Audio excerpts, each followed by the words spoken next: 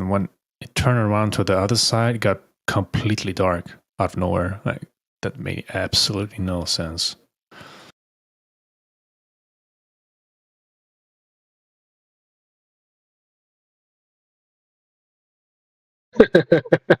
I like that.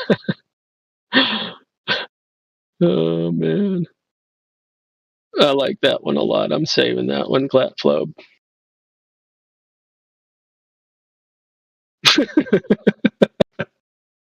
it's I mean, I'd almost rather see space from Earth than space from space. Yeah, if I had to choose, right? I think I'd go with the first one too.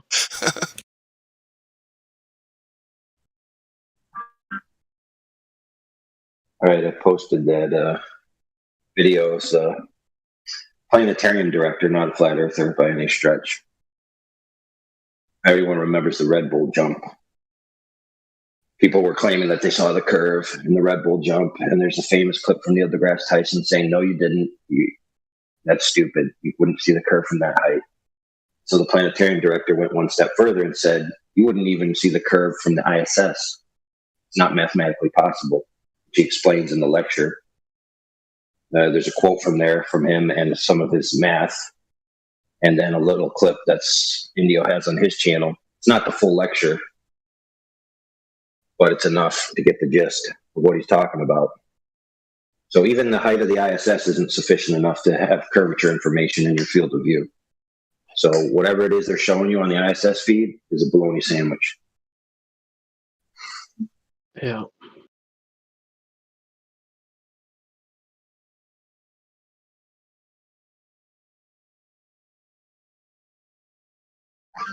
You ever notice how the ISS feed looks suspiciously similar to old Star Trek footage on the view screen? They're like, "Look, we're at a new planet. It just so happens to be tilted at this exact angle in our viewfinder."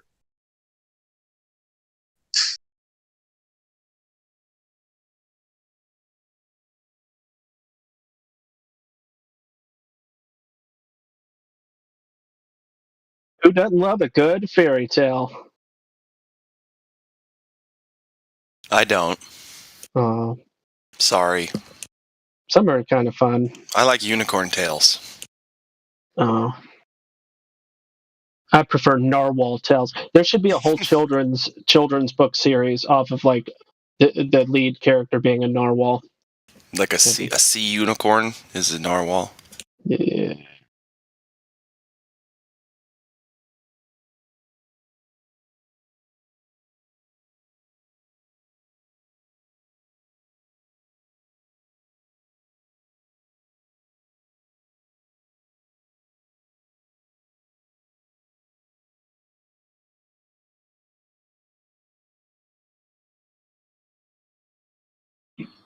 I just looked into the salt flats. So if gravity, how do you get 12 miles of flatness? The salt flats in Utah are 12 miles across and 5 miles wide. At 5 miles, you'd have, 16 feet of curvature, physical curvature, not observation curvature. And at 12 miles, we have, 96 feet of curvature, though they're perfectly flat.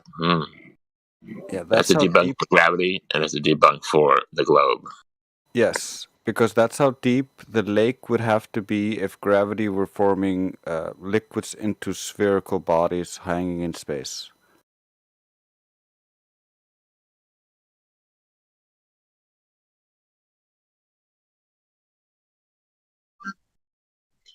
Godric, my friend. I think a flat spot. That wasn't right. It was a flat. Go ahead. Okay, if there was a flat spot, it wouldn't be experienced as a flat spot. It would be experienced as a reciprocal slope when you're in the center. If gravity was what they claim, if you follow what I'm saying, it would essentially be higher on one side, higher on the other, and lower in the middle. That's how you would experience it gravitationally. Be very weird, wouldn't it? Are there any flat spots in reality like that? According Allegedly, oh yeah, go ahead. the particle accelerator, I can't remember the name of it. There's one particle accelerator that's supposed to be 2 miles long or something. And supposedly it's a flat spot on the Earth, and it's experienced as a reciprocal slope. Or it's any spot on the Earth.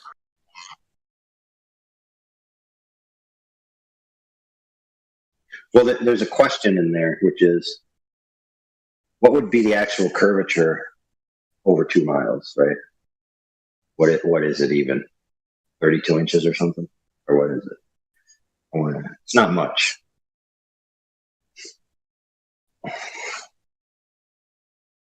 Right? So why would you need to flatten a floor over 2 miles to be perfectly flat when the tube is elevated above the floor by like 4 feet? See what I'm saying? There's no reason to waste all the money and energy on constructing a flat floor when you can just make a regular floor and just have the tube be straight above the floor. Makes no sense. Oh, look, we picked the flattest place in the whole world to build the Hadron Collider, guys. Look how smart we are. We had to find a flat spot because it needs to be flat. See, more money from NASA. Mm-hmm. We took so many surveyors. We had like 100 surveyors find the flattest spot on the Earth. We built a Hadron Collider. Yeah. We know all of our science. We know our geometry. White lab code. Yeah, I put that in all my contracts. Adjustment for curvature, $1,000. Adjustment for Coriolis, $5,000.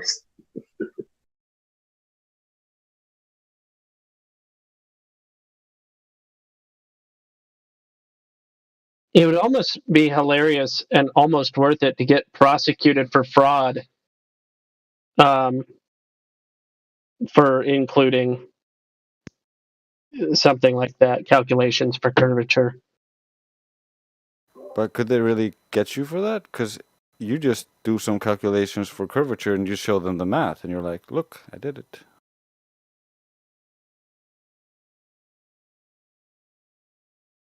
Yeah, somebody'd have to sue you. They'd have to be like, that's not important. And you'd be like, hey, now, what are you? One of them flat earthers? Yeah. Dude, I would just say, you're right, it's not important. I didn't charge you because I used these in the project. I just charged you for me calculating them. That's why the line item in the bill clearly says calculations for curvature, $5,000. Not application. We agreed to this contract. You paid me. Yeah, good point. Touche. That is a great extra little method.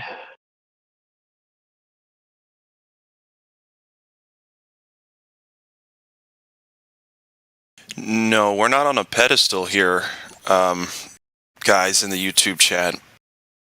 That's the opposite of what being on the righteous side of truth is. So. And then YouTube guys. That's just them conceding that we have the truth, and they just don't want to admit it. If you're gonna call us on a pedestal, why would we be on a pedestal if we're talking crap out of our ass? No, they're on the pedestal. That's what I'm saying. Okay. They put themselves on a pedestal. These poor kids. Yeah.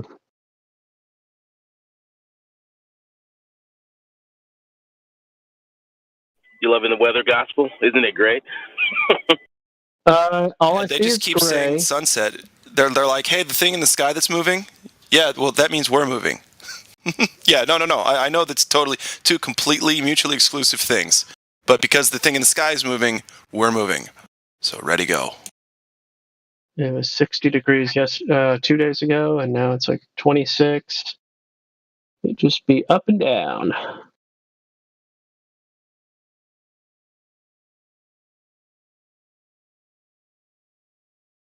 Anybody else below freezing?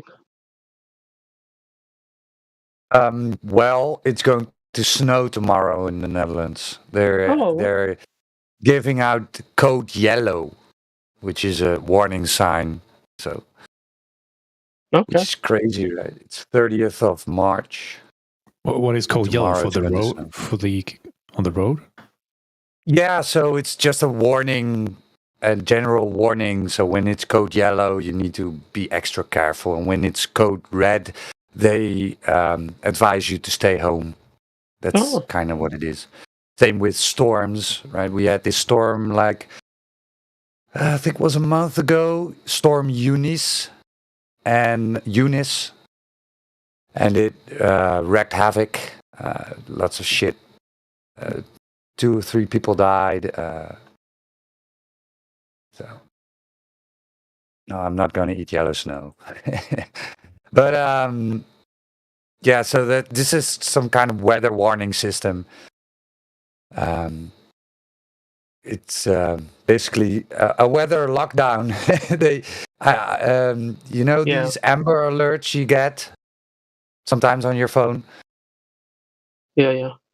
Yeah, so we also have this system where if there's an emergency in your neighborhood, they will send you a special service call, a special text message, which is not. I think it's based on SMS, but it's so it's a special text service, and they send out like a national warning for Storm Eunice that everybody needed to stay indoors. So that was the first weather lockdown we had. Hmm. Yeah.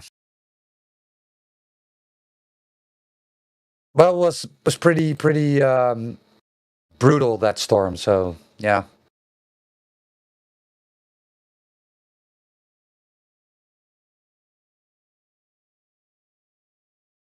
So if there's a big fire or a maybe quote unquote terrorist attack, right? It's in your neighborhood. You get this special SMS text where it states that you stay indoors.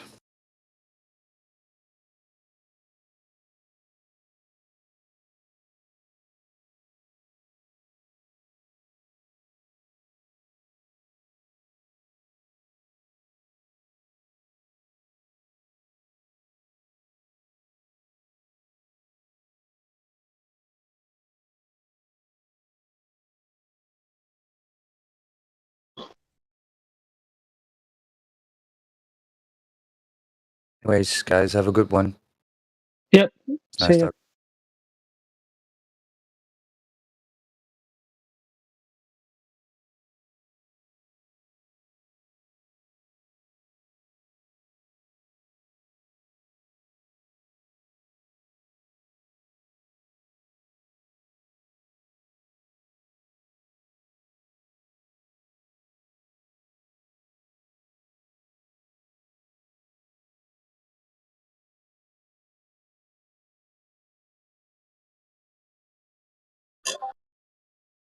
Have a good day. You too, Godric. And while you're out there, if you could find, just anybody who can help us locate some Earth curvature measurement, with all these billions of people out there believing such stuff, there's got to be evidence of something out there for Earth curvature. So let us know.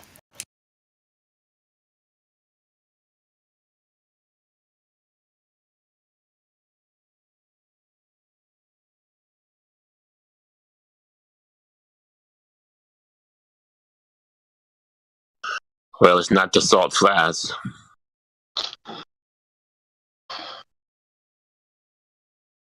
Don't check there.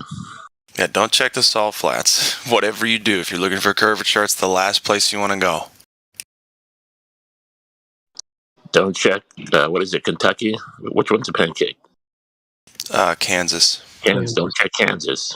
Yeah, don't do Kansas, guys. Hundreds of miles all the way across should be some kind of curvature. There's not. So if you're measuring for curvature, let's see, where can you measure for curvature? Let's see. Can anybody tell me where we can measure for curvature and get it? To be fair, there's a curvature of a pancake, but not a globe. So we'll give the pancake some curvature a little bit. Oh, okay. Okay, so but so when we measure it, it's flat, but then everybody else is saying it's spherical. Which do we go with? The empirical direct evidence or the popular story? Which one do we go with? Look, if you change it now, you have to change all the science books. Come on, like, what's the easiest thing to do? That's true. Gosh, that'd be so much work changing the science books from Globe Earth back to facts. It's a lot of work. Call Scholastic, though. We got to get started. I provided a gift. No, friends. You need to understand how school textbooks work. They want to change the textbooks because then they can charge for new editions. This is a great idea. Yeah, we'll convince them. Yeah, we'll convince them to change it all, and we'll split the profits. That's where you lost them, because you said split the profits. Split the profits. Okay, guys, but listen, if you cut a sphere in half, then there's 2 flat spots on the new parts. What do you do about that? Because remember, nothing is flat on this Earth. Okay? Not even water level. It's not flat. It's somehow, even though it's perfectly straight from left to right, somehow that means it's curved. I don't know. And I'm really trying hard to get this curvature thing into my mind, but I can't find it anywhere, and nobody can seem to. I don't. You got to listen to Weird Al Yankovic a little bit more. I'll post the song again. Okay. Why was he talking about flat Earth? Really? No. The way that you can help yourself understand why straight is curved, you just have to listen to this song over and over again, and eventually you too will understand that straight is curved. And the name of the song is Weird Al Yankovic, Everything You Know Is Wrong. Yeah, it's Weird Al. I'd like to hear that. If somebody can play it for us. Well, copyright violation stuff, but. Oh, somebody put the YouTube in. I'll click on YouTube. Yeah, I posted it. Earlier, I heard a Glober say that flat Earth is a gross miscalculation. Well, that's probably right. How about you measure for it instead of calculate? Then you'll know. True that. I mean, I can't remember the last time I calculated flat Earth. I just remember the last time I measured it. So.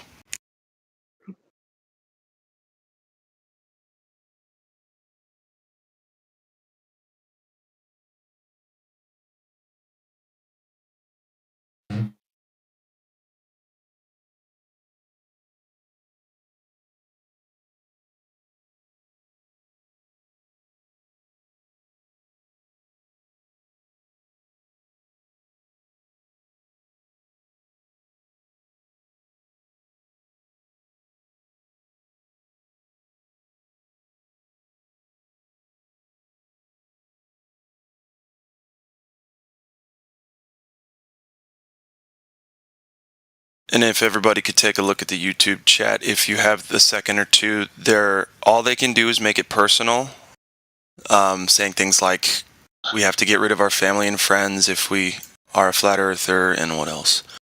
Imagine if a family member called me and I said, hey, the Earth is flat. So basically what they're doing, since they have no globe evidence, is they're going to try to moonlight as like psychotherapists, and bullies. It's like they do the bully psychotherapist kind of thing. So yeah, it's interesting. Definitely interesting. When you watch these globers flail and writhe around in front of you like this, they come up with some of the craziest stuff to not talk about the lack of Earth curvature found everywhere. Yeah, they really like to avoid that one. Huh? Said they really like to avoid that one. Yeah. You'd think there'd be curvature everywhere, right?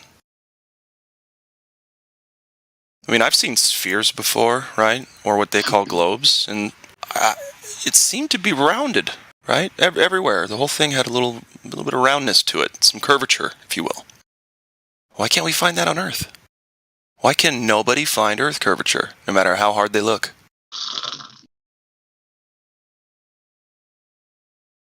What's that?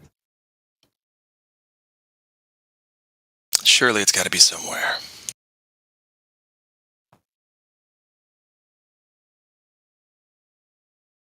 If you have evidence that the Earth might actually have a curvature, you need to bring it in and tell us about it, because we will be excited to hear about that.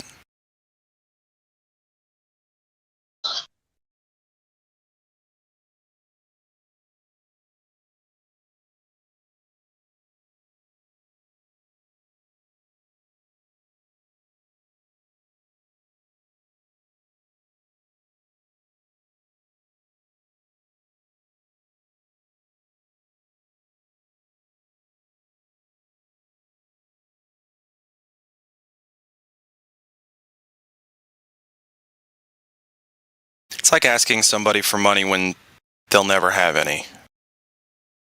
It's kind of how it is. It's like I almost feel bad. Like, hey man, I need $5 from you. Dude, I'm never going to have any money. Yeah, but I'm going to need that $5. They think it's like, hey, I need that curvature measurement. Well, there aren't any to be had. Right, but I'm going to need that. It's almost mean, right? You mean it's like beating a dead horse? No, couldn't be. To make it go faster, you just beat it more? I've got a question. Yeah. Is there a resource on your Discord? Discord's got lots of different subsections. Is there a resource for getting hold of a good laser at all, or what you'd recommend if someone was setting out to try and do an experiment with a laser? What do you think they should do? Is there someone who can give me some advice at all? I know you guys have done laser tests. I just wondered where I'd start really, and what are we looking for in terms of a laser? Has anybody got any tips or guides as to what you're looking for?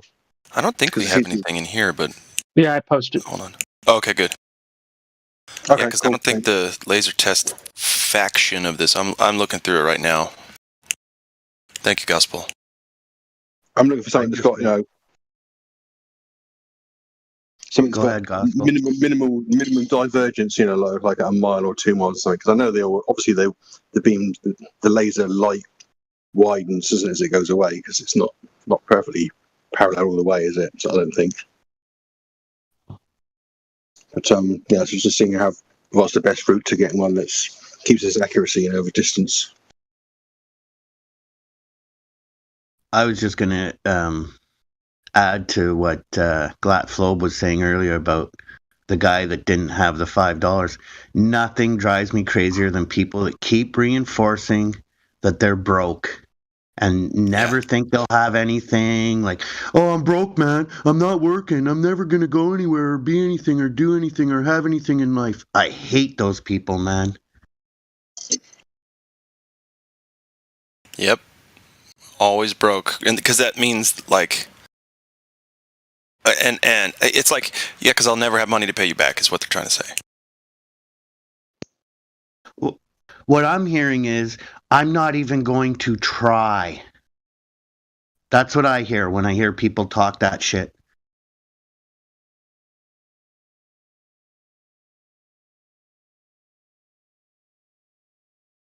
Can't be bothered.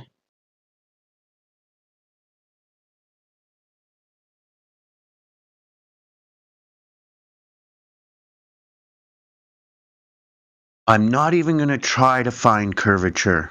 So, like, I don't have curvature. I don't need curvature. I don't want curvature. But it's a globe. So leave me alone. Correct.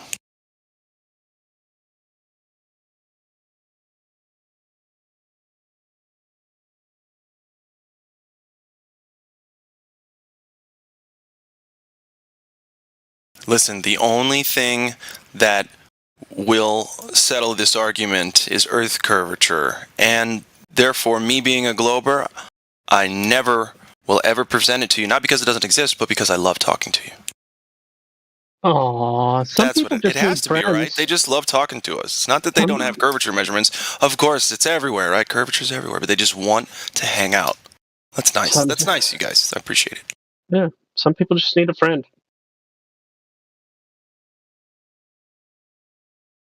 And sometimes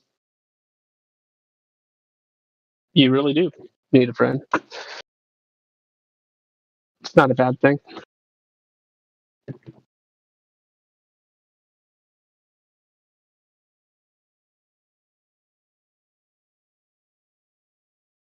But lying is no great path to making good friends.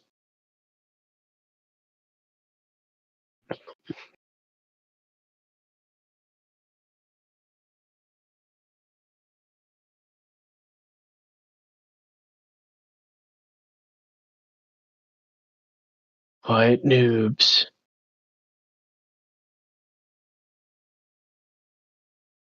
How's life, noobs? Good, I'm laying in bed. Just listening in bed. Aight.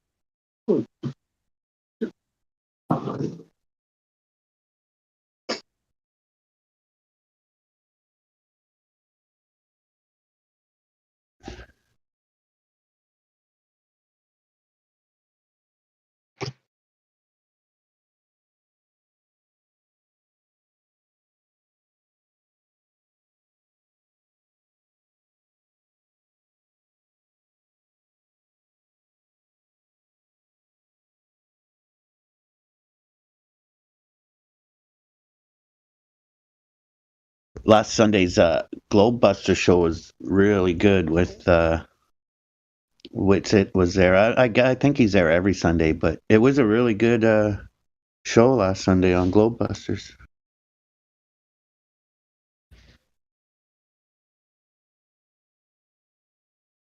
Any TLDR summary?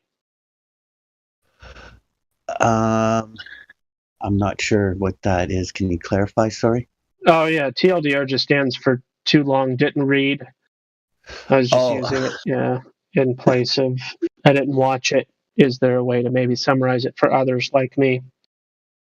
Let me try to recall some of the things they were covering.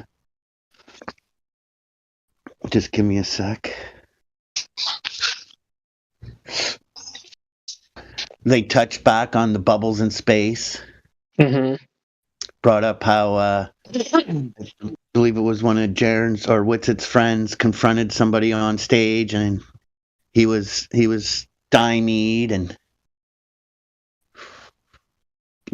kept pointing out how they could take on any physicist or whatever, and make them look like an idiot. Do they have any videos of these bubbles going in all directions? Nope, they always just seem to move up. Yeah. Towards the top of the screen. It doesn't matter how the image in the clip looks, the bubble moves upwards. Like the Earth could be on the top or the bottom in the image, but the bubble moves up towards the top of the frame. Oh. I wonder why. Because they're in space, you'd expect the bubbles to just kind of float around, right? Yeah, I know what you mean, yeah. Sorry, my morning coffee is making me cough. It's like it seems to be going upwards towards a surface, maybe? I don't know. Yeah. Just something I'm thinking, that's all. See, what I'm doing is I'm still manning or attempting to still man the Glober conception by ignoring the fact that there's bubbles, right? Pretending that doesn't matter in the first place, but then doubling down on the fact that even if it was permissible for bubbles to be in outer space, why do they only go in one direction? Yeah. I gotcha. Interesting. Yeah, like shouldn't they go in like whatever direction whenever they get released? Like why always? One way. They should go in the direction that they were set forth. Yeah. An object in motion remains in motion unless anyway. You know the thing. Hey, if it's good enough for the president, it's good enough for me. Come on, man. Just gonna say you know the thing. I watched a few Jeff Dunhams there, and he has one Joe Biden there, and this is great. Usually they just whisk me away, like, because he gets to keep talking at the podium, keep answering questions. Nice. Jeff Dunham, he's hilarious. The ventriloquist guy there with Ahmed, the dead terrorist. I can't believe it. I was on Facebook like a year and a half ago, 2 years ago or something, and I'm in there's a whole bunch of comments going off in this room, and I'm like, silence, I kill you. And somebody's like, what do you pardon me? Like, they thought I was seriously threatening them or something. I'm like, it's Ahmed, the silent terrorist. Aren't you familiar? Oh, fuck.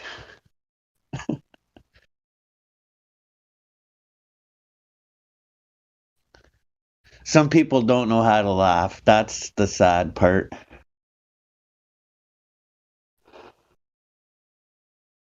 It's important to remember that, too.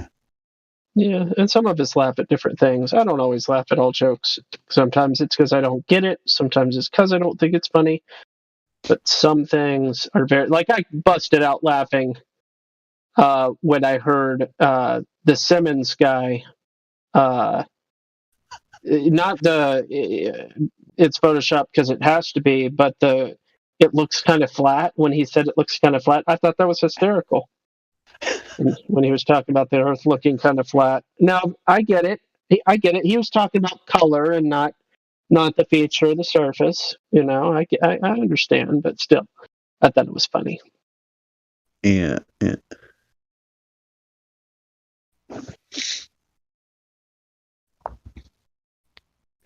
One of my most hilarious clips is Michelle Thaler being the Rock and stuff. Like, oh yeah, I think of myself as a complicated rock. Like, that shit, just seriously, man. If and anybody all the kids are supposed to hear that and relate to it. And, oh, I guess I'm a complicated rock too. Is anybody interested in going through the 3 points with Klaus Schwab here?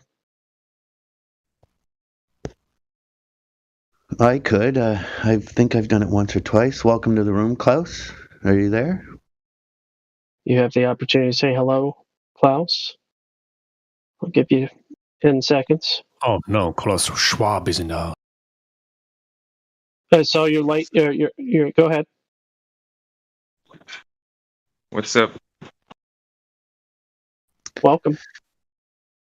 Well, welcome to the room. Would you like to be walked through the 3 points?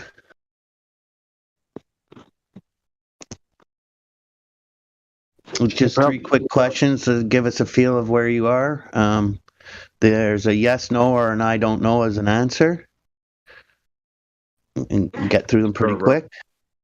All right, so the first question is, when and who has detected the rotation of the Earth? What rotation? Okay, so that's a no. It has never been detected?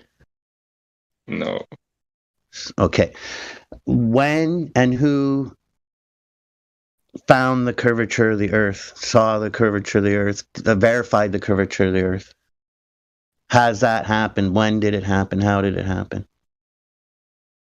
It's never been done. So another no? There's no curvature? Yeah. Okay. And then the last question is, can you demonstrate a pressurized system next to a vacuum without a barrier? Nope. All right. Thanks. Well, that was fun. Sorry. No, it's okay, Klaus. What brings you to the server? I'm just in listening. Okay. I like the subject. Okay. Have you seen anything on this topic anywhere else, or how did you find the server? Did a friend recommend it, or? Actually, I've been in the server for quite a while. under different. Yeah, this is my original account got banned, so I have created a And backup. where do you stand on the topic nowadays? If it's been a while since you've been here. No, I was recently banned, so I know, but I'm saying since you've been unbanned and you're back, where do you stand on the topic nowadays? Are you leaning? Are you still on the fence? No, I've never been on the fence. I immediately knew it was flat when the arguments were presented to me. So okay, I've cool. been So you know, yeah, you're free thinking enough to know there's jack shit on Mars as they present it to us. Then that's good. Yeah, Mars is just a chocolate bar. Right on, brother. Yeah.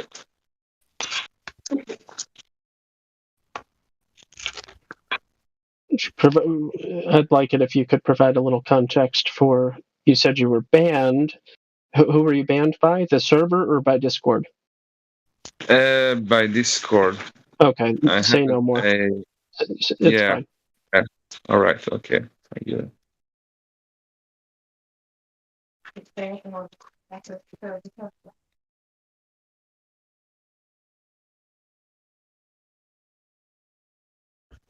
What part of the earth are you from?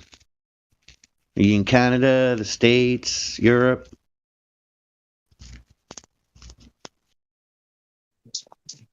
What's your guess? I don't have one. It was just a question. I'm not trying to pin you down, brother. If you don't want to answer, you don't. No, it's okay. I was just curious what you think. I'm in Canada, by the way. The can in my name is representative of Canada as well. The fact that I can do shit. Right. Yeah, I think you're in Europe. Yeah. So how did you inherit the name Klaus Schwab? Okay, I'm a dipshit. Yeah, I guess you're in Germany or Russia or something. It's definitely. No, I'm in. Yeah, I'm a Swedish dude. Nice. Swedish. Nice. Sweden. How nice. Neutral land. Well, that'd be Switzerland you're thinking of. Okay. No, Sweden, not Switzerland.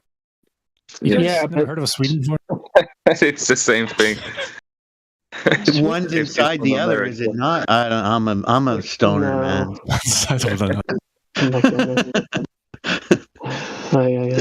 I go to Sweden to go to Switzerland, and they're like, "What the fuck are you doing here?" Yeah, that's what they would probably say. Switzerland is notoriously neutral. That's their reputation is neutrality. Sweden, I've never heard that reputation. Okay. Two different places. My head's. I thought maybe Switzerland was the capital of Sweden or something. I don't know. Whatever. No, definitely not. Or Sweden was the capital of Switzerland. Whatever. Either way, But they're two different spots. Okay. Excuse me, everyone. I'm ignorant today. Sweden was neutral in Second World War. I'm learning something new. It's okay. You know? What was that? Get beget? No, get be Sasha. Sweden was neutral in Second World War. Okay. Oh, what you said? Sweden was neutral in Second World War. Okay, thank you. Passively, yes, but they were helping still. Well, like Swiss, the same.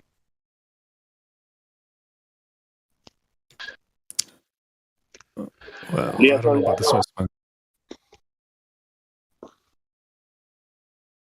I just know we're not.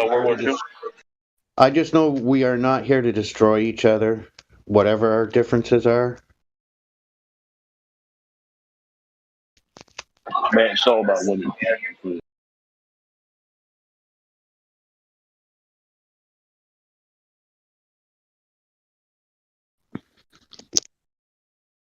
Well, I mean, one thing that makes Sweden neutral is because of the one of the elite families running Sweden as well. To make it short. I still can't get over that temple ceremony. I mean, the temple ceremony, the tunnel ceremony that happened over there. It's crazy. When they finished that tunnel from there to France, that you guys ever watch that ceremony? Fucking satanic fucking shit, big time. Yeah, dancing around the, nobody. Yeah, it was so satanic. I don't know how. I don't know how normies can't see it. Like I just. You mean the tunnel that they dug from two separate directions towards each other without taking into account the curvature of the Earth and completely, perfectly meeting the two lines? That wasn't in Sweden. That was in England. Germany or Switzerland. That tunnel. Oh, this is a different. Oh, my bad. That's right. Yes, Switzerland. I keep getting those two mixed up. Swiss and Swedes.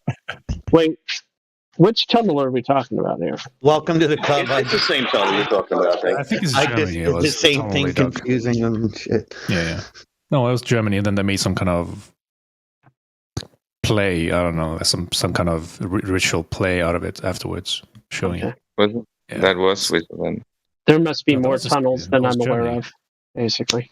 No, there's a lot. Either Switzerland or Germany. I don't remember which one it was. They said the weird ritual. Like, dude, did you guys see that they're trying to do a suspended tunnel thing, like literally hanging in like unsubmerged, but like it's gonna span. It's gonna be like so big, dude. In the water. Yeah, like in the water. It's gonna be suspended. Yeah, I saw that too. Yeah, it's going to be like a floating, but an underwater floating tunnel. Yeah. Can you imagine that?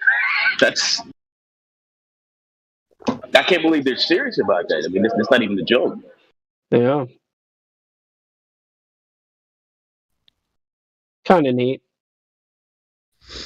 Yeah, but I didn't even know how. That's some serious engineering. I have no idea how that's gonna. Yeah, I hear you on that. Play out.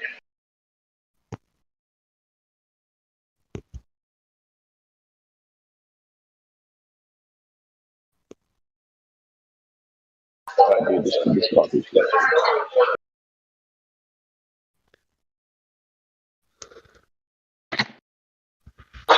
It tastes like the cup, you know what I mean? It's like it's so hot that it's tasting like the wax is on the inside of the cup.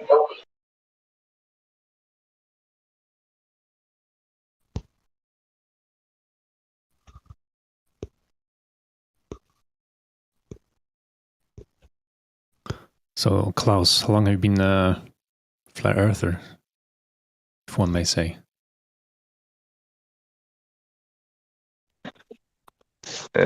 Since 2015.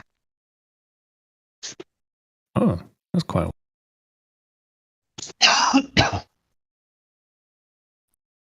Yeah, Eric Dubay flat smacked me. I'm sure I did. At least it's a wake-up call, I would say, at least. To give yourself an honest opinion to look into it, at least, if you're open-minded. Oh yeah, great stuff. Has he made any new videos? Yeah, he still makes videos.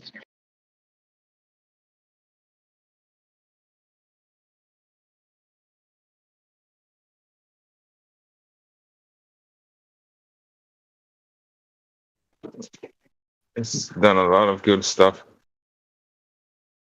Like dinosaur hoax and all that other stuff. Nuclear. Before anyone else did.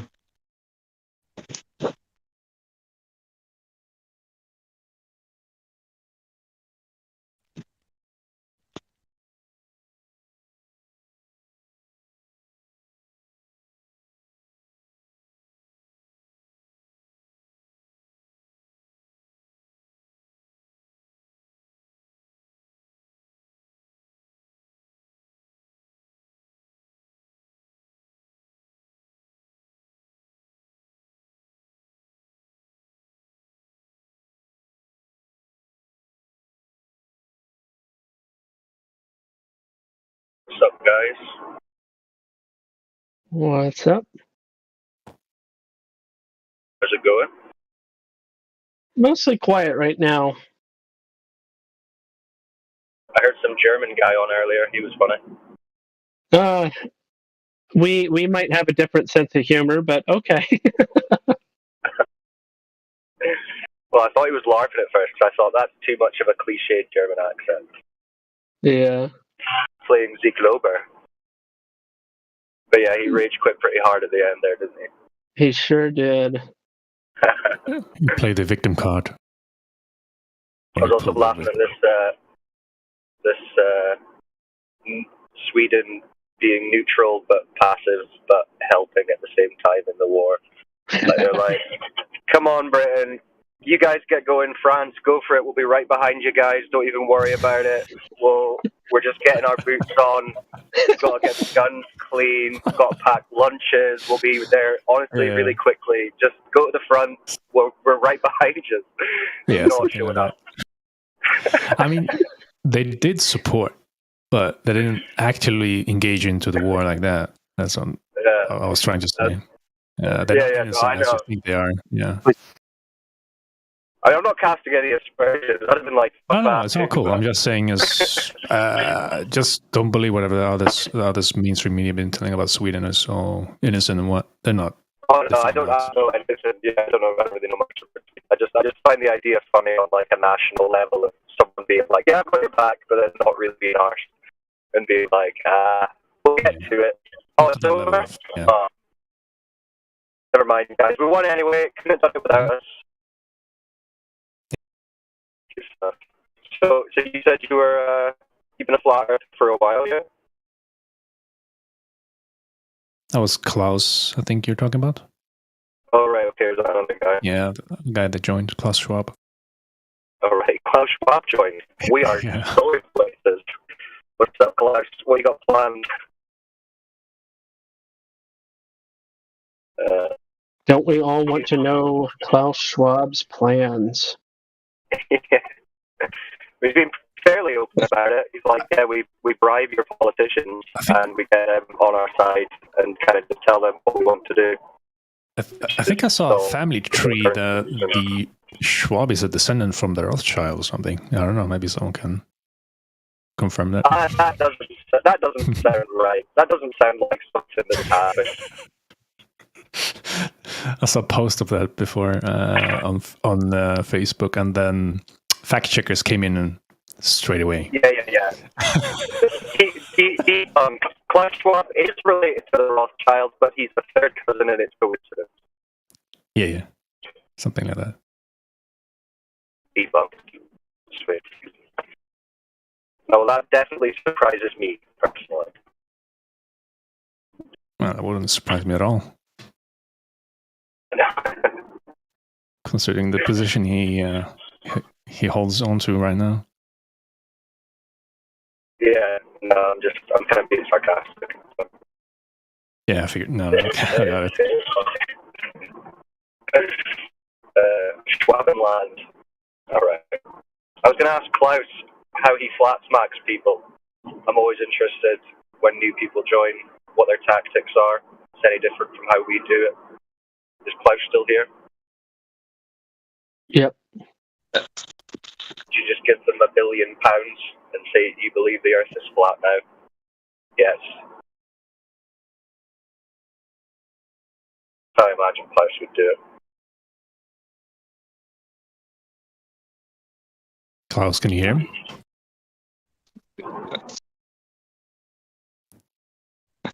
I didn't realize it was for me. Yeah, I was talking to you. How's it going? Well, I'm sorry. My girlfriend just set the house on fire. I had to put it out. What was the question? I just said I was just asking if you speak to new people about flat Earth. I don't know if you do, but if you were to, because we stream live to YouTube, it's good. There's always new people listening. How would you get them to start thinking about the flat Earth and the globe? Like, what points would you bring up to recommend to them to start researching? It could be anything that got you, because it's different for everyone. You know, some people resonate with some things, some people get more compelled by different aspects. I just wondered what it was for you. For me personally, was the flatness, the water, and then the rest just like came. You know, it was kind of the water, like was the starter, at least, because I mean it was right in front of me my whole life. So just that argument is so strong, I guess. So that's if I talk to people, I'm trying to always first establish if they are even capable of rational thinking, because You're going to fit in well here. That's exactly what we need to do quite a lot. Sorry, carry on. Yeah, no, yeah. So, and from there on, it's just to get a feel of, you can ask questions and see where they are in their mind about the globe, and then you can start from there. Yeah, I haven't really flat smacked anyone.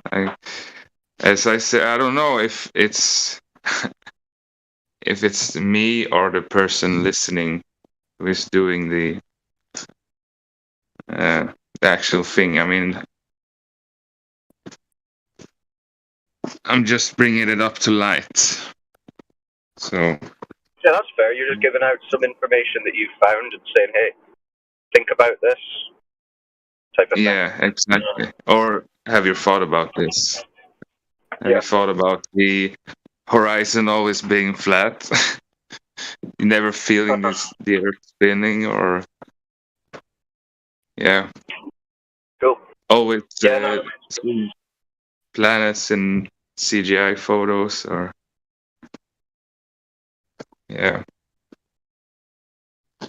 I think the curve is the best argument there is.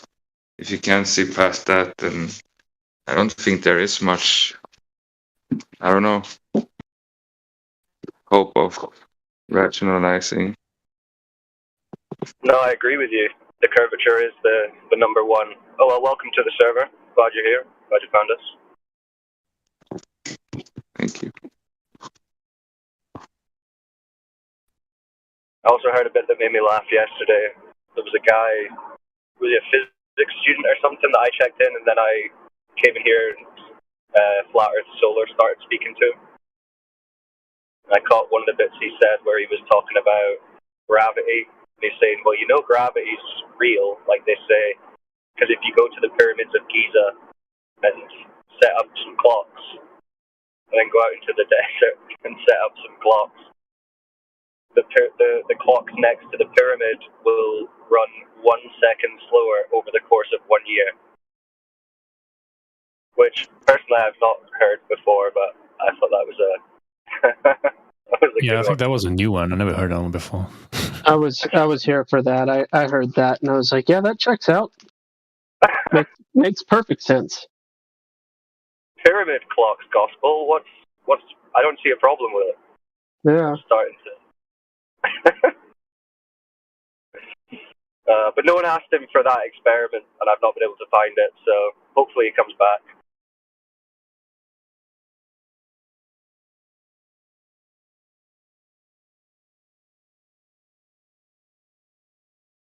I mean, the gas pressure one always makes them say crazy shit. Gravity. That's the answer for everything. It's gravity! We had a great clip of someone saying that. Was that Fight the Fat Earth or whatever his name is? It's fucking gravity! Or was it Gem Panda? I can't remember who it was. But there was a great clip of some Glober spazzing out, screaming, it's fucking gravity. And he just sounded unhinged. Yeah. My favorite soft way to do it is to point out shit like the no cell service and the even in the city, there's places where you'll have no cell service. But yet there's a fucking rover on Mars? Really, bud? Okay. So I'll do shit like that. Autonomous. Nobody ever asks the question about those devices elsewhere, that they're doing things, and they would have to be doing things autonomously.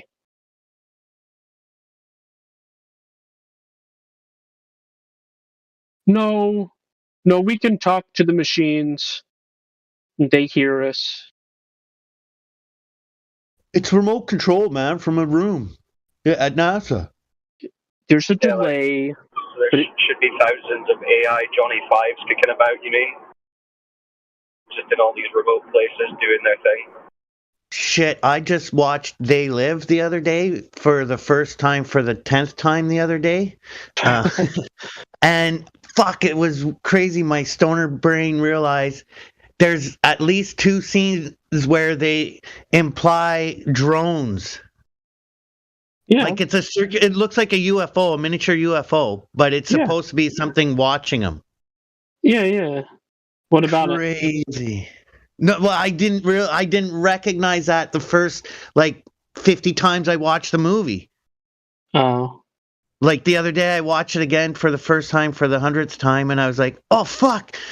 They're pre-programming us about drones in the future in this fucking thing. Look at that. That's like it's not a drone, but that's basically what a drone will be." You smoke too much weed, dude.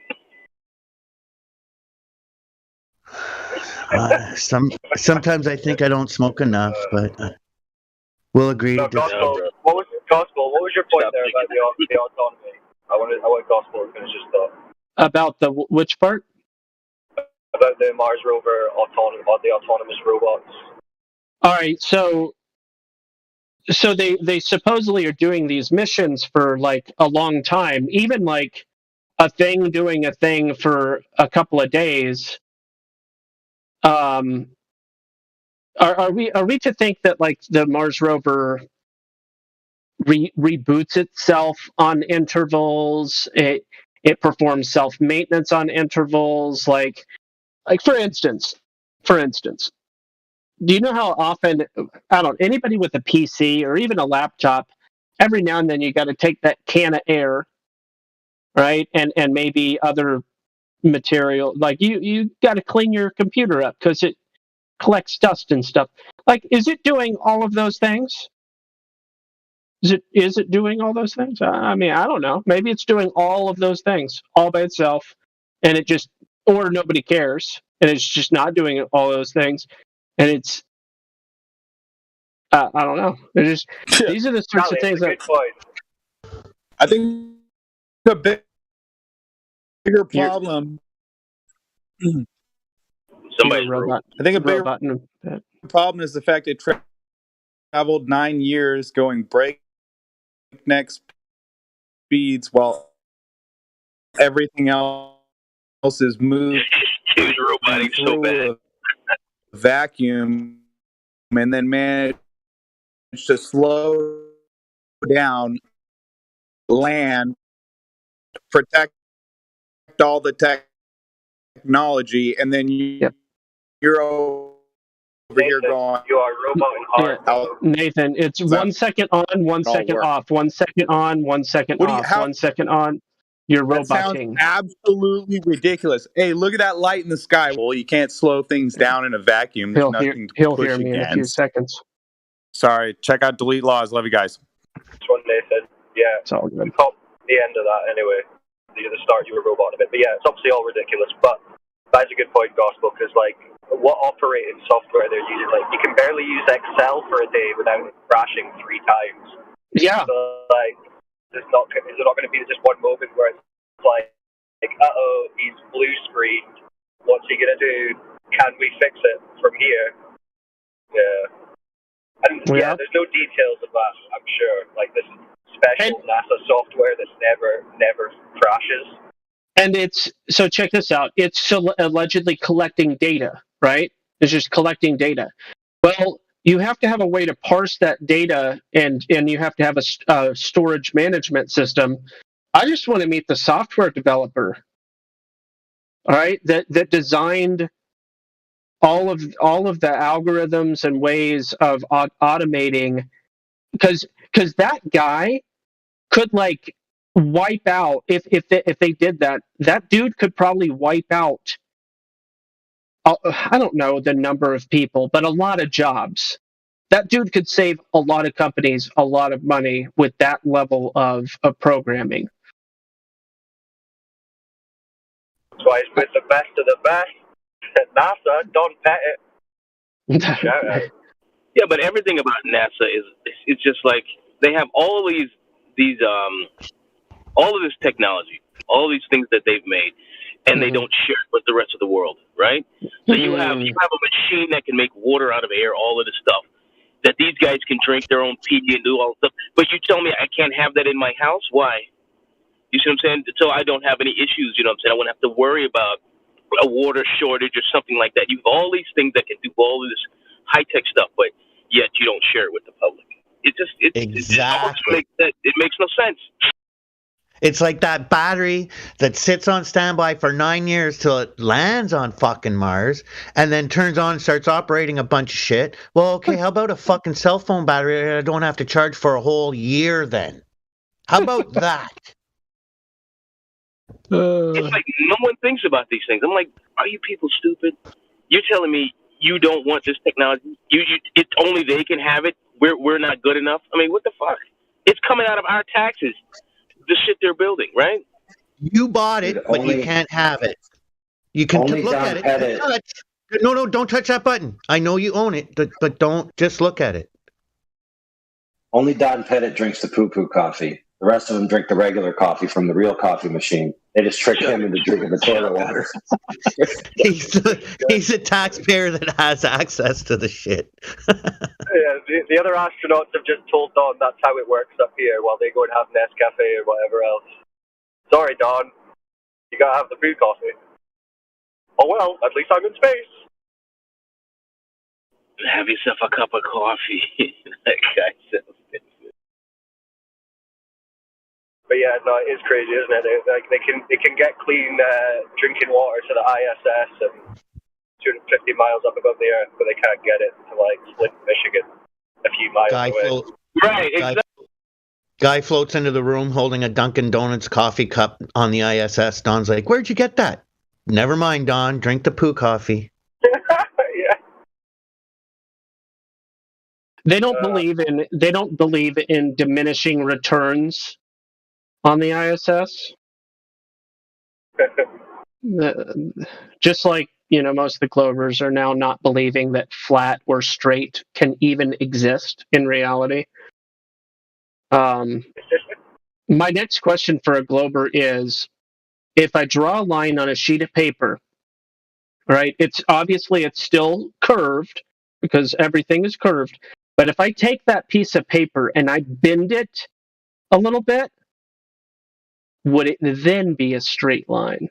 That's my riddle for the next Glober I talk to. They'd say something mental like it could be curved, but you'd never truly know because none of us can see what that true standard of flat would be. Yeah. There'd be some insanity like that. Yeah. But that's a good one. I want to hear that.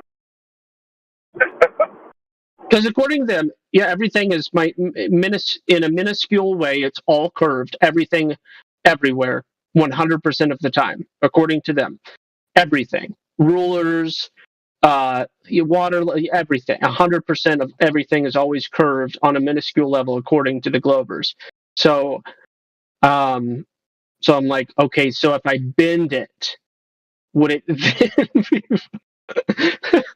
And that's what you'd have to do if you believed that. You would believe that the only way for anything to be straight is if it's bent.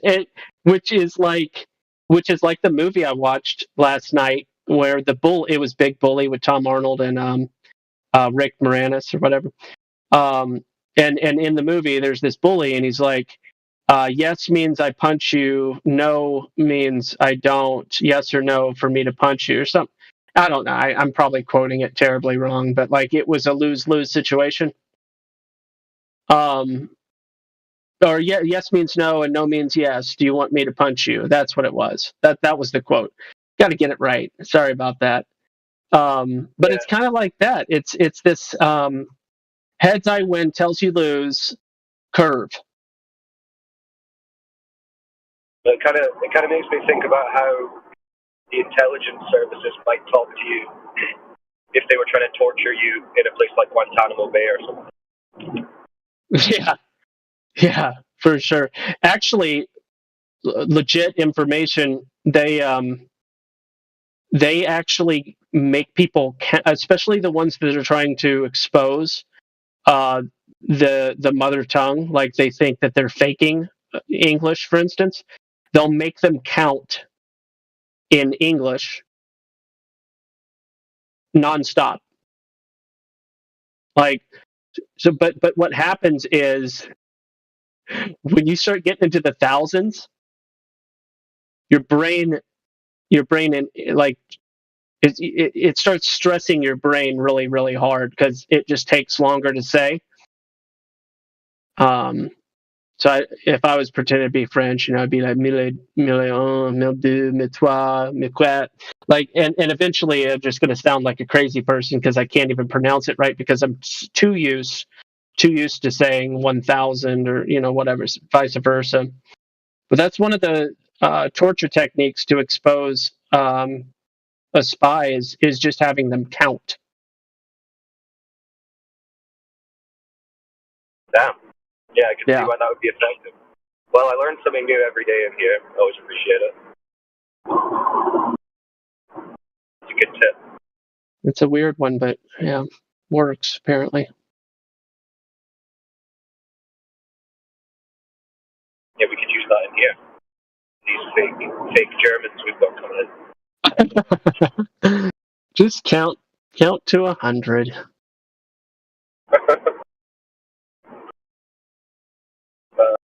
Dear me.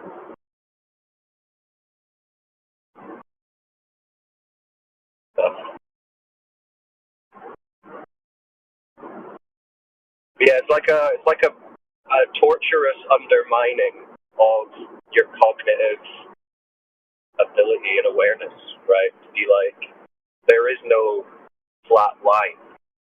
I mean, it's straight 1984 speak, but this is the position that people get into themselves naturally when they're trying to talk about the globe. Yeah. I mean, that alone should be telling them something. Like, they're Guantanamo Baying themselves just to try and maintain this globally. Somebody phrased it as reverse gaslighting. Yeah, kind of is, yeah. Like, you have to bullshit yourself to the point where you will accept the bullshit. Yeah. My goodness. That'll give you a little bit of sympathy for folks. A victim of reverse gaslighting. Yeah, it's brutal. Like, they've been gaslit so hard that they gaslight themselves for protection to carry it on. Yeah. It's actually brutal. Wow. I'm going to get some hateful DMs for this conversation.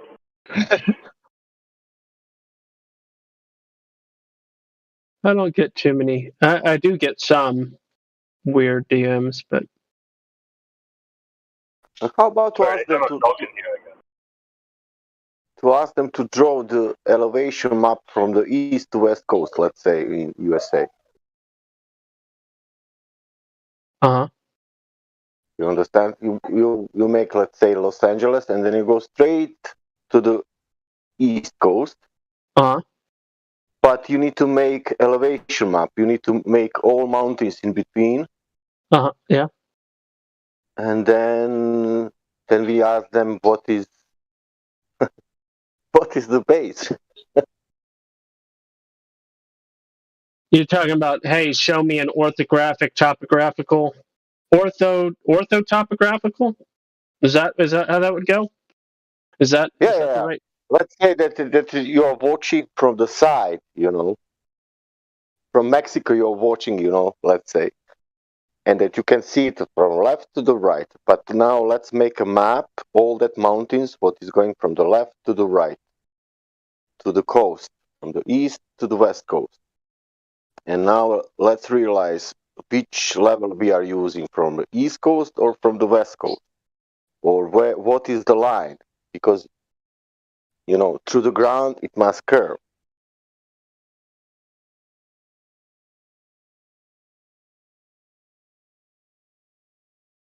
Well, anybody looking up this subject, word of warning, public service announcement, do not go to elevationmap.net. There is there's a threat on that website, an adware threat. It's not very common that I go to a website that seems really benign and it triggers my security system. But there you go. They know the kind of people who are checking out the elevation profile. Front sight elevation, I think, is maybe one of the ways that they call it. Front sight elevation map. Elevation map. Let me double check. Nope. It's not an easy thing to search for. We have some good elevation profile images of things like the Great Lakes and stuff like that, and they all have but the Globies, you ask them to do it, they're just going to arbitrarily insert a curve. Or at least claim it's there, even though no one represents it or accounts for it. But yeah, now the elevation profiles are interesting.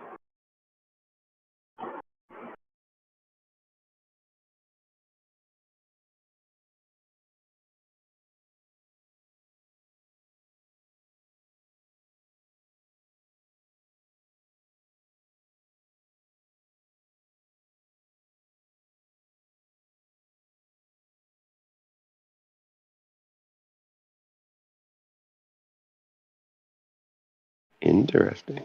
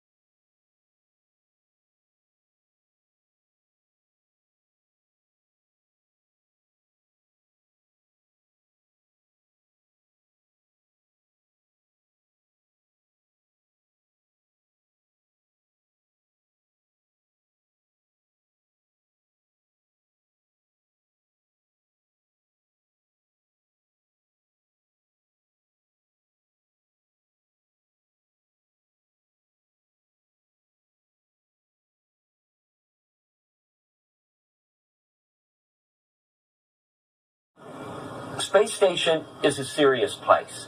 We're doing serious research, scientific research and engineering research.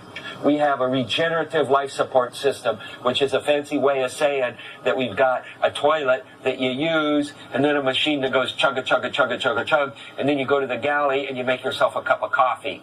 And that's exactly what you are thinking it is. And this is the kind of engineering research that we're doing on Space Station. It's needed so that when we go to Mars, we won't run out of water.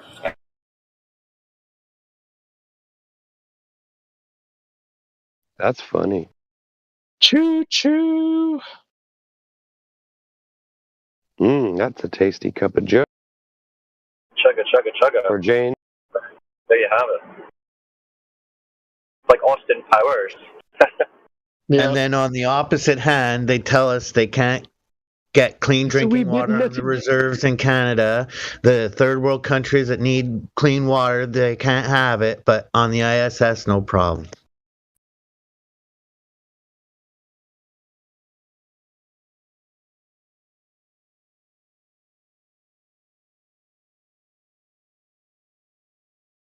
Honestly, it blows my mind that they're coming out with this shit. And this is still seen as a fringe view. To be questioning this total nonsense. Oh, it just goes chugga, chugga, chugga, chugga, and you got yourself a cup of joe. All right. If you say so. Yep. But no one can prove or see or experience or I bet the soup they make with that is tasty. Nope.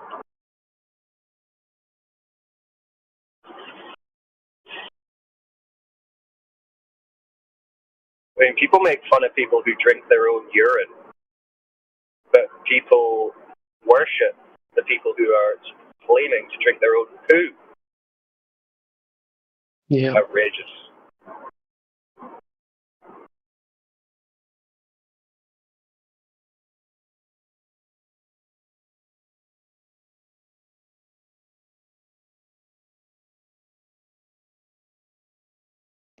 How could anybody think Don Pettit is intelligent? Or, I mean, like a scientist?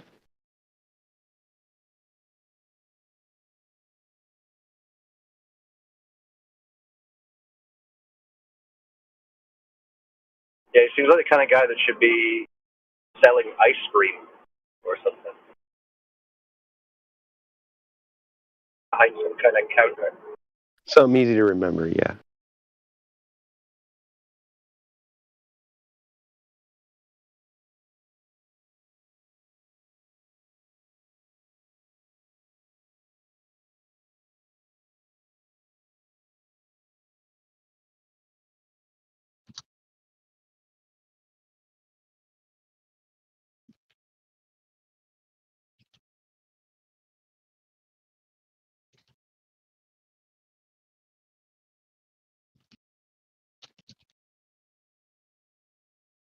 Is anyone speaking right now? Nobody is speaking right this second except for me right this second. I'm speaking right now. In fact, even that word or term, third world, to me is just fucking bunk bullshit. There's one world, one earth. And that's the way I think my opinion is to keep us class divided and stuff. How many Rich, dimensions poor, middle class. You could be poor in a first world country. You're treated like a third class citizen, right? You're against othering people? Or classification, I guess. Like these LGBT, LMNOP people. Dude, I don't care. Like, why are you trying to classify yourself and, you're better than others or something, or you need more than a hetero? Like, I don't get it. Just chill the hell out.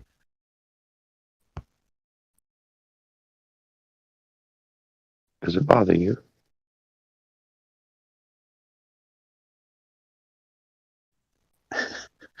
Well, I don't know. It's like sighted blind people, right? Walk by a homeless person and not even try to extend a helping hand. I don't know. Well, I don't know about where you live, but where I live, they're alienating homeless people. They're making them out to be these horrible people. They're criminals and drug addicts and all that. Especially now that there's lots more homeless people around. I think it's kind of sick and twisted, if you ask me. Absolutely. In fact, up here in Canada, there was a thing a few years ago, a topic about should we allow the migrant workers to have access to our health care if they were to be injured or whatever. And I'm like, how is that even a question? The guy's arm's half hanging off. Should we help him? No, let's just send him back to Mexico or the States or wherever they migrated from for the season. We'll just to work create a special project that pays everybody.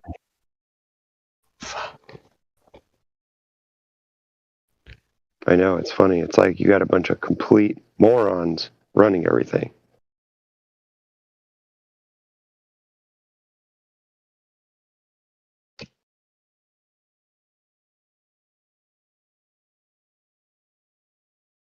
Just watched a sweet chop down and rebuild of a Yamaha, and when he was done, it looked more like a Harley than a Yamaha. Sorry, off topic, just something I'm watching in the background.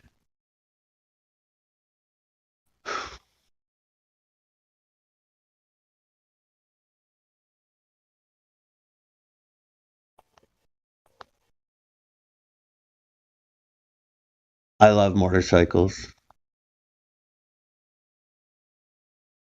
I said it.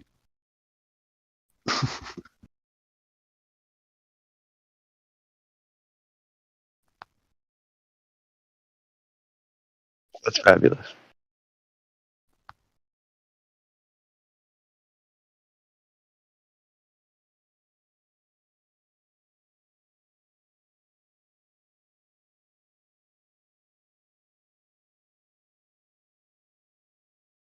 I enjoy it, and I enjoy and love a lot of other things too. It's just definitely an I interest. got a really weird question for you. Go What is a for it. woman?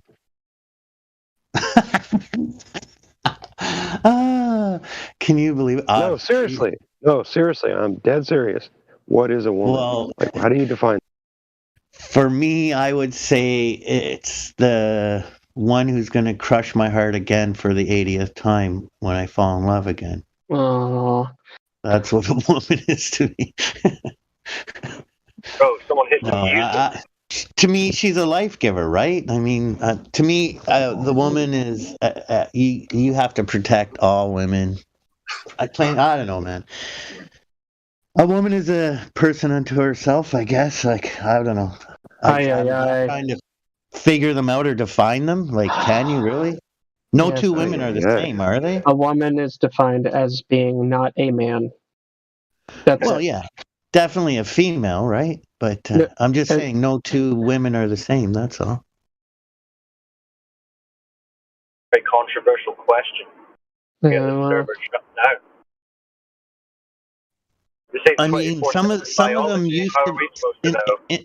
In fact, some of them used to be men, and some of them want to be men. So, no two women are the same. Really? Here. Female organs. Some of them become men and think they're a man, but they're still a woman. So some of them become women and think they're no longer a man, but they're still a man. So right? It's the number 2 trending word on etymology, etymonline.com. Yeah, so it continues to be something that people are genuinely trying to understand, but there's more like they're confused. Whatever the case. But there you go. Yeah, you know what I mean.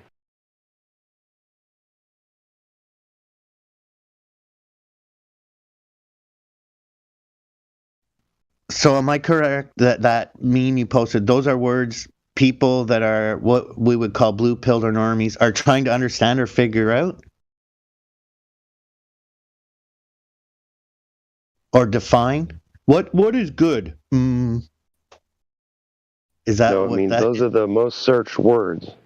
Oh, okay, the most common searched words. Like people look up the meaning of those.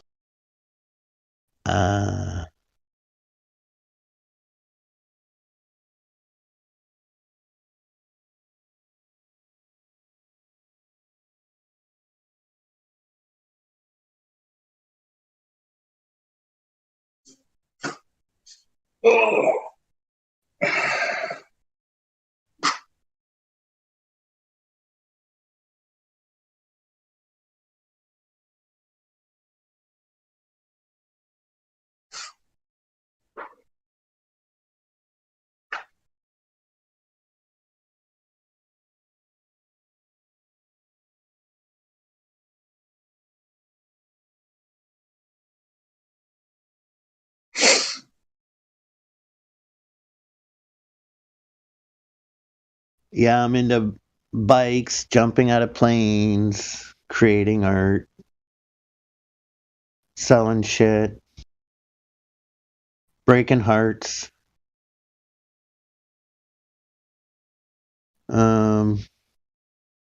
Swimming. I like swimming a lot. Playing chess.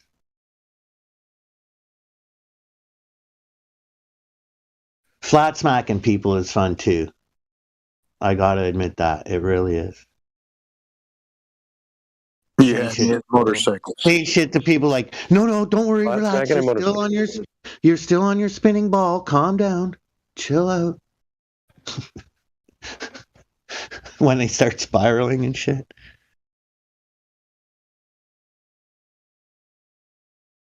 What kind of motorcycle you ride? Right now, I have a couple of sets of wheels. I don't have any two wheels right at the moment, but I've ridden lots of dirt bikes and shit like that. I'm not sure what I'm gonna get next.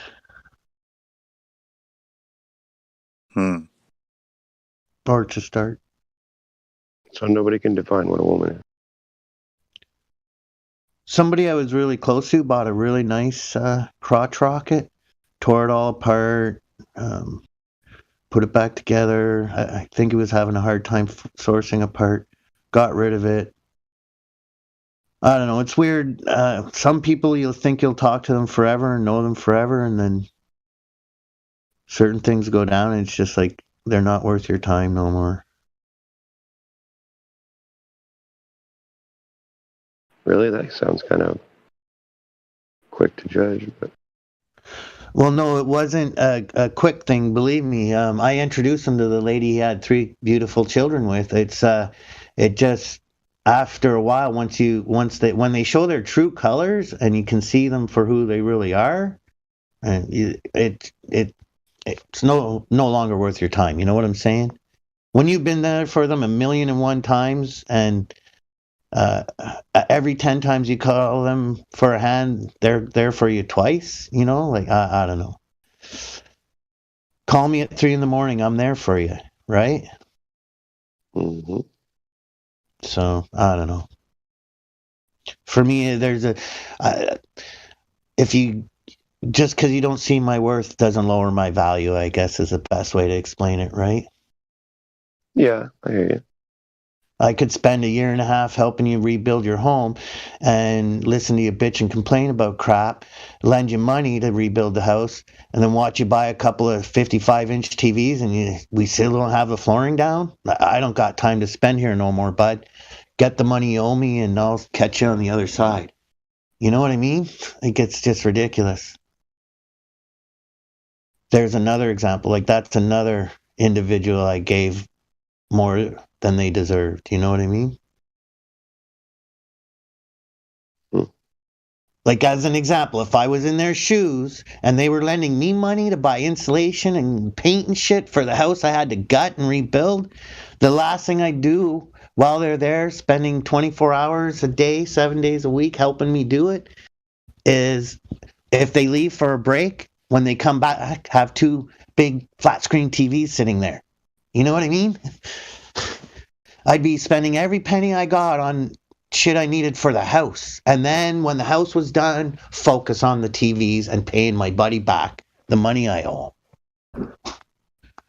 Yeah. Like, it's just rude. That's all. Some people don't think. And we're talking like not a 2-year friendship, right? So that's the even sadder part.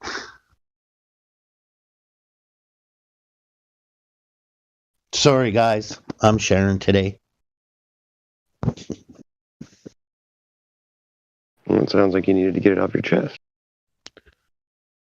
At least I'm not naming names. Nothing specific. It's just what it is. Life experience, right? I'm just learning to pull back and focus a little more on myself, I guess. Look at this astronaut. That is cool. You think he could go to space in that thing? Astronaut? I'm trying to remember. They didn't have a bike on the fucking moon, did they? Just that rover thing, eh? The lunar motorbike that almost made it You to mean the that moon. Jeep?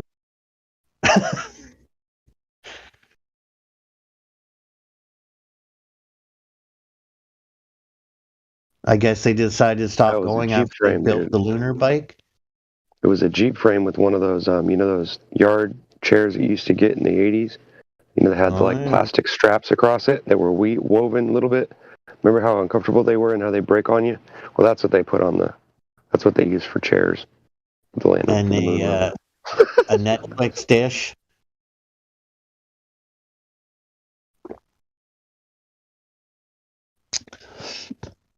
A little satellite dish there. Send and receive signals from Earth. Someone was saying last night, I think it was here, somebody was saying that, oh, I believe the moon landing. I'm like, have you watched the moon landings? Have you seen the actual footage of it? You might want to go back and watch that, my friend. Just might want to go watch that before you say that you believe it's true.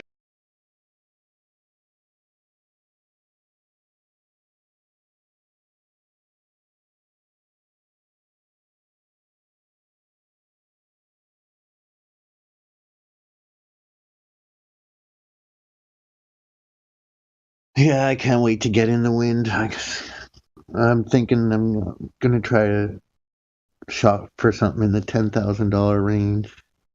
Just buy it outright. I don't want no payments and shit. What are you buying a $10,000 ring for?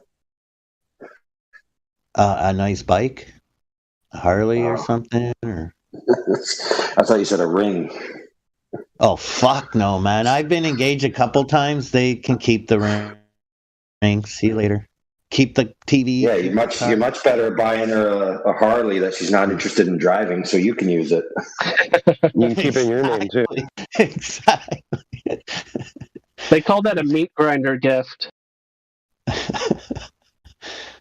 You know, you buy the wife a meat grinder, and she's like, "What am I going to do with this? You're going to make meat for me." Hamburgers. Yeah, the meat grinder gift. Yeah. People give me a hard time because I buy my wife, like pots and pans and stuff for the kitchen.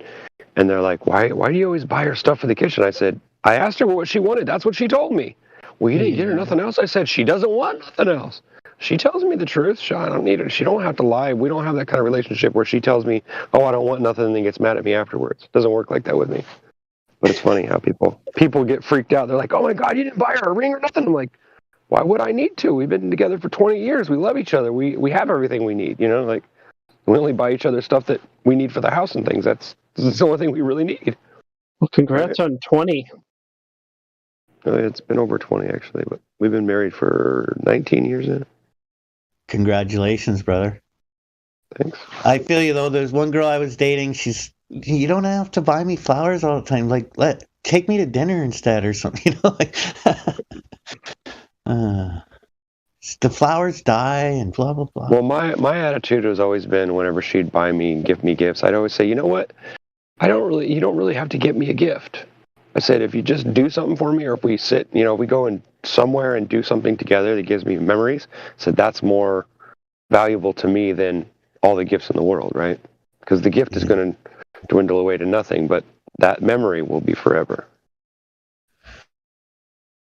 I was just thinking, really, like, so many girls complain their guys never get them flowers. It's only money. I can't take it with me. I take you to dinner anyways. Like, really, can't you just appreciate the beautiful flowers? I don't know. So go pick some flowers. Oh yeah, picking them is free. I'm just because I'm usually super fucking busy. I just stop at a stand and grab them, right?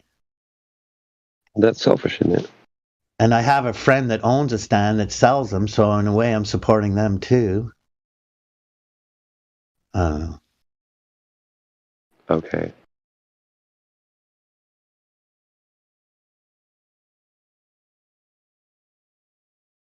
You guys should sign up for my new endeavor. It's called Thoughtful.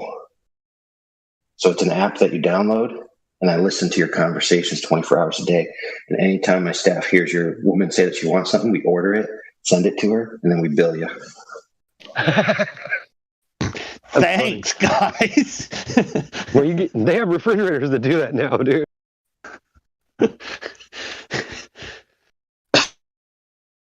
Although it doesn't keep track of when she needs her, things every. Can we cap it? Like, can there be a limit on cost? Don't let her spend more than 5,000 or something. I don't know. At a time. The best way to teach a woman how to be frugal is to give her charge of the money. And then after the second month, she's in charge. When there's no money, she realizes that the error in her ways, and she changes her. Well, if she doesn't, then obviously you have to take it back. But usually that's what you do. You give someone responsibility, and suddenly they see what responsibility is like, and they don't bitch so much.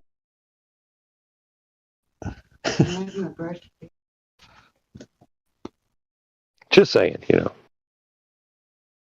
Yeah.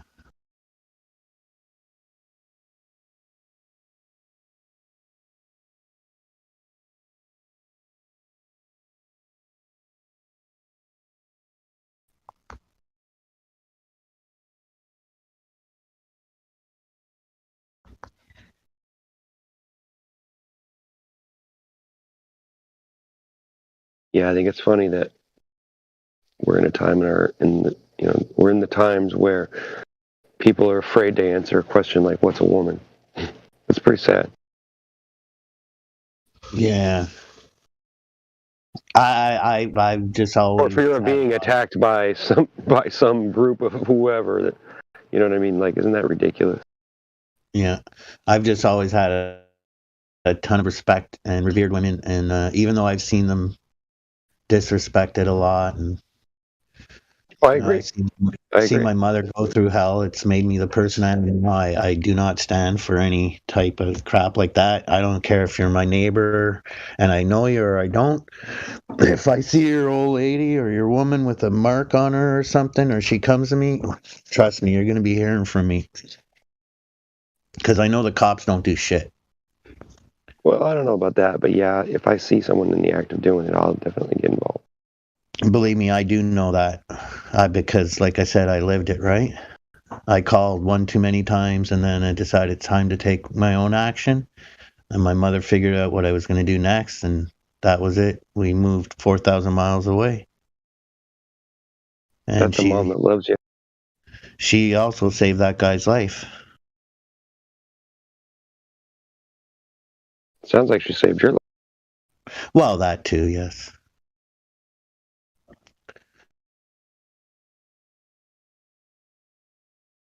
My mother is amazing. Losing your life isn't the worst thing that can happen to you.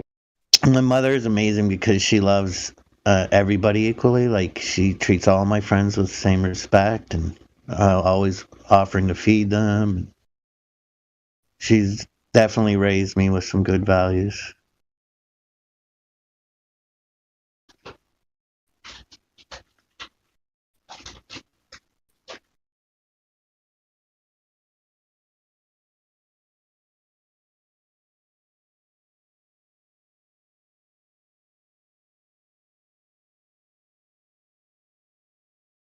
I just might have to start another event today.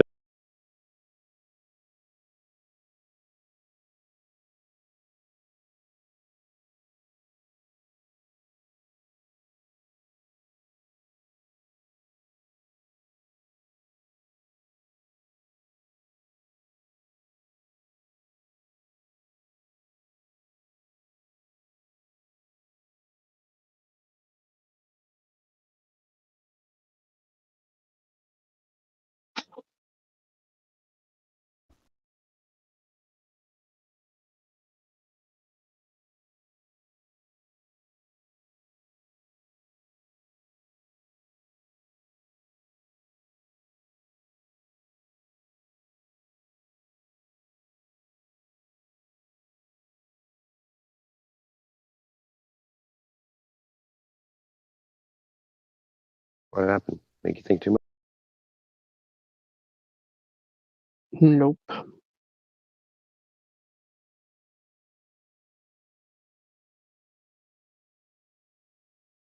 This is the extended moment of silence for the globe.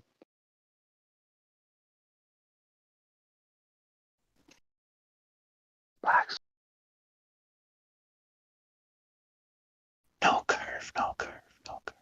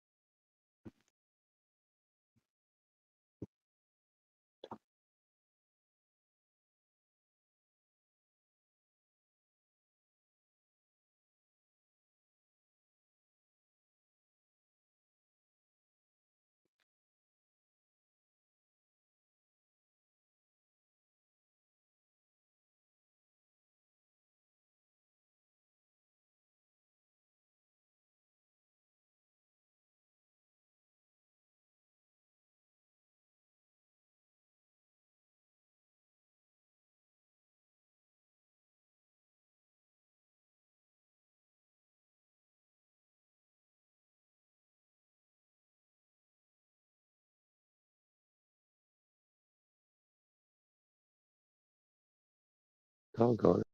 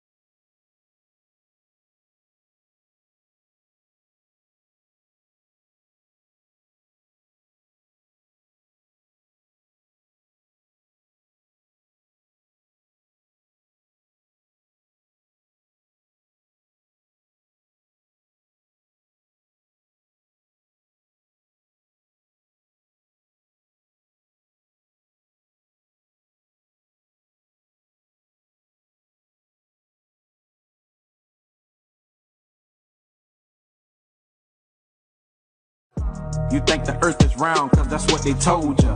From elementary school, you're trained to be a glober. Have you ever been out of space to see the curve? Or you just rely on NASA's every spoken word? Regurgitated theories, they be so absurd. All you globetards is just some creepy nerds. By any means, globe theories must die. We breaking down lies one at a time. Shout out to the marble spirit level guy. Planes do not dip their nose when they fly. I see the boat again, it came back in sight. Used a pair of binoculars, brought it back to life. The sun is not 93 million miles. No, parallel sun rays through the clouds. Straight down, the Most High showeth his handiwork. When he made the firmament and earth is flat. Where's the curve? Earth is flat. Where's the curve? Tell it. Earth is flat. Where's the curve? Earth is flat. Where's the curve? Man, I'm telling you, Earth is flat.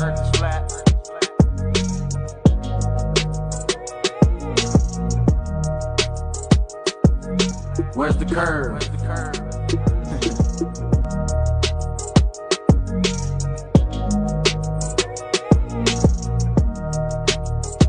Yeah. All right, that's good. That's a good music video. I like it.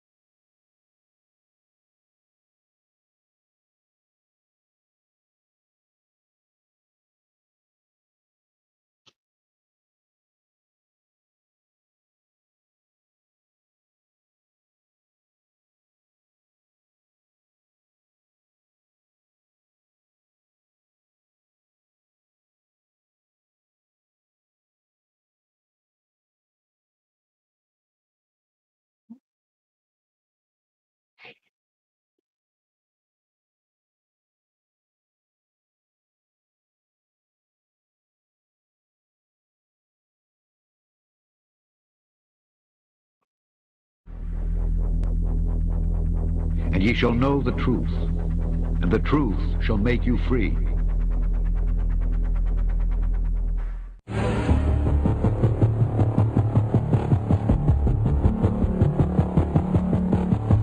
Orion is getting ready to launch.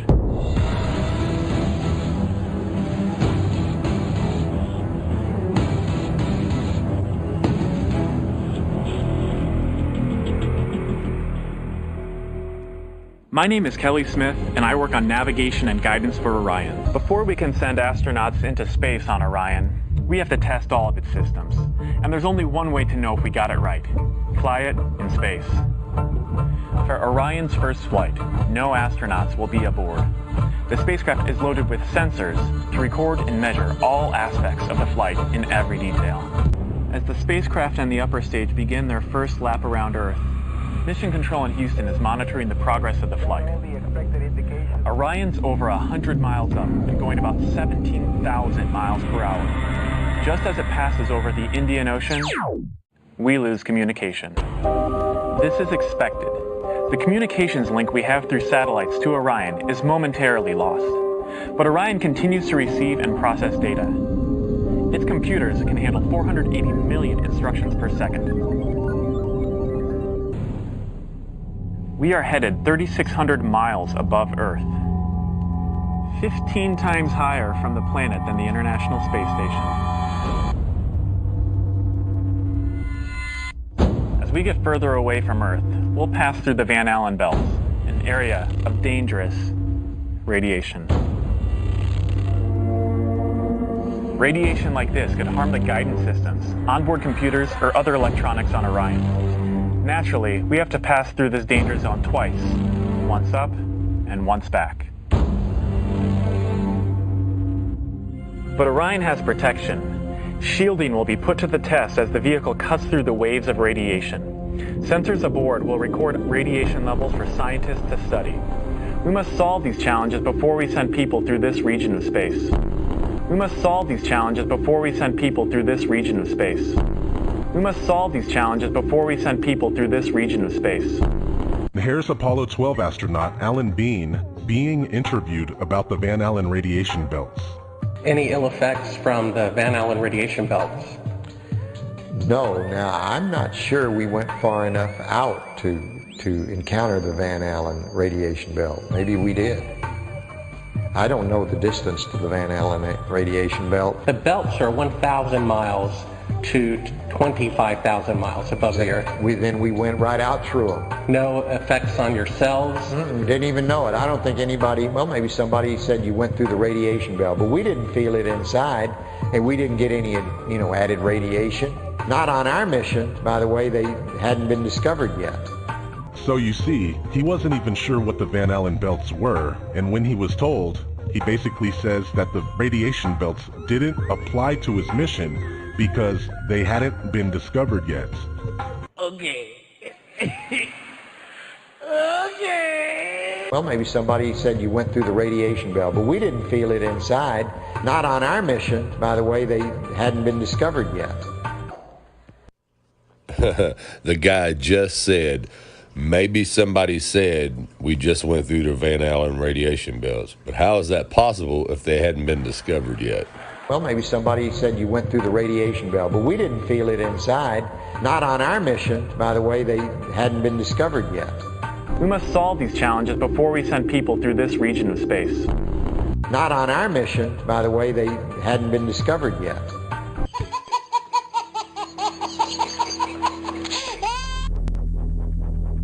And ye shall know the truth, and the truth shall make you free.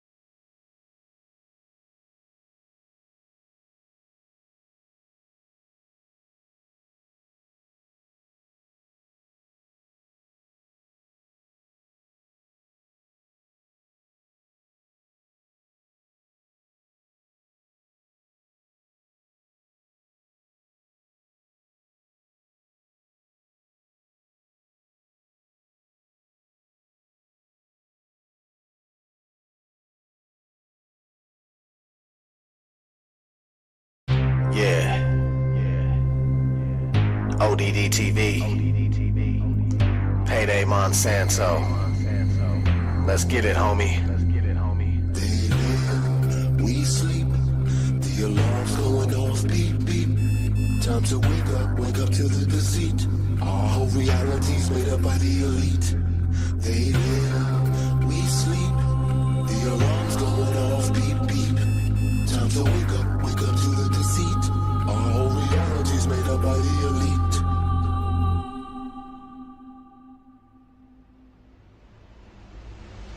They live, we sleep, the alarm's going off, beep, beep. Time to wake up to the deceit. Our whole reality's made up by the elite. They live, we sleep, the alarm's going off, beep, beep.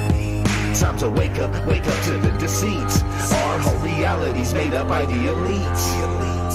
I came here to kick some ass just like Roddy Piper. These motherfuckers that walk among us, they got me hyper. But don't be chewing that bubble gum, it's got aspartame. It's a chemical directly targeted at your brain. Just like the fluoride that they put in the water supply. And all the geoengineering we got in the sky. I'm trying to tell you and I hope that you're hearing me clearly. This ain't no bullshit speculation, conspiracy theory. They live and they're controlling every move you make. From the apartment that you live in to the juice you drink. They give you television to help you ignore this prison while feeding you genetically modified organisms. They want us like the Walking Dead, just obey and consume. Don't worry about anything, keep awaiting your doom. To all my warriors out there, this is indeed my call. It's time to put a fucking end to this elite cabal. They live, we sleep, the alarm's going off, beep, beep. Time to wake up to the deceit. Our whole reality's made up by the elite. They live, we sleep, the alarm's going off, beep, beep.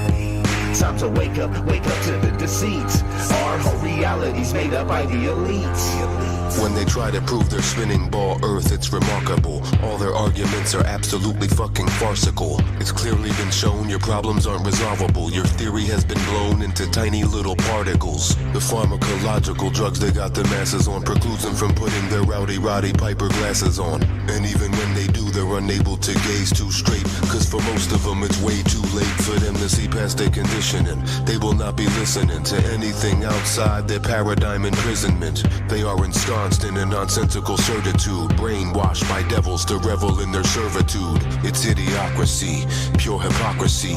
Waking these dummies up, it used to mean a lot to me. But nowadays I wanna tip their canoes, and as they drown, tell them this is what you get when you snooze. They live, we sleep, the alarm's going off, beep, beep. Time to wake up to the deceit. Our whole reality's made up by the elite. They live, we sleep, the alarm's going off, beep, beep. Time to wake up to the deceit. Our whole reality's made up by the elite.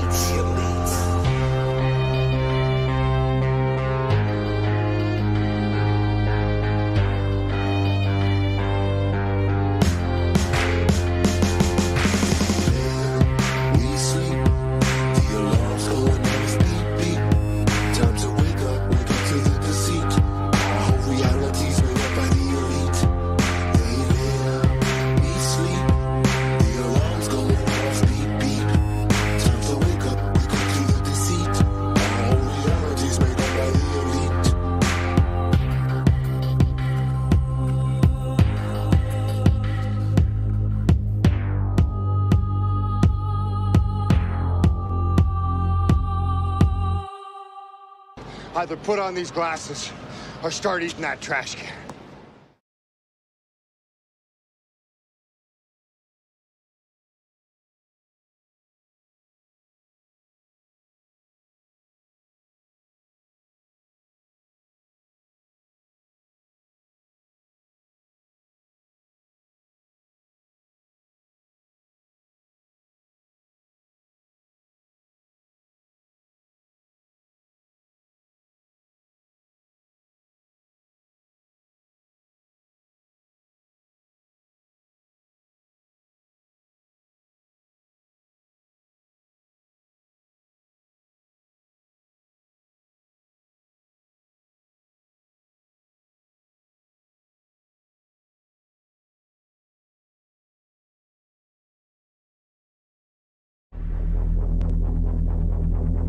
shall know the truth, and the truth shall make you free.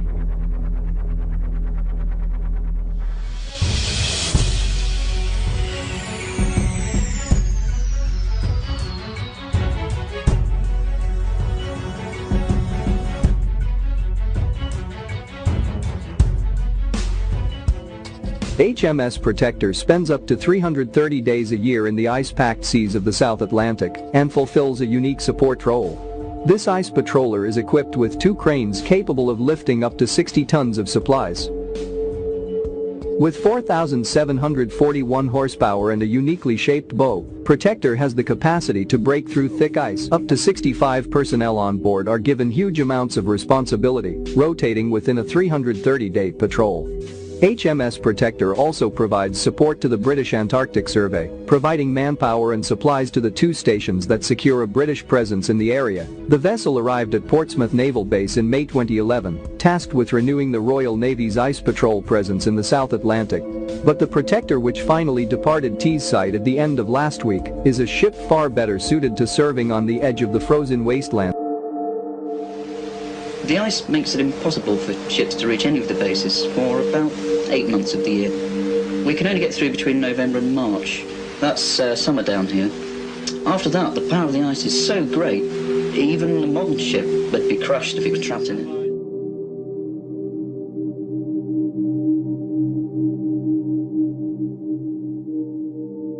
So I get a lot of people who say, well, why can't we just get on a boat and go through the ice wall and see everything for ourselves? Well, for one, you're going to run into a naval patrol vessel that looks like this right here, which is also an icebreaker all in one.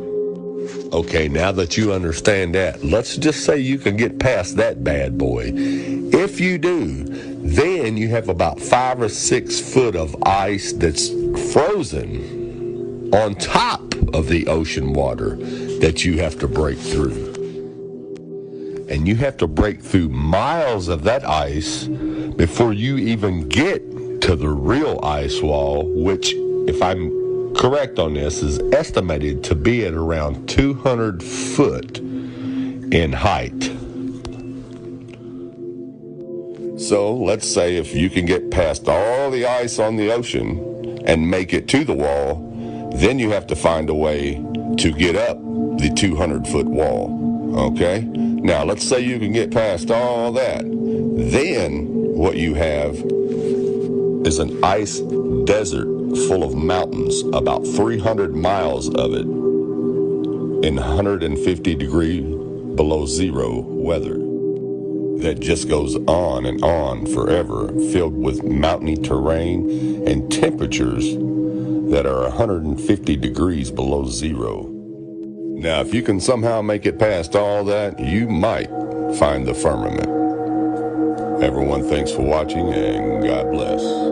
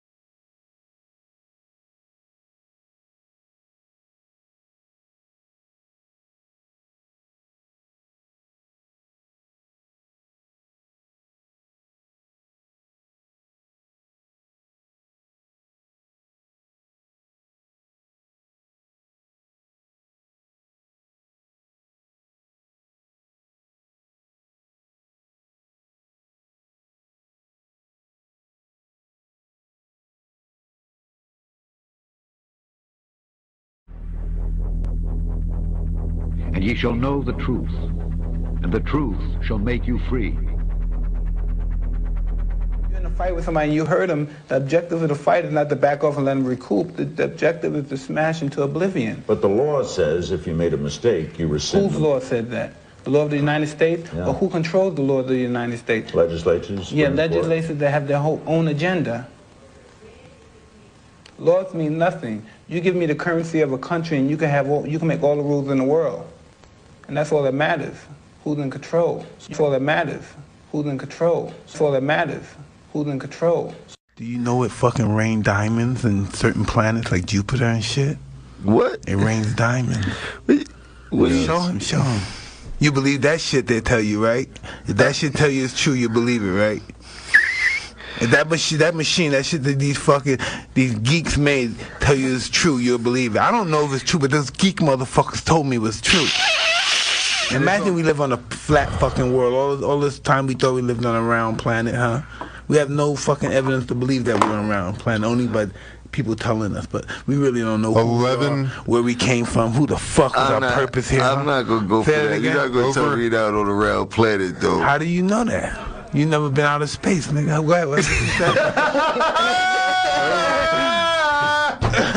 I'm telling you. Yeah. Now, I'm a third grade, fourth grade dropout, and I know this shit.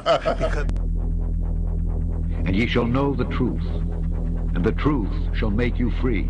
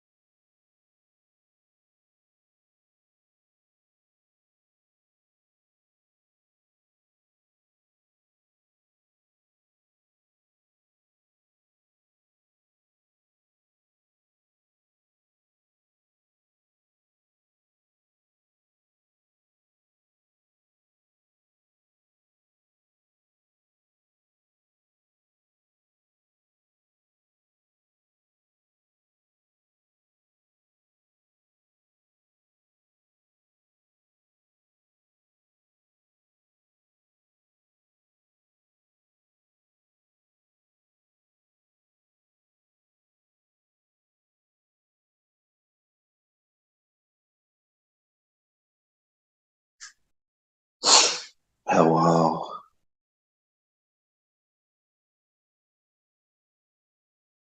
You guys don't get happening. You're going to have to listen to my boring 5-part series about anger resolution again.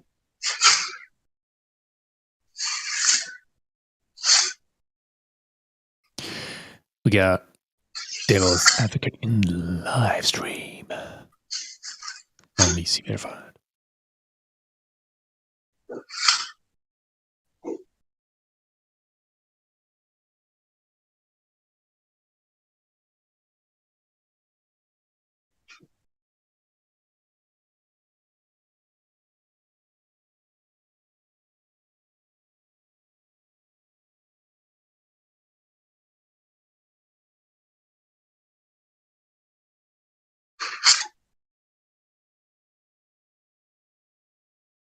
Getting verified.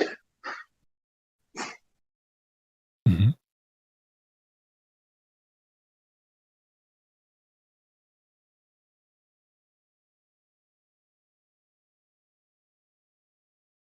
You want to check him out? Or?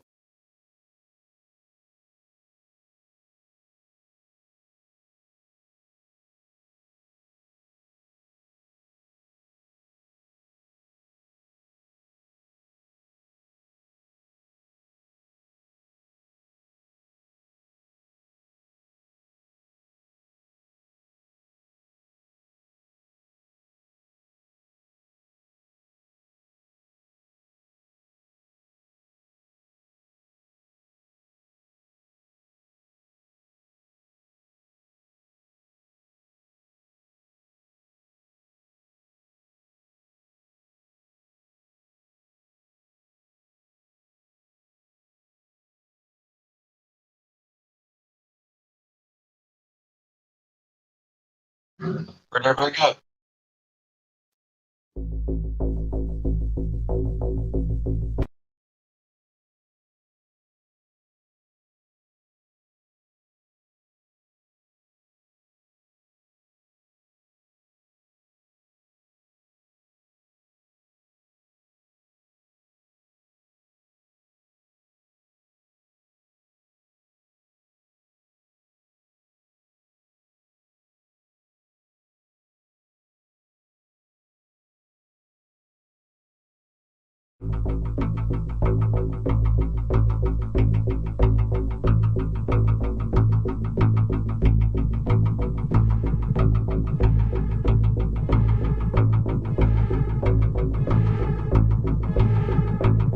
Now, what you are looking at here are the logos of the 5 government agencies that control our so-called globe, our so-called spinning ball. Now, before we identify the logos, let's have a look at this map that hangs on my living room wall. And this map is the Gleason World Map from 1892, number 6 from the Boston Public Library. Okay, and as you can see here, it was published in the Buffalo Electrotype Engraving Company in New York. All right, and as you can see here, it's scientifically and practically correct as it is. Okay, now back to the logos. Here we have the International Maritime Organization, which basically controls our waterways, all of our waterways, how far out we could go into the ocean, territorial boundaries. Okay, so now let's have a deep look into their logo. Now, isn't it awful funny that the people who control how far we can go out in the water have a flat earth map with an ice wall as their logo? Okay, anyways, here we go. The International Civil Aviation Organization. Now, this is the government agency that controls our airways, how far we can fly and where we can fly.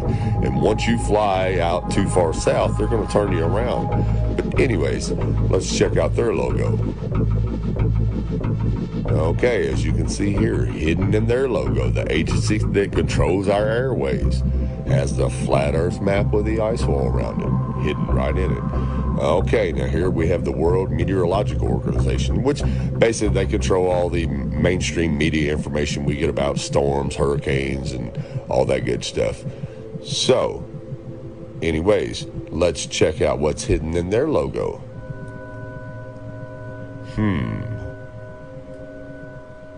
the flat earth map. Okay, now here we have the World Health Organization. Now this organization controls all the mainstream media news that we hear about, like COVID-19, Ebola, or any other kind of pandemics going on in the world. But let's have a look at what's hidden in their logo.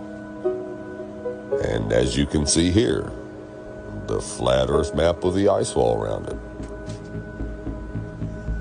Okay, now last but not least, we have the United Nations, which basically control everything, control all the militaries in the world, all of the treaties that are signed in the world. These people control this. And I think it's awful funny that if you look in their flag, they have the flat earth map in their flag.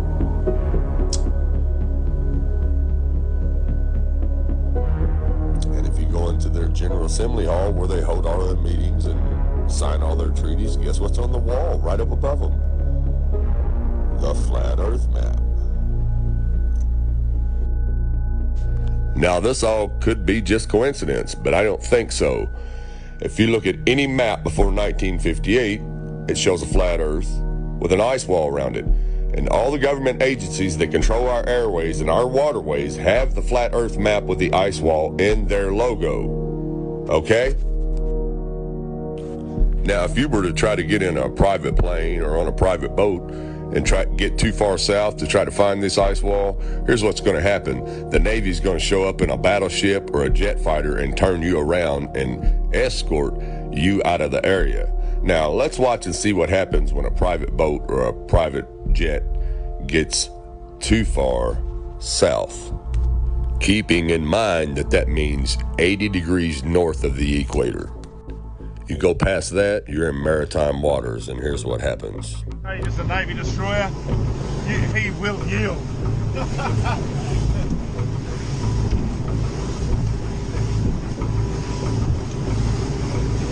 He'd be thinking, that cheeky better not cross my bow.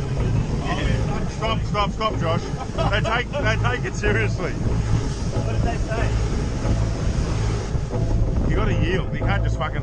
They think you're going to charge them. We don't know for sure, but they did say something. No, they did. They come back last call. Yeah, fucking talk to them. Actually going around. He's turning. Stop. He's turning. He is actually turning. So he said about the ship yesterday. No, he is turning. Fucking hell, what have we done now? It's turning, Josh. Just sit still. He's slowed down, has he? Yeah, he's really slowed down. No time we were in trouble. What for? It's coming to us. It is coming to us. He's got the shits because... This is Warship Hobart, Channel 16, over. 16. Yeah, go here, mate. It's bad boys. Did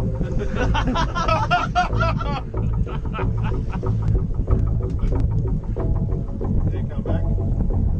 Gotta go Channel 16.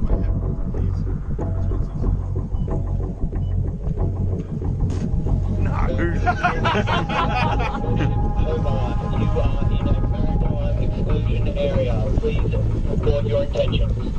Fishing. Who the fuck's that? We're heading to the shelf to go. Just say we're out fishing. Heading out fishing. No, we're just heading out fishing. Get the dinghies out, boys. They get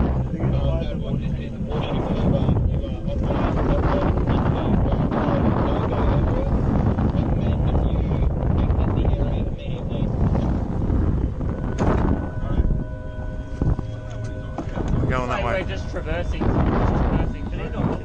Is there a helicopter coming at us now? Are we late? I don't know. What Just travel. Just go. Just go. You sent out the chopper. That's a drone. Is it? That's unreal. We set up a demo today with this Cessna and the Air National Guard. I'm going to be inside of this Cessna, and we're going to be going rogue. We're going to fly into that no-fly zone, and we're going to see how the Air National Guard does it. They scramble the fighter jets to come. Take off. We're off. flying for miles and miles until... Okay, we've just entered the no-fly zone now. Our pilots aren't talking to air traffic control, ignoring their calls to reach them. That triggers an alarm at the Air National Guard base. These fighter pilots scrambling to their jets. They're on alert and ready to take action 24 hours a day. Today, racing to their F-16s, suiting up, climbing on board, and rushing to the runway. Taking off to intercept our rogue Cessna, reaching the target in just minutes. This is the view from the F-16. That's my Cessna right there. Intimidating as you would think it would be. Look at that fighter jet. He's right off our wing. Another F-16 swooping in on the right, calling us on aviation frequencies. You have been intercepted. If you hear this transmission, acknowledge the radio call and rock your wings. He wants us to identify ourselves. We're a rogue aircraft, remember, for this demonstration, so we're not going to respond at all and see what this fighter jet is. Ordered to turn to the northwest. The fighter jet giving us one last warning. After all of this, the pilots still won't listen. The plane won't leave the airspace. Will you shoot them down? If required, we'll execute the rules of engagement per the commander of the North American Aerospace Defense Command. And yes, we would do that. Shoot the plane down? If it meets the rules of engagement, yes, we would, to defend the airspace. Entering restricted airspace. You are ordered to turn west immediately. If you do not follow these instructions, you may be fired upon. Now, just in case you're not awake yet, the reason these government agencies had the flat earth in their logo is because they know where we live. And they get paid to protect that edge if you ever try to go there. Thanks for watching, and God bless.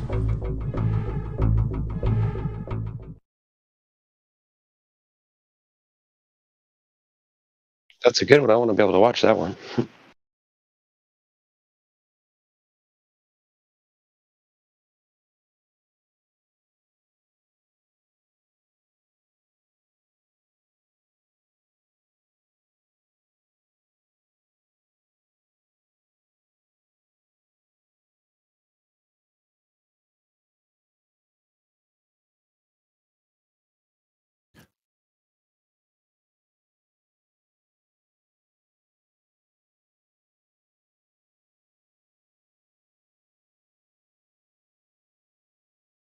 It's posted in the voice text. Thanks.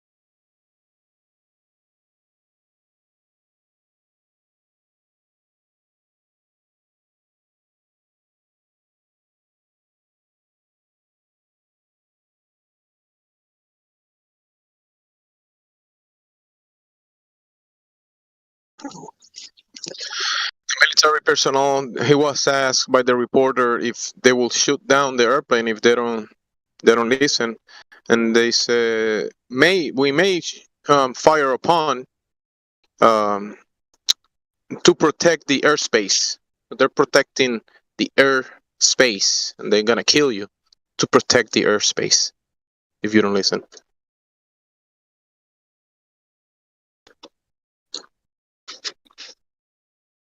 Protect them from what?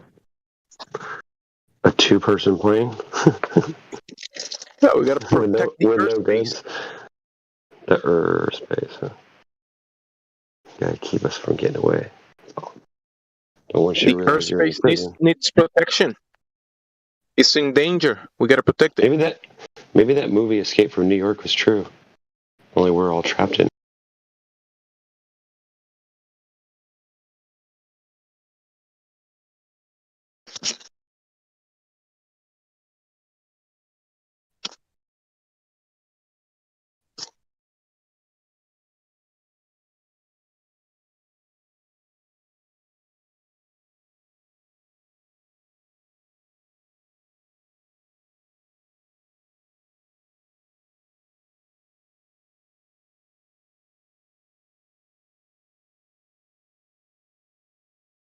escape from the flat earth.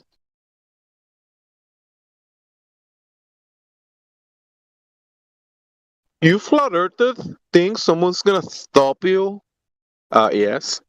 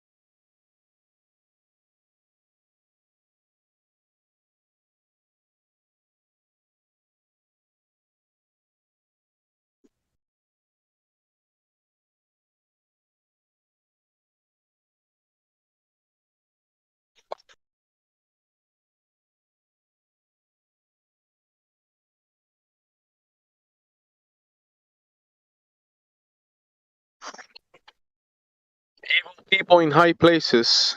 What's higher than the Antarctic plateau? I mean, they have the highest elevation controlled everywhere.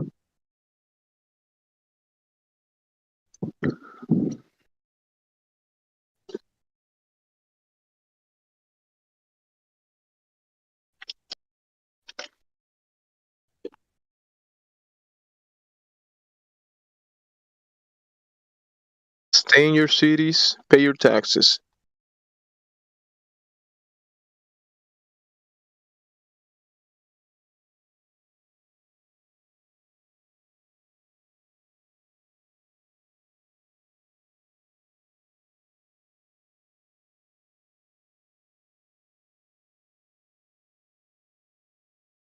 This is America!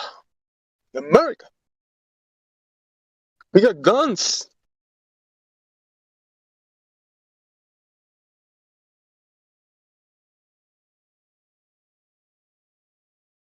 Protect freedom!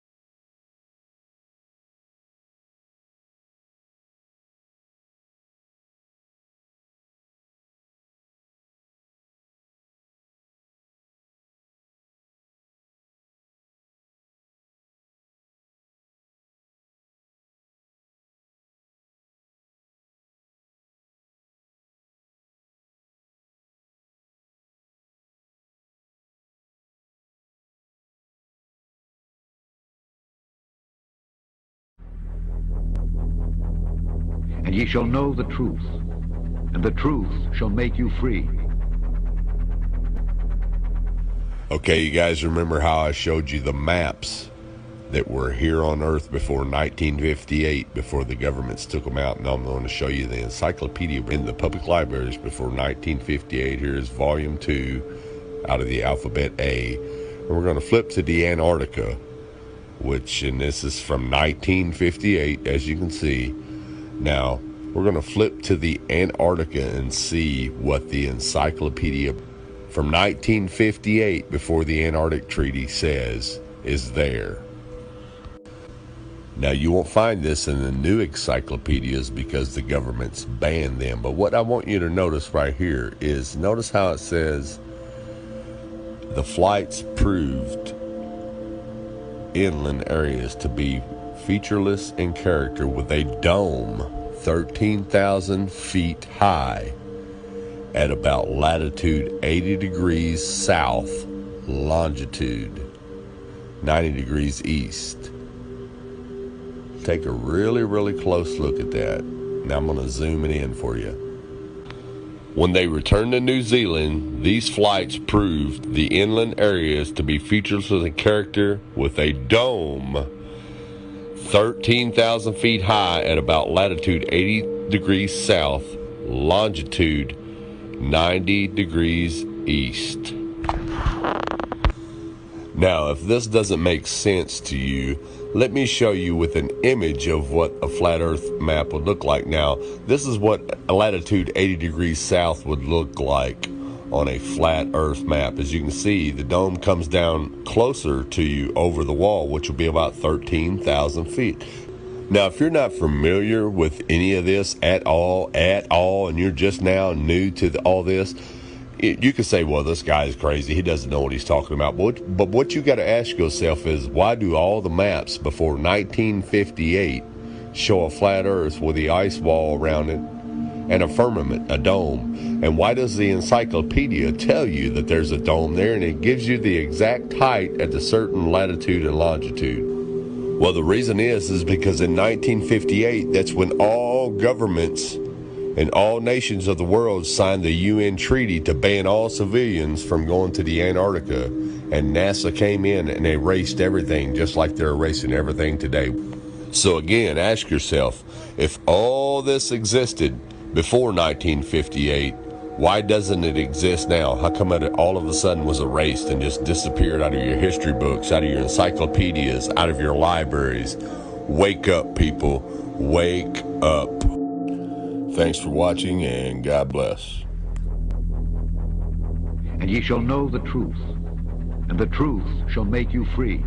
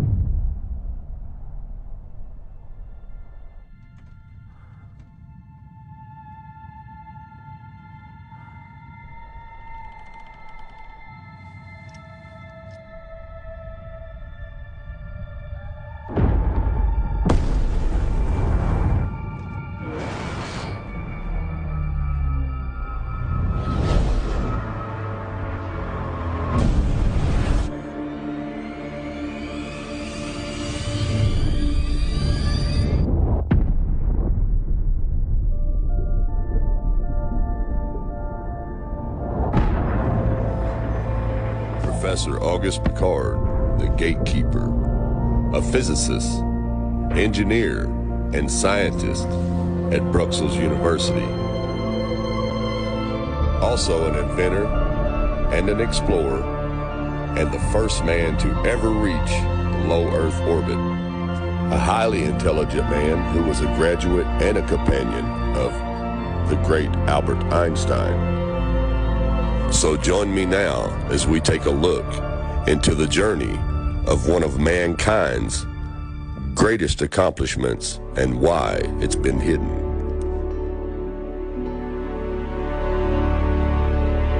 This is a story about legacy. People who know they were put here to do something different, something that would change the world.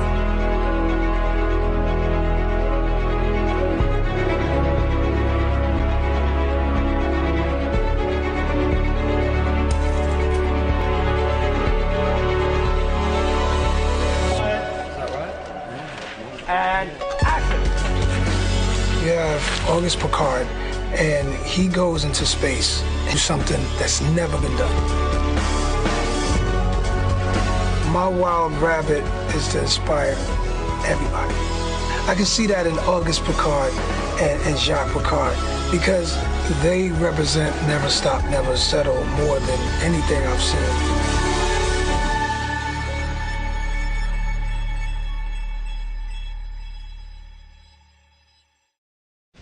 Professor Piccard, the Belgian scientist, started the serious game of searching for the world's roof, searching for the world's roof, searching for the world's roof. Professor Piccard, the Belgian scientist, has ascended to heights never before reached by man to study the stratosphere, that unknown region which surrounds the Earth at a distance of more than 7 miles. Last year in May he reached over 9 miles in height, but this time he was out to beat his own record. 600,000 feet of hydrogen is forced from these cylinders into the balloon. I mean, we're talking about a man who is mathematically and scientifically genius enough to figure out an equation. So we're talking about an aluminum ball that is aluminum on one side, and on the other side it's still aluminum, but it's coated with black paint. That way the guy knew once he got up, he had these little levers inside this aluminum ball that he could pull, that it would turn this thing. And when he got too hot, he would turn the black side of this aluminum ball to the sun so he would cool down. And when he got too cold, he would turn it back around to the shiny aluminum side to warm back up. Now this was a well thought out plan by a genius.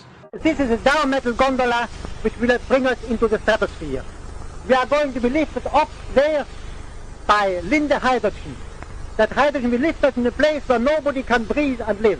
But inside we'll have Linde oxygen, which makes good what the hydrogen makes bad, and makes a very comfortable living place for us.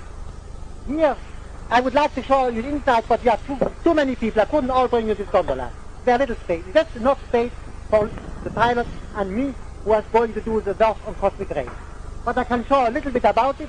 Here is the ring on which the gondola hangs. Here is the rope to which is connected with the upper ring. This here is a roof garden. We want to some fresh air, we can go on this here, as long as we are still the lower air. And then when we go in the stratosphere, we close here. You hand me the cover, please. Thank you. This here is the down metal. Oh, I'm sorry for the noise. This here is the down metal cover, you see, very light. That will come inside, and another one similar will come outside. You take it again, please. We're not talking about a little helium balloon that we see in modern days where everybody's in a little basket floating up into the air. We're talking about an aluminum ball that had pressurized doors on it, kind of like a submarine does, that pressurizes because they knew once they got up so high that there would be no oxygen and they wouldn't be able to breathe. But as long as that aluminum ball was pressurized by those lock-sealed doors, just like a submarine, and they had oxygen in tanks, that's how they did it. Old school. You know nothing about this. And it's really, really simple how they did it. The guy was a genius, you know. and they went up until they found the firmament. You know, why else would you have such a crazy idea with so much brains that just like every other man in history, he was curious what was up there. Was it true what the Bible says? Is it true what all the ancients depicted? Accompanied by his assistant, Monsieur Max Cousins, the start was made at dawn from Dubendorf Aerodrome near Zurich. The preparations for the flight began at midnight, but thousands of people had made the journey from Zurich in special trains, whilst a battalion of Swiss troops held down the guy ropes. Professor Picard himself superintended the arrangement, and then, when all was ready, he clambered inside the gondola which contained a mass of scientific instruments and gave the signal to let go. The balloon rose quickly and eventually climbed to over 10.5 miles above the earth. Just imagine, whilst we were sweltering in the heat wave, he was nearly frozen to death in 15 degrees centigrade below zero. After being aloft for over 12 hours, he eventually landed near Lake Garda in Italy. We were on the scene as soon as the Austrian Alpine troops you now see on their way to the glacier to recover the envelope and gondola in which the intrepid professors had made a perfect landing. After their amazing air voyage, just imagine, twice as high as Mount Everest, the biggest mountain in the world. The gondola, only 6'7" in diameter, you'll notice is half black one side and half silver the other. When too warm, the bright side was turned to the sun. When too cold, the black. Dr. Kipler was overjoyed as he handed out each of the many instruments, all in perfect order, and recording highly scientific discoveries of the utmost importance. So in 1931, the Belgian physicist, who was also a friend of Albert Einstein and worked with Albert Einstein from time to time. I mean, this is a very intelligent man, PhD in physics, an engineer. This man he built this craft, he put it in, he went up, he was the first man, so he's world record setter. Dr. Auguste Piccard, Star Trek, Jean-Luc Picard, named after him, okay? First man to reach the stratosphere, the first man who went that high.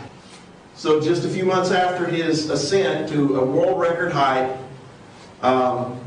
there was an article in there, 10 miles high in an airtight balloon. Now, just so people could say that I didn't get this off the internet, I did a little research.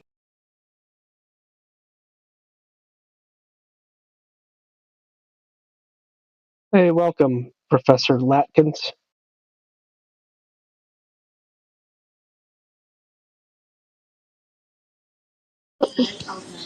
Yes, welcome. Well, while he answers, I really don't appreciate that a lot of people have disseminated so much information over the past 6 years that is pure speculation. Yeah. Because, like I said, we're like at a car factory, and we're basically just putting the gloss coat on everything. We're like the final inspection and gloss coat. And we're like, look at all these bad welds you've given us. Bad welds, fisheye paint. Uh-huh. Yeah. So, I mean, you've given us a nice car, but gonna have to knock $20,000 off the price. Yep. That is why I roll my eyes with different claims that are unverifiable. Like when they're like, the sun is literally in the clouds. Oh my God, that one. Or that the rocket hit the firmament. I'm like, you don't know what it did. Yeah. Yeah, a Glober today actually tried to use that sun in the clouds thing as like the opposite. So a dummy flat earther would say, the sun's in the clouds, look, and for whatever reason, there's a glow under the clouds, right? But I had a Glober say today that that's proof of the Earth. I'm sorry, the sun. No, the Earth moving and the sun staying stationary. Sorry, that's what his proof was. Yeah, because you can see it above and below the clouds, right? Right. Even though if you make artificial clouds above a cityscape, and you have a nice flat floor, the farther back you get with that sun on a flat floor, it's going to start shining under the clouds. Yeah. I really, really liked, there was a graphic that somebody posted in the chat, and it shows a plane, and the shadow of a plane above, like in the clouds from the sun. The sun is like casting a shadow onto the clouds because of the plane, right? And then it compares that graphic to a solar eclipse. And it was actually really a neat graphic. But I don't know.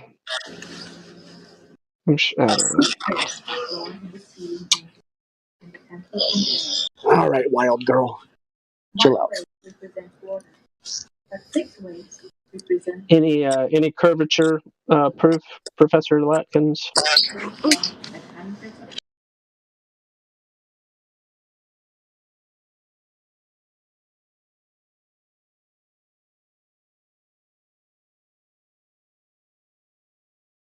You just can unmute yourself. Oh, not today? Okay. If someone were to ask you, like myself, for instance, why do you believe it's a globe? What's your primary answer to that question, Latkins?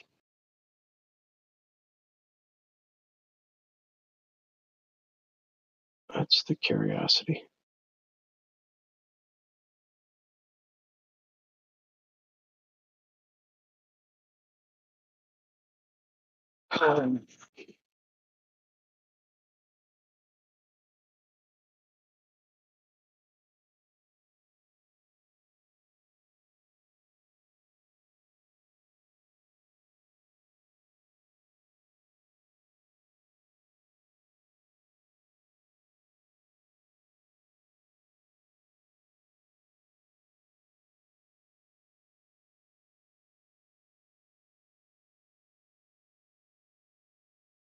I have to say, I've never been to outer space, so I really. Do you work for the government?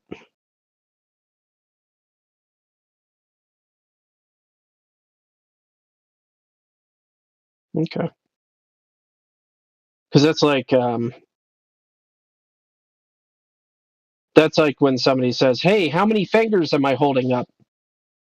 And you're like, "I'm not an optometrist. How could I know?"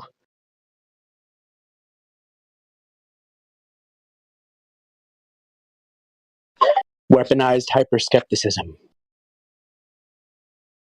Yeah, that's one way to positively reframe that, I guess. Yes, trying to positively. I try to positively look at everything, just because it's more humorous that way. Mm-hmm. One of my favorite mental exercises is the Stillman argument. Yep.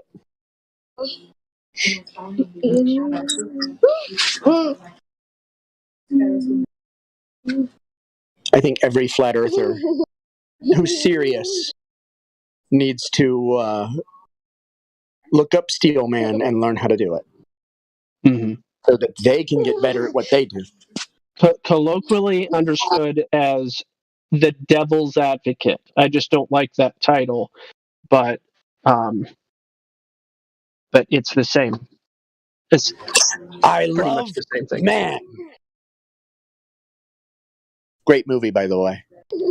Oh, is that that was the Al Pacino? Yeah. Look what they'll touch. Now, is that the movie where he said the broken clock is right twice a day? Quote? Touch, but don't taste. I don't think so. That was I'm pretty sure an Al Pacino movie, or it was, but I think it was Heat. I think that was Heat. Right, twice. It was Heat. It was a lawyer movie. It was a lawyer movie? Well, he played a cop. Or maybe is that A Scent of a Woman? Maybe was he a lawyer in Scent of a Woman? I don't know. I don't know those movies. Yeah, he was a lawyer in Scent. Yeah, because helping out his nephew. The Devil's Advocate is one of those movies I've watched like 10 times. He was also a lawyer in Devil's Advocate. He was the top partner at the law firm. Yeah, that's why I was thinking it was that movie that quote came from. I'm a fan of man. Freya, do you think that's hilarious when I do that? She does. The Imitation Game what is that? Oh, I never saw that movie. No. That's. Well, let's see. There's Goodfellas. There's Scarface. There's Heat. Devil's Advocate. Scent of a Woman. Imitation Game. What else is? Insomnia. Serpico. But it's not in Serpico. I know that.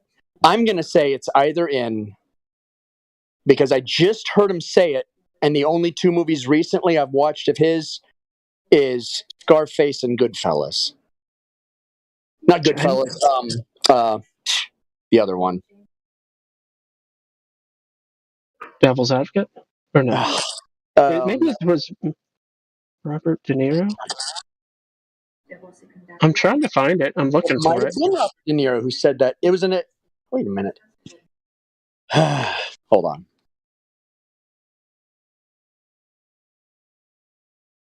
I can't find. All right. Instead of looking for actors' names, let me do movie quote.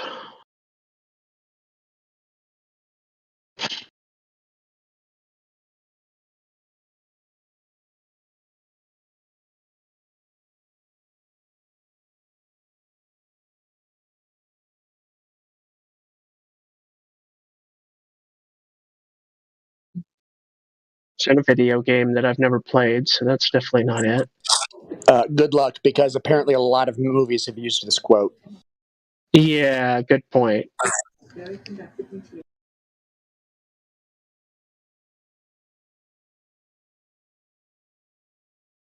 Yeah.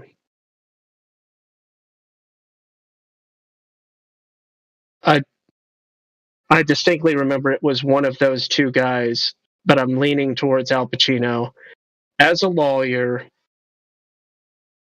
on behalf of a defense attorney kind of position saying that phrase, but oh well, there's no big deal.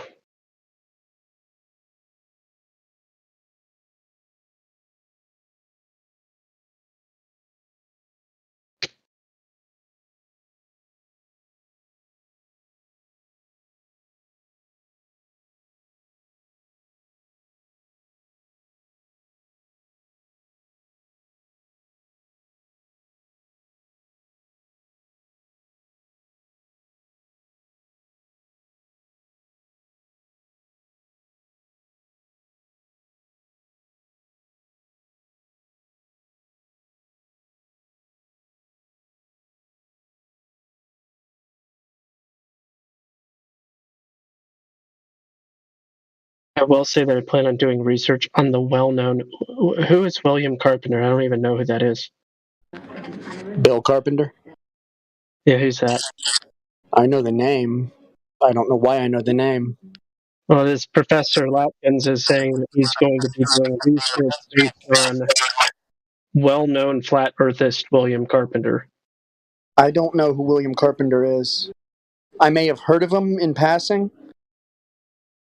but the only well-known flat earthers are the ones that I know here. Yeah. I think it's one of those early 1900s authors that wrote books at the time. Oh, like the 50 Reasons the Earth is Not a Globe book and the 100 Reasons the Earth is Not a... Those books, maybe? Yeah, I think I have a PDF of it, actually. Gotcha. Yeah, I mean, that'd be a good place to start. Watkins.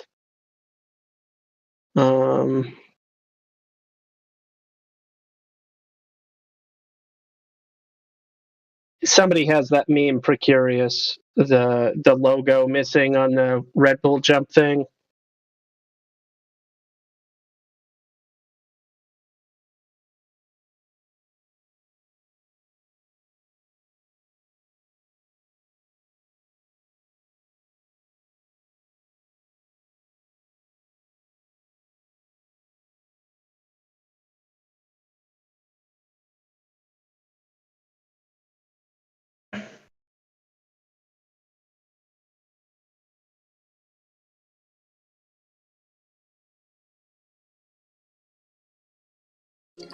I ever talked about how much I love archaeology and hate archaeologists because they've never had real jobs.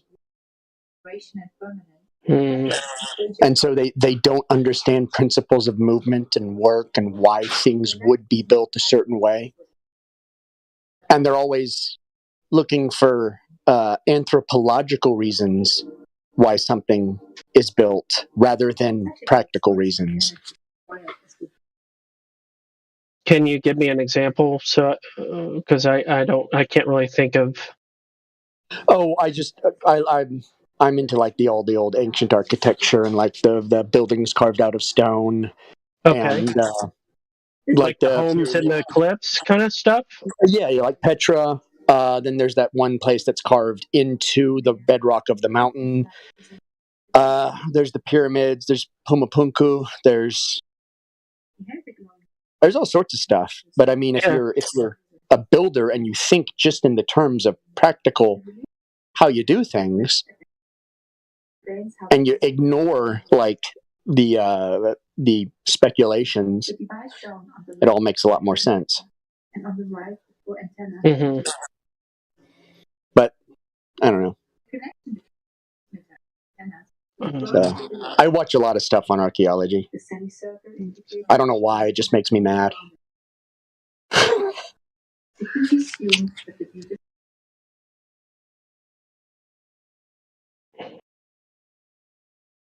The different homes that have been carved out of mountainsides and stuff seem to be in a lot of different locations.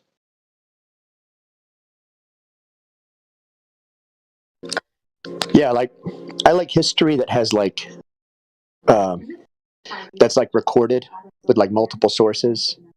But when you have like a completely disappeared civilization and its history was destroyed, I don't like when they speculate and then just through memetics we have a history that could be completely false. Yeah. And it's just we've believed it for 120 years since they found whatever, wherever. And so it's just kind of memed its way into reality. When there's no way to tell. Like, they go look at the Temple of Man and all the stuff in Egypt. Mm-hmm. And that's the moment you dig into a lot of that, it's just a confusing mess of nonsense. Egyptology is the biggest tourist scam ever created. I would say that it seems to me that a lot of pre-Roman English history is speculative. I would think so too. I would agree with that.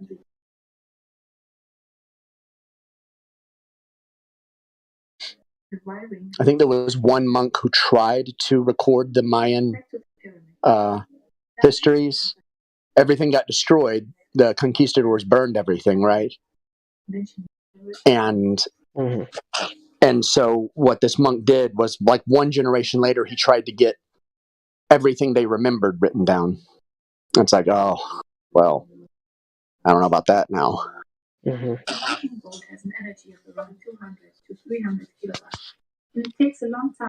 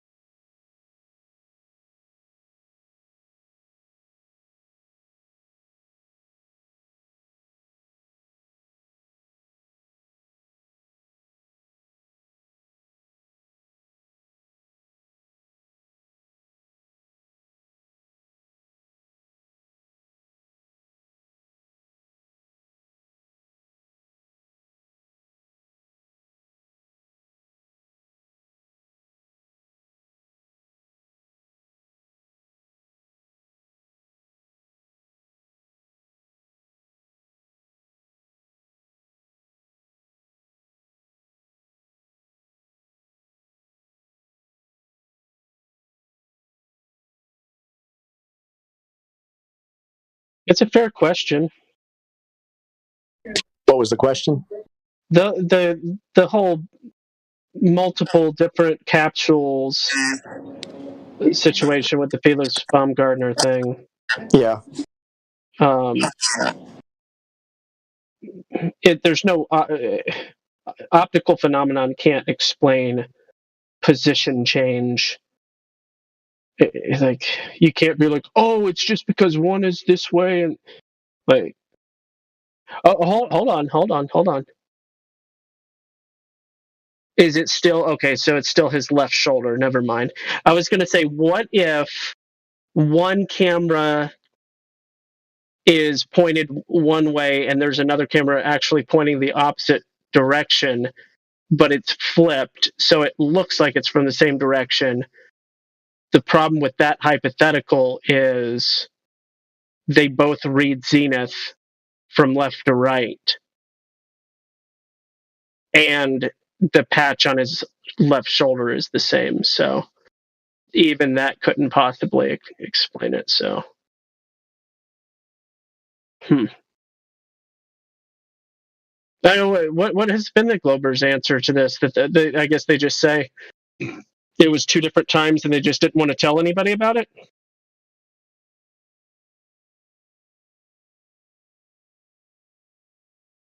Like, watch this man do this amazing thing, but only once. We only want you to know about one of the times. The other one is a secret.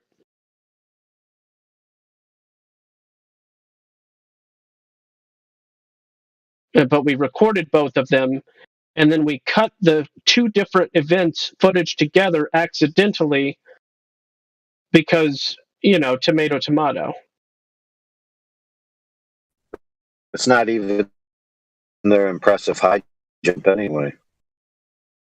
Another guy did it. He had a single suit.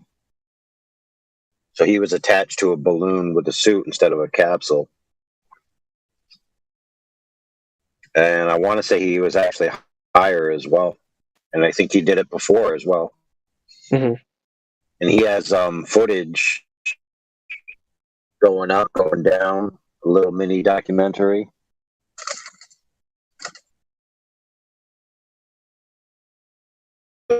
Baumgartner nonsense.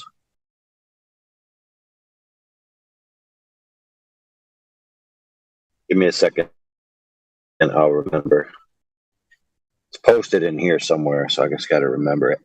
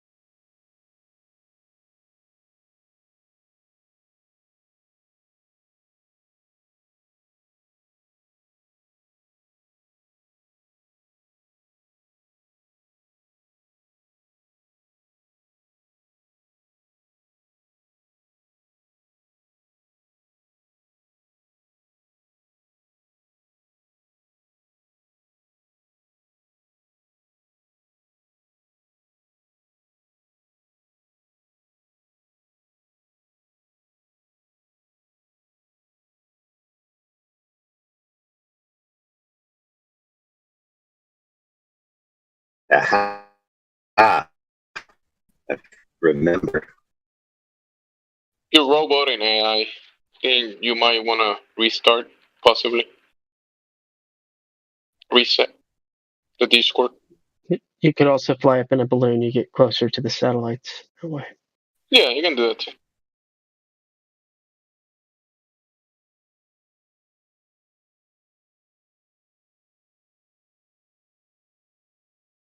Or just connect to the 5G and that'll fix every problem. Okay, so I think it says here that he did it after, but it's the world record. Gotcha. Alan Eustace, stratosphere. Final altitude 135,000 feet.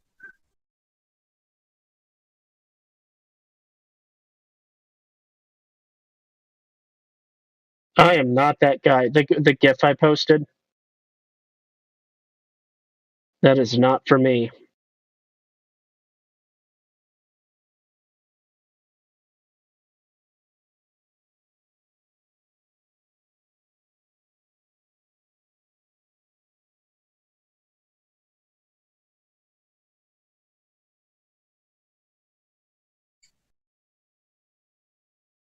Yeah, but if I wouldn't be for that video, super interesting. The suit he has is very interesting. If I remember it correctly, they built it specifically for him for that jump. They built what?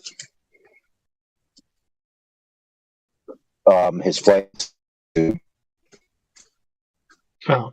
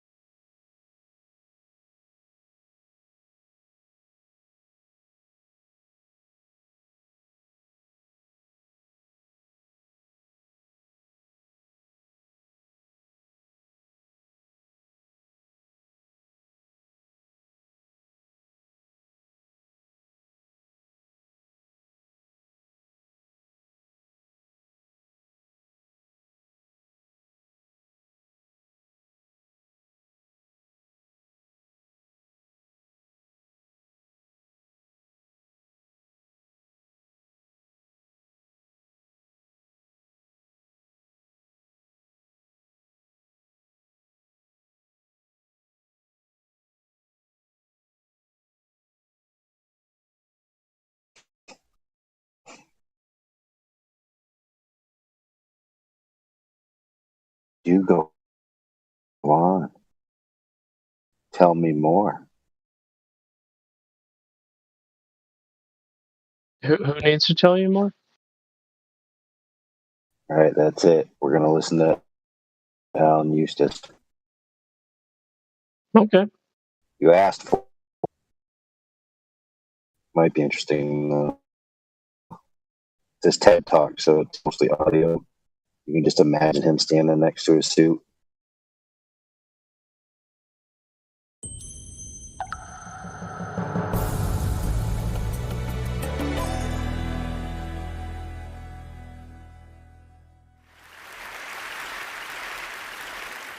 So I grew up in Orlando, Florida. I was the son of an aerospace engineer. I lived and breathed the Apollo program. We either saw the launches from our backyard or we saw it by driving the hour over to the Cape. I was impressed by, obviously, space and everything about it, but I was most impressed by the engineering that went into it. Behind me you see an amazing view. A picture was taken from the International Space Station. And it shows a portion of our planet that's rarely seen and rarely studied and almost never explored. That place is called the stratosphere. If you start on the planet and you go up and up and up, it gets colder and colder and colder until you reach the beginning of the stratosphere. And then an amazing thing happens. It gets colder at a much slower rate, and then it starts warming up. And then it gets warmer and warmer until the point where you can almost survive without any protection, about 0 degrees, and then you end up getting colder and colder, and that's the top of the stratosphere.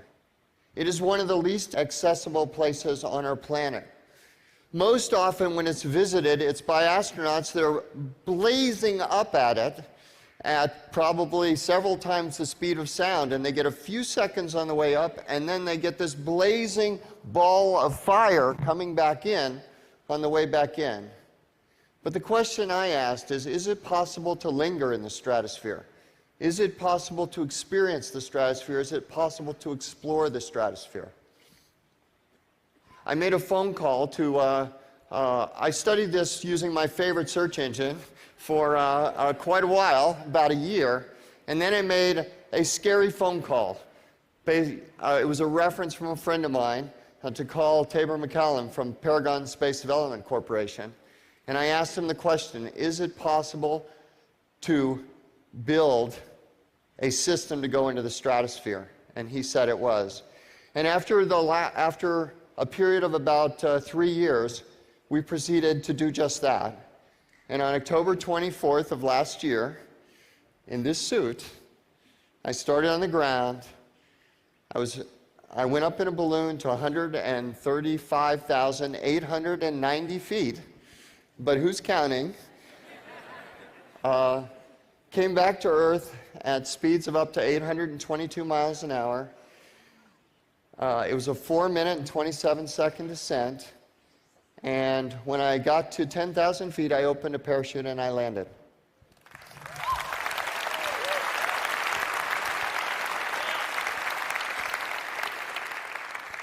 But this is really a science talk, and it's really an engineering talk. And what was amazing to me about that experience is that Tabor said, yes, I think we can build a stratospheric suit. And more than that, come down tomorrow and let's talk to the team that formed the core of the group that actually built it. And they did something which I think is important, which is they took the analogy of scuba diving. So in scuba diving, you have a self-contained system. You have everything that you could ever need. You have a scuba tank.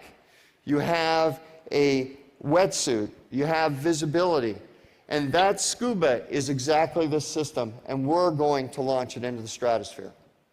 3 years later, this is what we have. We've got an amazing suit that was made by ILC Dover. ILC Dover was the company that made all the Apollo suits and all the extra vehicle activity suits. They had never sold a suit commercially, only to the government. But they sold one to me, which I'm very grateful for. Up here we have a parachute. This was all about safety. No one on the team, or everyone on the team knew that I have a wife and 2 small children, 10 and 15.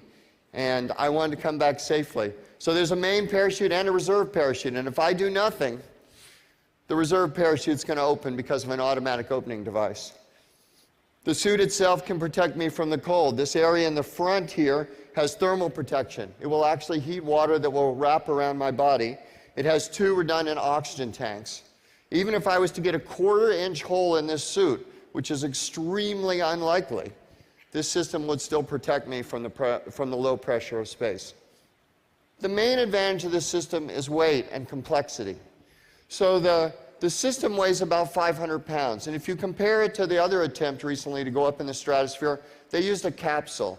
And to do a capsule is an amazing amount of complexity that goes into it, and it weighed about 3,000 pounds. And to raise 3,000 pounds to an altitude of 135,000, which was my target altitude, it would have taken a balloon that was 45 to 50 million cubic feet.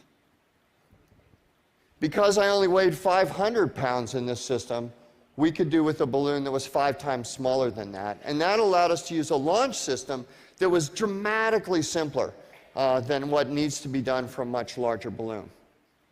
So with that, I want to take you to Roswell, New Mexico on October 24th. We had an amazing team that got up in the middle of the night. And here's the suit. Again, this is using the front loader that you'll see in a second. And I want to play you a video of the actual launch. Roswell's a great place to launch balloons, but it's a fantastic place to land under a parachute, especially when you're going to land 70 miles away from the place you started. That's a helium truck in the background. It's darkness. I've already spent about an hour and a half pre-breathing, and then here you see the suit going on. Takes about an hour to get the suit on. Astronauts get this really nice, air-conditioned van to go to the launch pad, but I got a front loader. You can see the top, you can see the balloon up there. That's where the helium is. Clear from 15 miles. This is Dave clearing the airspace with the FAA for 15 miles. And there we go.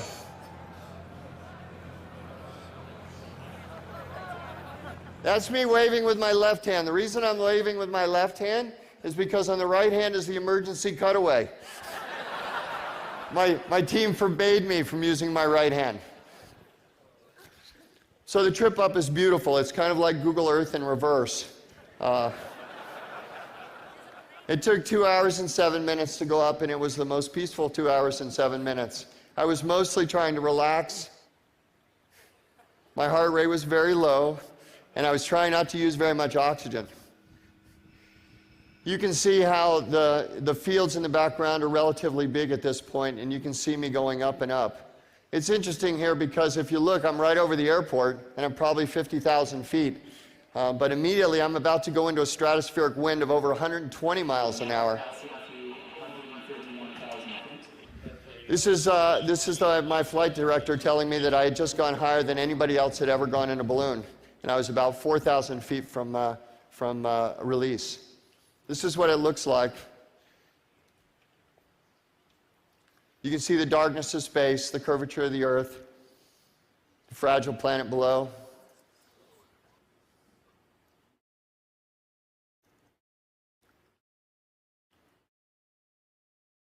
I'm practicing my emergency procedures mentally right now. If anything goes wrong, I want to be ready. And the main thing that I want to do here is to have a release and fall and stay completely stable. Everyone ready? Yes. Right. On my mark. 5, 4, 3, 2, 1.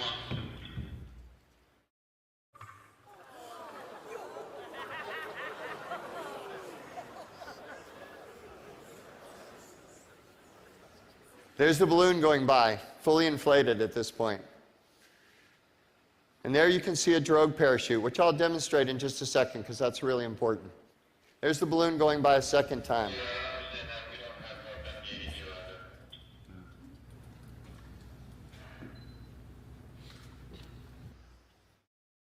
Right now I'm about at the speed of sound. There's nothing for me to tell it's the speed of sound. And very soon I'll actually be as fast as I ever get, 822 miles an hour.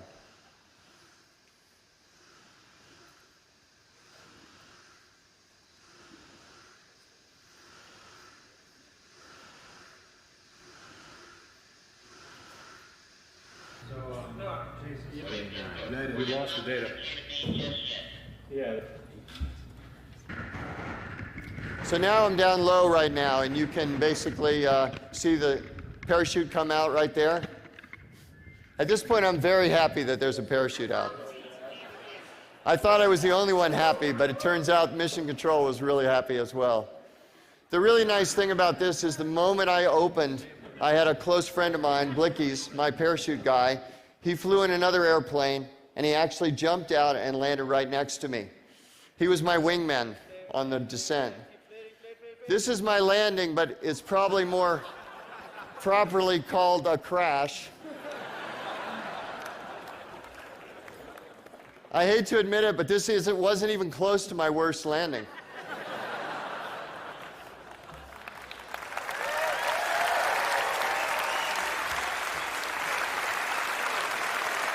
I love how everybody laughed so much. It's so funny. Just about anything. If you watch it, it looks like he's got bit in half by a shark. So I want to tell you one other thing that you might not have seen in that video, but one of the most critical parts of the entire thing was the release. And what happens right after you release. And we almost turned the camera right around and showed the fourth wall to everybody, so it was really a challenge, not showing the whole studio to the audience. If any of you have ever gone tandem skydiving, you probably used one of these.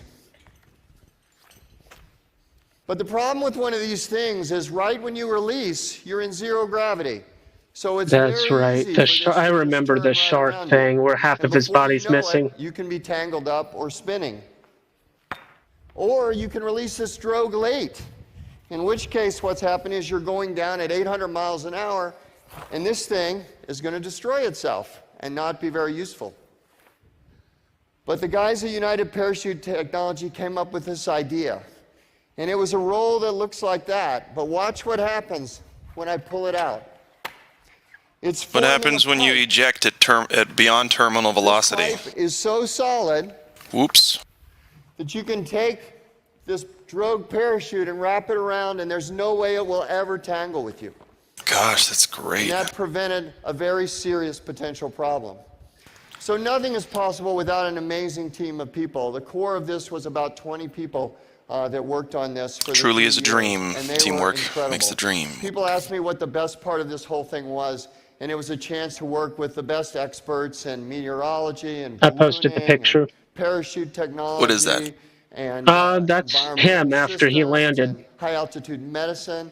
It was fantastic. That's the upper part of his torso and the bottom part of his helmet. They're the upper left part, but the bottom right part, for supporting me during I guess you would say either his body is missing or it's completely obscured by the grass. And that's my family. But oh, wait a second. He's thanking his family. We gotta hear this part. Oh, yeah. For respect. I'm just kidding. I would constantly give them speeches about safety of technology, and they weren't hearing any of it. It was super hard on them, and the only reason that my wife put up with it was because she knew it's fake. Incredibly happy after each of the 250 tests, and she didn't want to take that away from me. So I want to close with a story. My daughter, Kaylin, my 15-year-old, she and I were in the car, and we were driving down the road, and she was sitting there, and she had this idea, and she goes, "Dad, I've got this idea." And so I listened to her idea, and I said, "Kaylin, that's impossible." And she looks at me, and she goes, "Dad, after what you just did, how can you call anything impossible?" And I laughed, and I said, "Okay, it's not impossible, it's just very, very hard." And then I paused for a second and I said, "Kaylin, it may not be impossible. It may not even be very, very hard. It's just that I don't know how to do it." Thank you.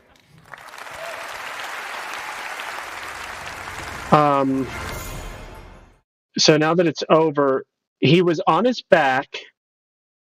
All right. I posted a little picture. He was on his back. That other picture is him crawling out of the suit with his belly down. Right. That's what it's supposed to be. I mean, looks like that's what's trying to be shown. I guess it's a bad cut and not. Maybe he flipped over. They just don't. Let me try and watch this again. Almost looks like that one guy in the black shirt is digging into his body from the torso. Yeah, that's him. No, that's him. Oh, I see. But still, there's no torso. No. Look, there is. Okay, it's the leg. The leg is bent. See right under that guy in the gray? He's wearing the gray hat, shirt, and vest and pants. Look at well, anyway, I can see it. I posted the timestamp of when he crawls out of the suit. They make a cut. It's cut. So I mean, it's apparent that he flips over. Yeah. So never mind. But the whole other picture where it looks like half of his body is missing, that's kind of peculiar. I just want to know how they got out of the container and back in. That's all.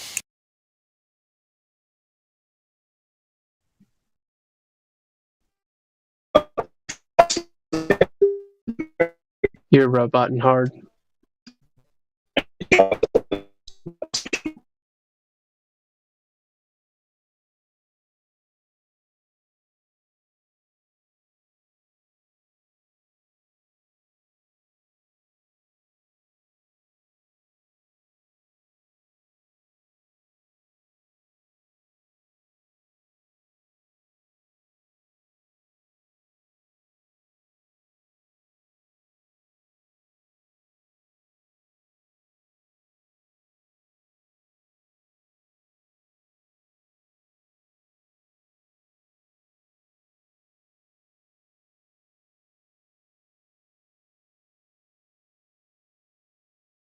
What do you think is going through the mind of a guy like that, standing on stage, fabricating this tale?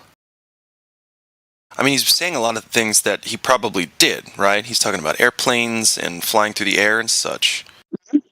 He was generously paid. No, I know, but I'm trying to think of the And when he says, "Oh, by the way, here's the curvature of the Earth," you had to point that out. Yeah. It never right? happened. It's almost like they have no human empathy because they don't mind just standing up there and lying the whole time. I guess that's what I'm trying to get at. I'm trying to figure out where's the screw loose that we can screw back in to where this person doesn't have to do that. Right? He's lying to his 15-year-old like it's the whole deal. I just wonder, well, I guess you're right. But see, I've never had money motivate me, so I don't know what that's like. Is it irrational to think that he may just believe everything that he did, and it's due to his fantasy bias? That is a possibility. I cannot rule it out. At the end, he wanted to point out to his daughter that he doesn't know what's actually going on or something. He said, "I don't know how to do that." Right. So he's saying, I mean, I needed these people to do this for me. I don't know what I actually did.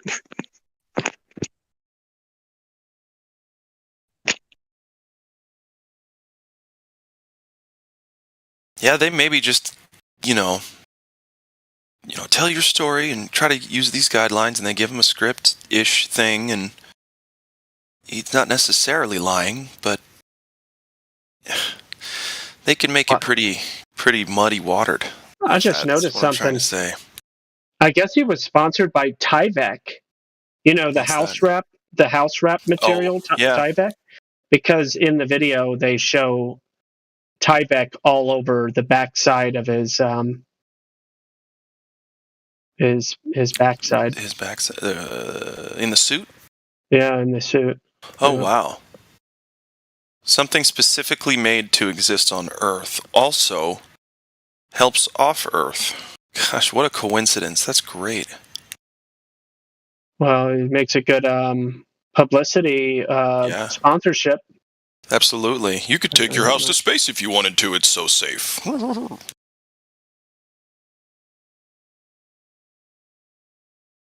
It's rough out there, man.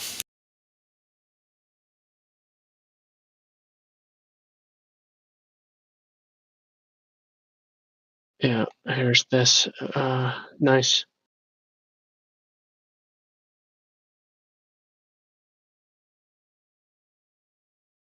So whatever the stratosphere is,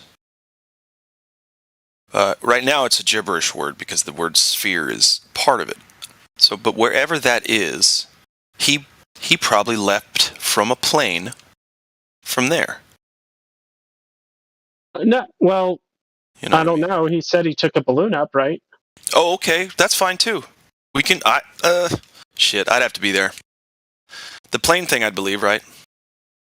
But I don't know about the balloon thing. I'd have to see. I think he went up higher. Supposedly, it was quite a bit higher than an airplane. But well, and if you notice in that picture from hundreds of thousands of feet up, look at that beautiful Earth curvature that is so apparent from that height. You see how that horizontal line right there equals Earth curvature? It's crazy. I know. Looks really straight, but that's how we know it's curved. Yeah. Read it and weep, flatties.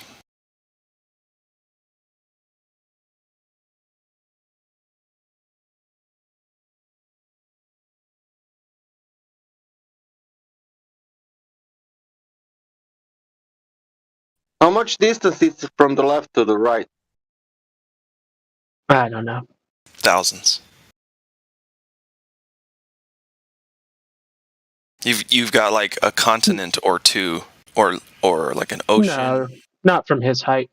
Not from that high, you don't think? No, probably a couple 100 miles, if I had to guess. Because it was like he was only what was it, 225? I can't even remember the number that was said. It was in the chat. How many miles is that? Like 20, 25-ish or something, I think. That's not very high. I've heard numbers up to 77 miles is like, quote unquote, the roof that somebody said they found. Speculation. But yeah, as far as like 25 miles up, you wouldn't expect to see thousands of miles necessarily. Sure. Maybe like 800, maybe 1,000. I don't even know. I don't know how perspective works at that height. Me neither. Probably only a handful of people that do. Handful of people alive, that is. Unless you could somehow work out a proportionate perspective. So you do an observation from 1 inch off of a flat surface, you do another observation from 12 inches, do another from 120 inches, another from 1,200 inches, and then, I mean, this might be logistically difficult, but try to find proportional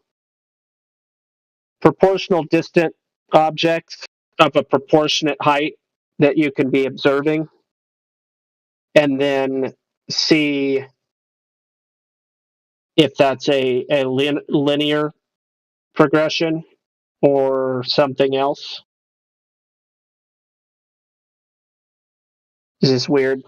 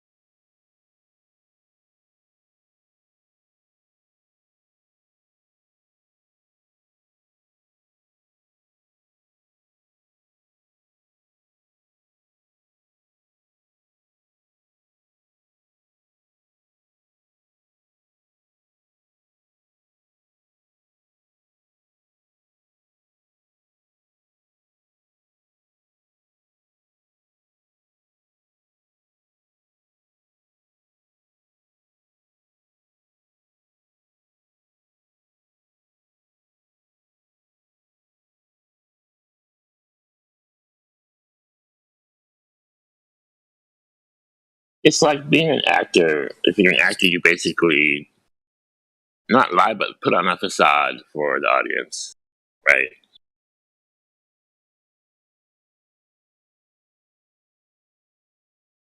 Yeah.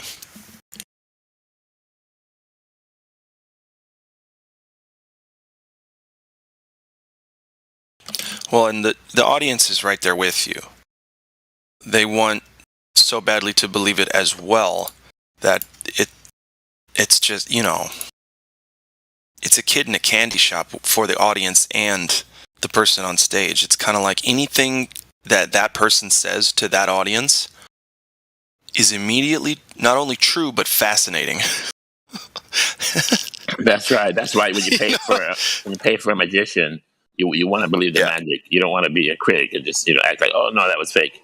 You want to feel it and believe it. So I want to be tricked. Yeah, exactly. Yeah.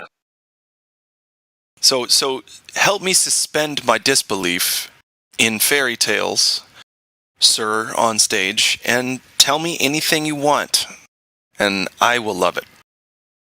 After all, it's a TED Talk, right? Who lies at a TED Talk? Right. TED Talk. It's like when we watch movies, we want to take it all in and we want to believe it's happening, and we kind of like fool ourselves to get into the movie. Right. But really, it's all just fantasy. Yeah, it's the same deal. And we know the politicians are all liars. So it's like everybody's lying. The news, politics, science, media. Well, there's just so many lies and so many people lying. It's just hard to tell who's who. That's all. Education's a lie. Right.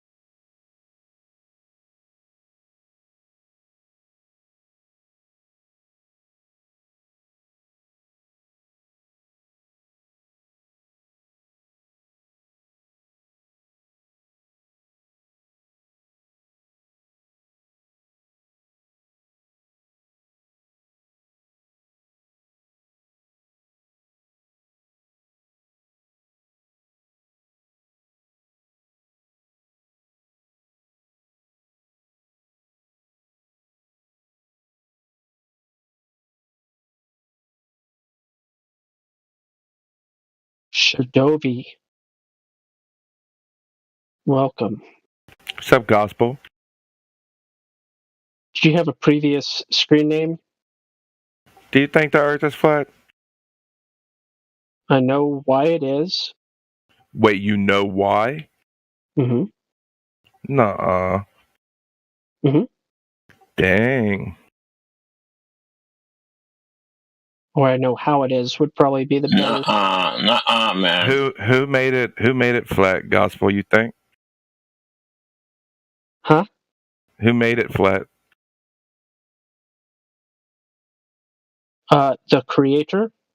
Which one? I said the, I didn't say a. D. So there's only one?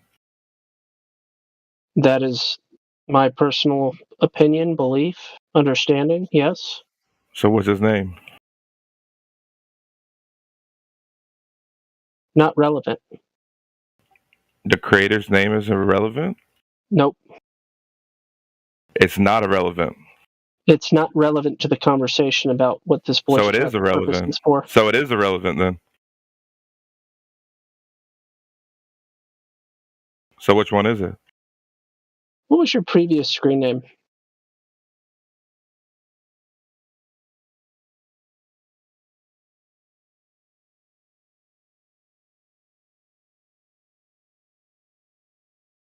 Not relevant and irrelevant are the same.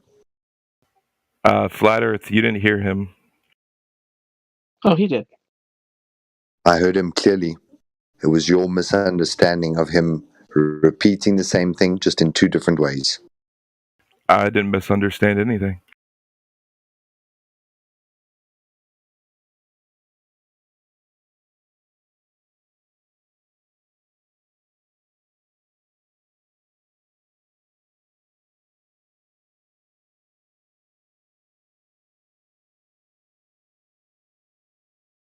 So when Gospel said to you he knows why it's flat, you weren't puzzled enough to ask how. I know it's flat too. I also know why. So no, I'm not puzzled at all.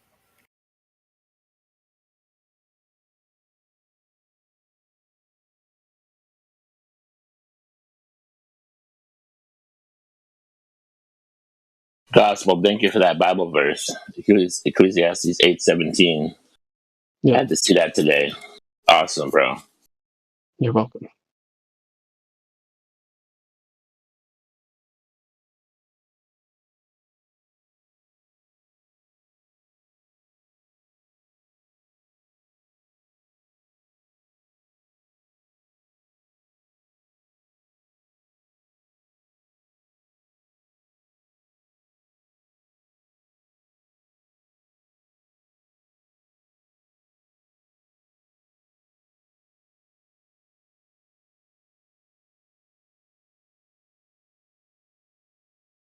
Goes back to my earlier question. How do you reason with irrational people?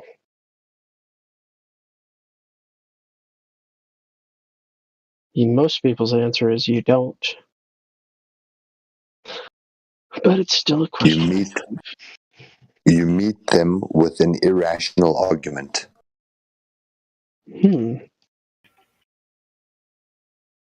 Example?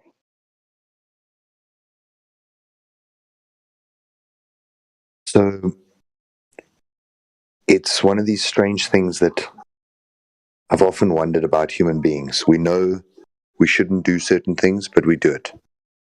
The things that we know are good for us, we avoid.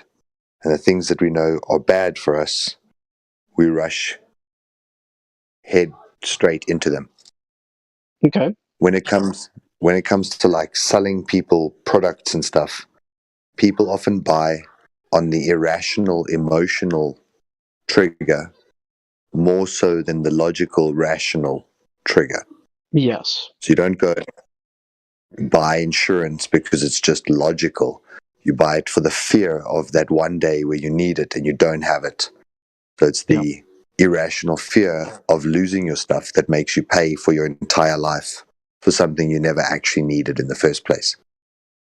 So it's that type of thinking that when they come in here irrational, we need to think how to almost press their irrational trigger button. Appeal to their emotions somehow. More than logic and reason, because they're not used to using that. Yeah, that's a good point. And that is actually one of my weaknesses, which is a big reason why I only lasted about 2 years in the insurance industry.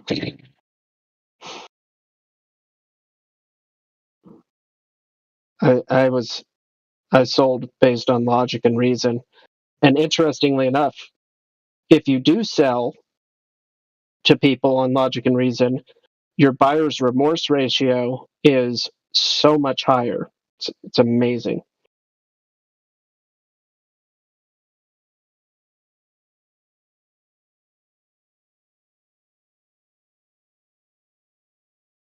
So how do we appeal to exactly an irrational person's emotions, I wonder?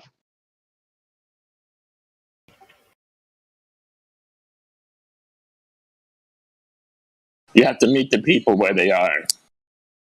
And you have to go to their level and see if you can connect with them first, establish trust, and then pull them out by showing them all the examples that are fallacies that they hold true, one by one. Yeah. And if they may reject that, then you can't reach them, but that's how you try.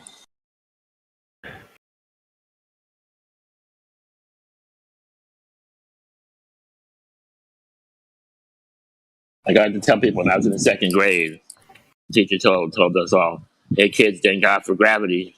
Thank God for gravity because we would go floating off into space if it was for gravity." But we believe that with no proof that we would go floating off into space without gravity. We just believe that. So you have to really think about that. The stuff you've been told. Was there proof? Was there evidence? Yeah.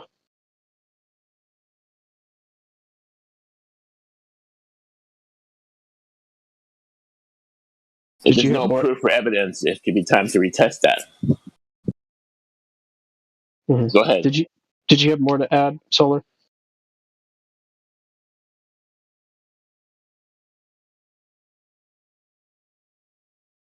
Somebody that's participating in the infinite regress fallacy, diminishing returns fantasy, and they don't believe in diminishing returns.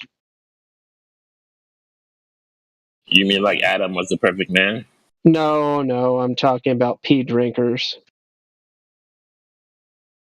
Oh, do you want to talk about that right now? I don't want to talk about it. I'm just referring to the fallacious reasoning that they're holding on to. Just trying to think how you discourse with somebody that has that mindset. Maybe the answer sometimes is you don't. I don't know if you can, actually.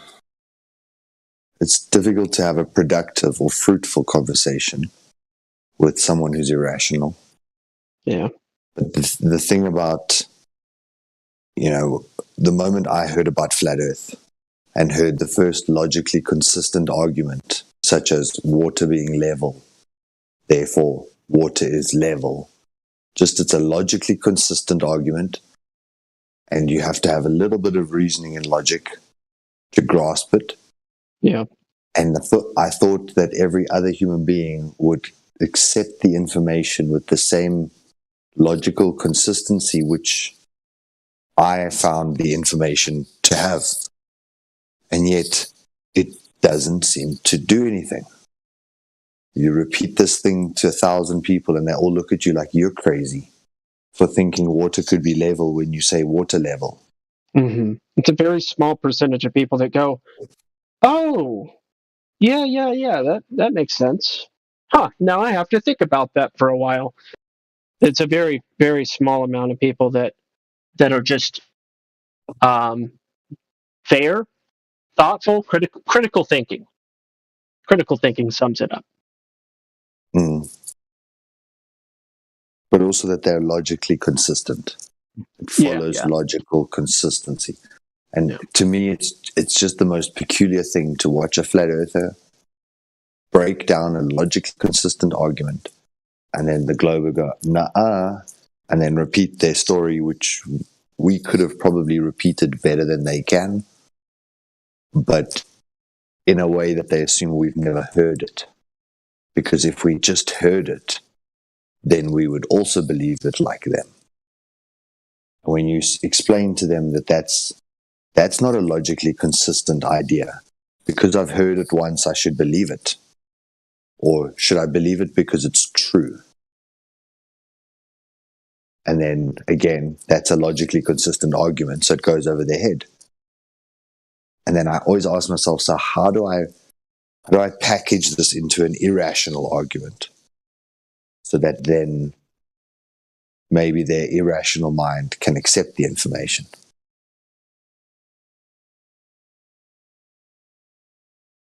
Yeah.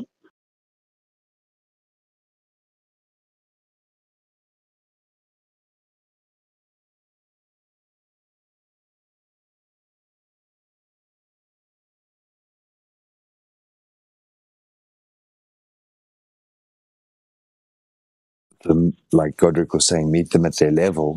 Yes, that's the goal. But how?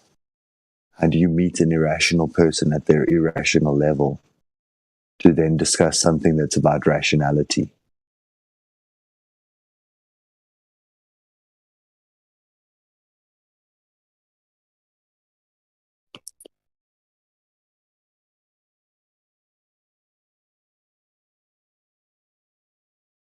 Einstein said you can't put a 5x5 idea in a 3x3 mind.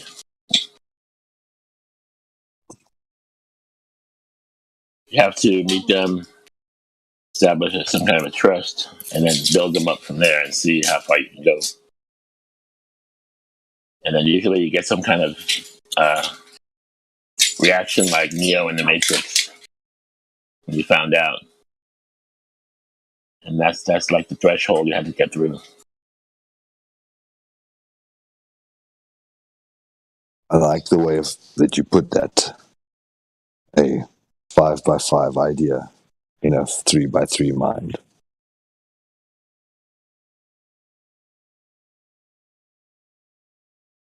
Yeah, the rest of it goes that like this: you can't solve a problem in the same mindset where you created the problem. You have to overcome, become greater, a greater mindset to solve the problem that caused. You cannot lift yourself up by your own bootstraps? You gotta be kidding me.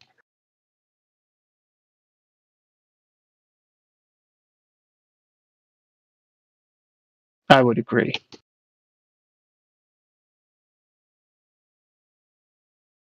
Exactly. Good point.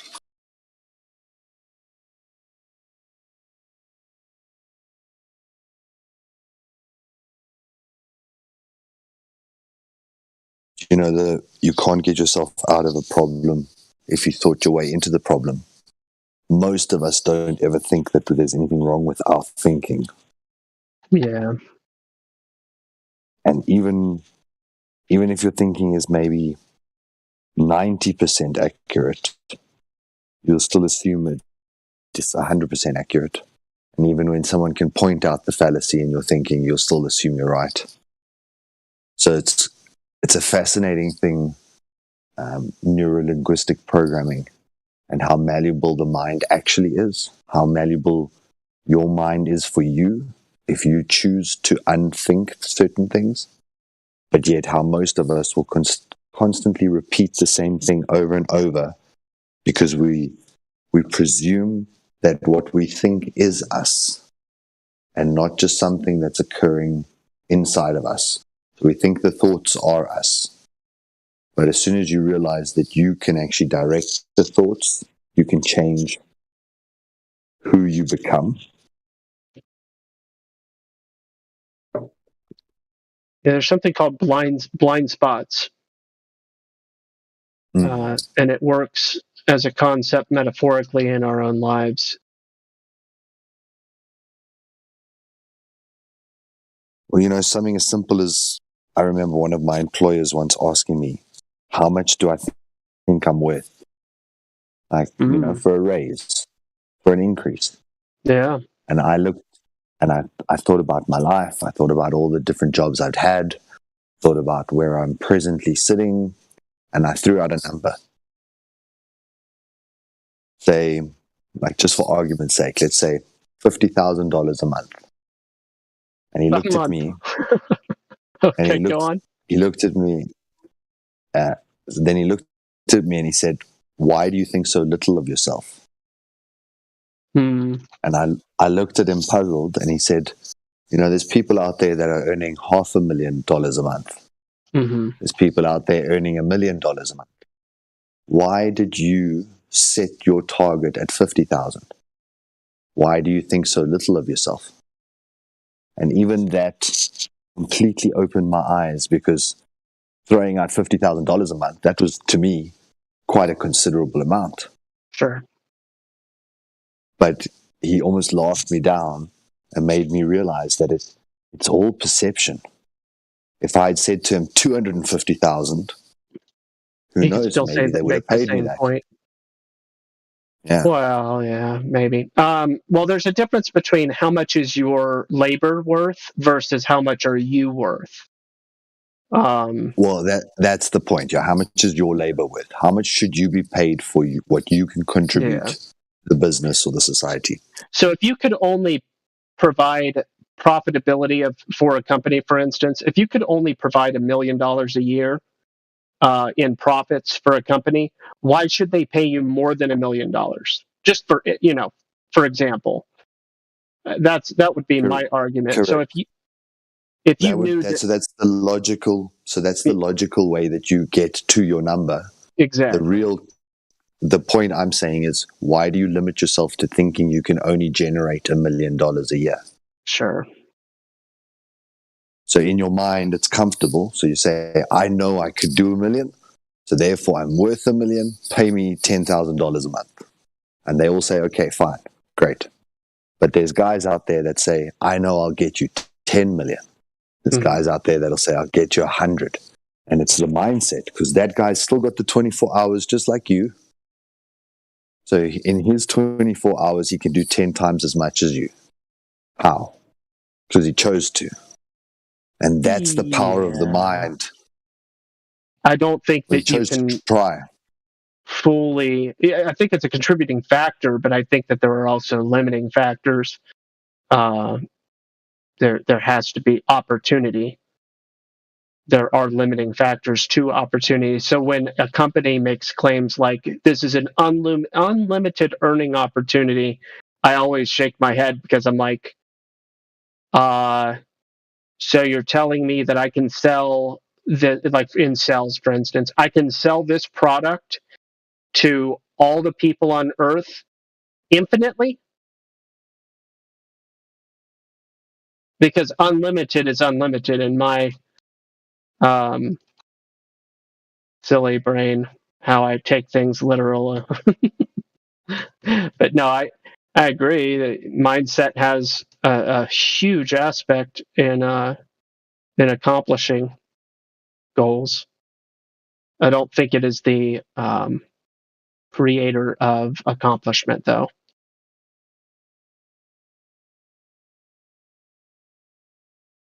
Some people do. It's called manifesting.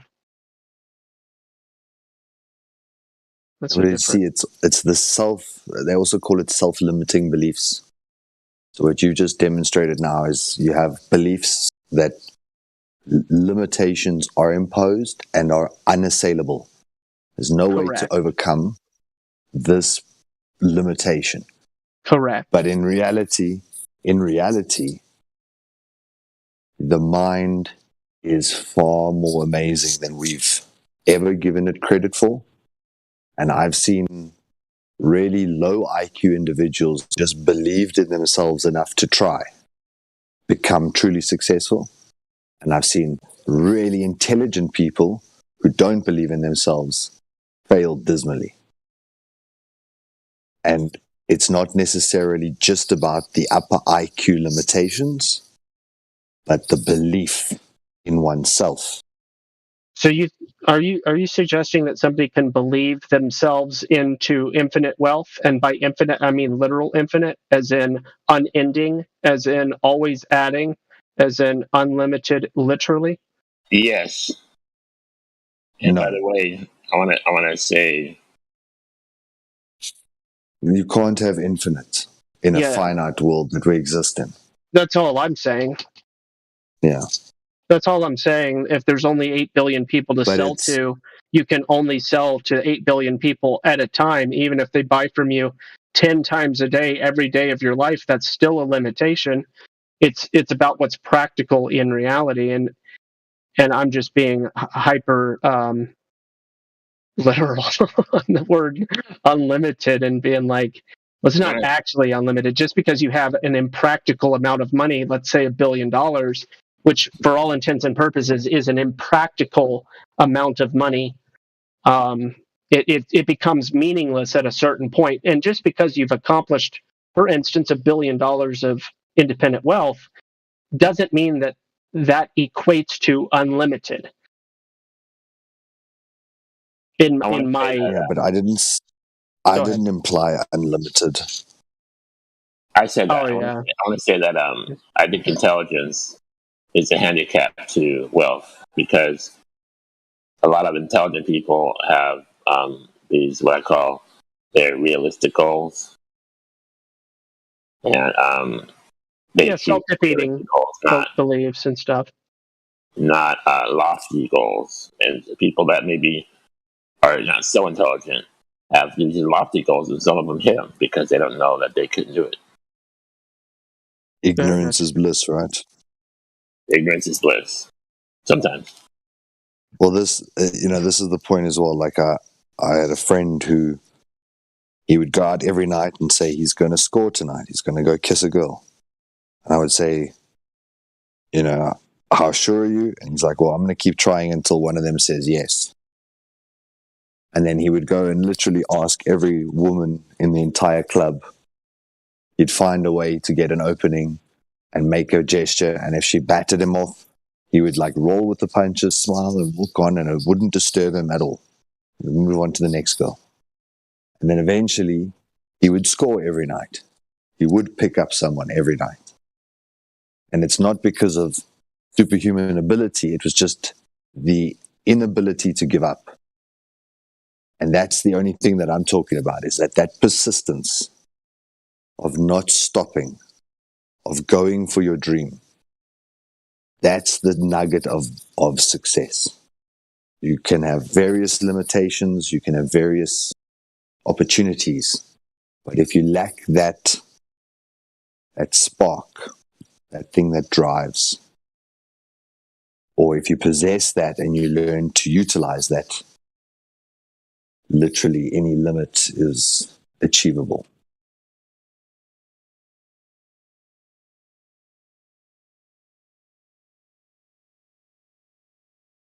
Based on what you want. Because some people do want to work 24/7.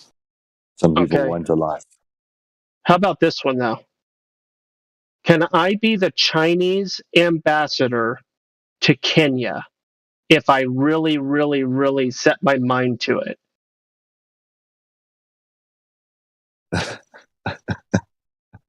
Well, see what you're doing now. You're thinking about things that you're thinking about things that you believe will never happen. That's the whole point of this. If you set your mind on things you do believe will happen, then that's a possibility. But if you don't believe they'll happen, not a possibility. So if I believed, can I see 4 monkeys on my ceiling? Is there like an outside chance? But like, is there an outside chance that some headhunter could call you at some point to position you as the Chinese ambassador for Kenya? And say, hey, we need a clone. If the possibility exists. If the prerequisite for it is for me to be Chinese, which I'm not, for the record, but if the prerequisite is for me to be Chinese and I'm not that, then there's no amount of me wanting it bad enough and believing bad enough that it would happen. In the same way, let's say I wanted to birth a child out of my own urethra, right? There's no amount of wanting something that could make that happen, contrary to some people's peculiar perversions. So it's in that way that I protest against the concept of if you believe it hard enough, it can happen. That needs to be buffered within the scope of reality, which don't limit yourself, but on the other hand, recognize that limitations are part of our reality. You can't go against. I get what you're saying. Yeah, I get what you're saying. For me, I'm obviously meaning within the realm of possibility. Okay. So I can't believe I'm going to turn into a butterfly, and I can turn into a butterfly. Gotcha. But in terms of anything performance related, if it's performance related, something that I need to do, that's more, I would say, what I'm talking about here. If you think you can, you can. If you think you can't, you can't. And if you think you can't jump across this bridge, you're normally going to fall halfway and cut your shin open, cause a lot of damage. Mm-hmm. Whereas if you knew you could do it, you do it with another foot to spare. It's still the same gap. But in your mind, you either chose you couldn't or you chose you could. And then you achieve or fail based on the choice you made in your performance. Yeah, and I would maybe rephrase it personally to you would likely not be able to accomplish anything that you held the belief that you couldn't do that thing, whatever that thing may be. And on the other hand, oftentimes when you accomplish something, it's usually associated with some type of belief that you could do that thing. But there are exceptions.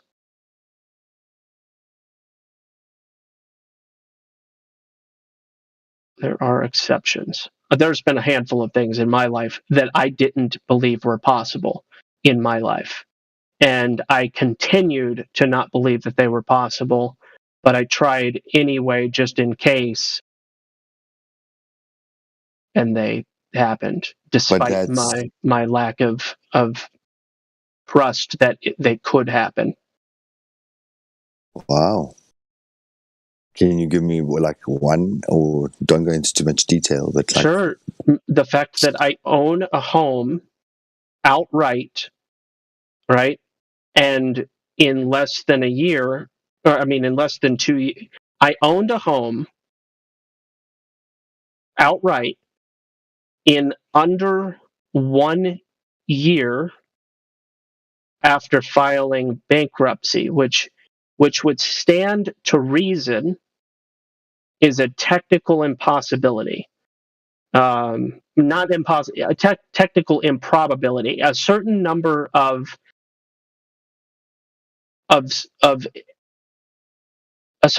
things would have to happen in order for that to both be legal, which it was, and achievable, and it happened apart from my preconceived notion that it even could happen. Does that make sense? Yeah. A series of events took place that enabled that to happen that I didn't believe would happen, but they did, and everything changed as a result. So it was a peculiar situation. Now, of course, that includes an equally improbable opportunity of a house for what most people pay for a used car. The house that I now live in, most people pay more for their used cars than what I was able to buy this house for, which is, again, extremely improbable in regards to being able to move into a house after purchase within less than 9 days. You see now, but now you're describing like this miraculous situation, which I believe no miracles exist outside of we were also nature. describing certain things as impossible, improbable. So to say something could be improbable, like if I said to you before this conversation, could you buy a house for the value of a car? Just as a general passing comment, you'd probably say like, no, come on. No. That's an impossibility. Well, I would say it's an improbability. Okay, so let's say improbability. Yeah. But the point is that anything is possible because you could inherit something and get a house for free. You could, someone could walk up to you and hand you papers, be compelled in their spirit to hand you a house or hand you a car. So there are times where things that shouldn't occur could. And I think when you look at prayer, how you're supposed to pray, commit it, and then be in they call it quiet or expectant anticipation of it coming true. Yeah. And that's almost like the manifestation. Like you pray, you hand it over, and you wait for it to come true because you know your Creator can do these things. And when when I discuss these topics, I always try to think in the frame of mind as best I can imagine from an atheistic mindset, like, or at least a doubter mindset when I'm discussing this topic, especially on this voice channel, for the sake of people that, it's abhorrent for them to even hear the word prayer. It's abhorrent for them to even hear the word God, or those sorts of things. So I'm always trying to frame it in the least spiritual sense possible, just for those people's sake. But I mean, absolutely, that was a component of the situation. Which, but I don't always expect. I don't know. It's an interesting situation. I don't know if it's a good example or not.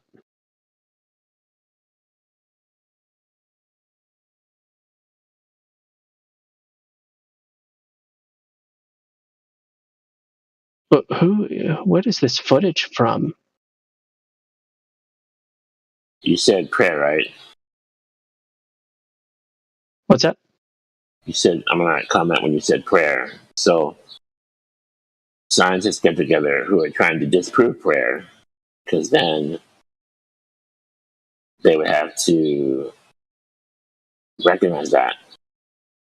They'll get people together and say, well, we're going to do an experiment. We're going to get people to pray on this person and see if it helps the person. Yeah. And I don't know if anybody's... But hang on. They don't get the results, but the thing is that people are really praying. And they're looking to debunk prayer, for example. Yeah. And if you go at it at that point, it's not going to give you the result. The same way, you may not become a ambassador of China. You weren't trying to become an ambassador of China. You were just trying to disprove the idea. Yeah, and that example is only for the sake of demonstrating that not all things are possible just because you want them. That's all I was. But within the context of possible things, sure, pursuing things within the realm of possibility is certainly better than not pursuing. That you miss 100% of the shots you don't take, blah blah blah. The question, I suppose, would be who determines, or who can determine, what is or is not within the realm of possibility. And slightly rhetorical question. The moment you say things aren't possible is when you limit God.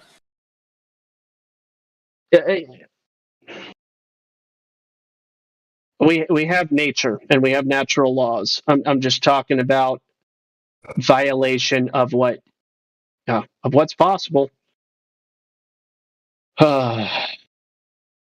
It's fine. Obviously, I'm just being hyperliteral on a topic that isn't meant to be hyperliteral.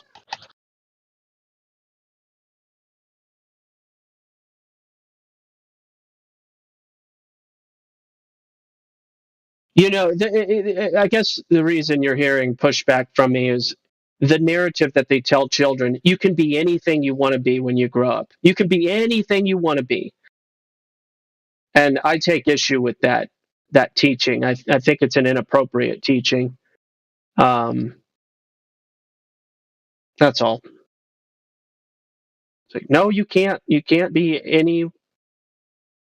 you can't be anyone you want to be. You can't be anything you want to be. The world doesn't work that way. There are certain people that are designed in such a way that, or situated in such a way that it is not a possibility by default, not by anything that they could ever accomplish on their own.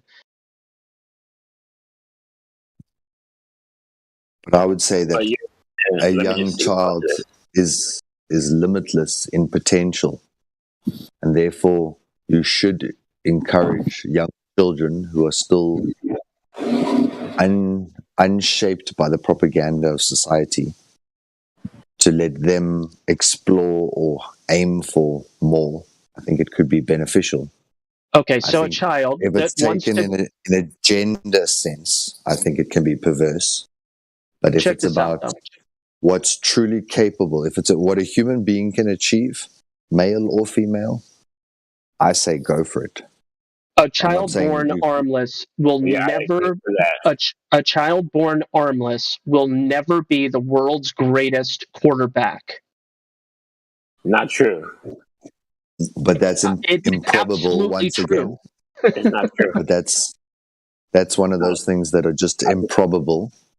It's like saying, we'll never grow a third leg, so therefore it's impossible to do a three-legged race somewhere because we can never grow a third leg.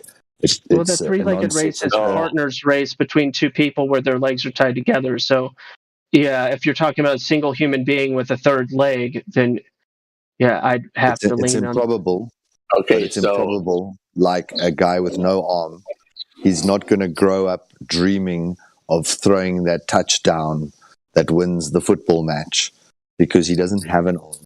So therefore, that's entirely outside of anything he would dream about. Maybe he would dream about having a prosthetic where he could pick something up one day because that's more probable. It's kind of like with prayer. You can't necessarily...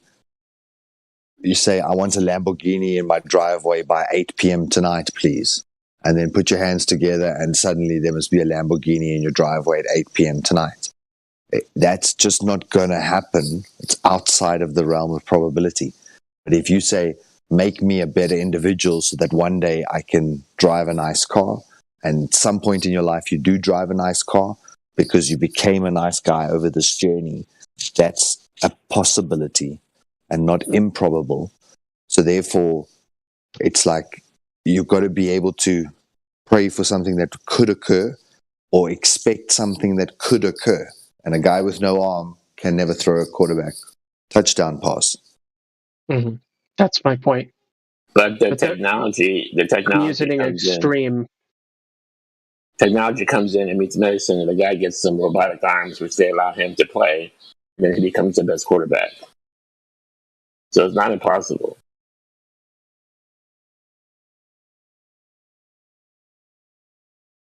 They're allowing some guys to run with prosthetics, right? And they were complaining that the prosthetics were causing them to run faster, to leap farther. Like the springs. Old those Oscar guys were winning Pistorius. races. Yeah, Oscar Pistorius, a double amputee, never had legs, and his dream was to run against able-bodied individuals. So it's exactly like the guy with no arm throwing the touchdown pass. There are ways to overcome certain improbabilities, but at the same time, wanting to or hoping to become a butterfly. It's never going to occur. And now those regular runners are complaining about these amputees that are winning the races. So go figure that. Well, yeah. If you're on a pair of stilts that are, let's say, yes, 100 meters tall, just and for instance, spring-loaded. And you can literally, just a hypothetical 100 meter, right? Like the 100 meter dash. And all you have to do is make one step, which I understand would take a lot of energy and strength because 100 meters of whatever material would probably be really heavy. But still, if you could make that one step in 1 second, you'd always win. And yes, it would be just hypothetical, but it would be an unfair situation. They have a reason to be. But take that situation and make it reasonable, right? Yeah, I know. There are limits to the length of legs you can have for a prosthetic. So within that limit, they were putting springs on the ends of those legs, and they were winning races. Mechanical assistance. That's much more reasonable to do that, and they allowed it, and they won. Yeah, well, the fact that they allowed it is part of the problem. Boys are becoming girls because they want to, and they're winning their swimming races, pretending, and winning these swimming races. We are going into really sensitive territory. Just a public service announcement. Yeah. Sorry, everyone. No, you don't need to be sorry. It's a frustrating topic to me because the scope of which I believe to be impossible is probably much larger than other people, or I'm just being autistically stubborn on literalness regarding the subject. But we can move on.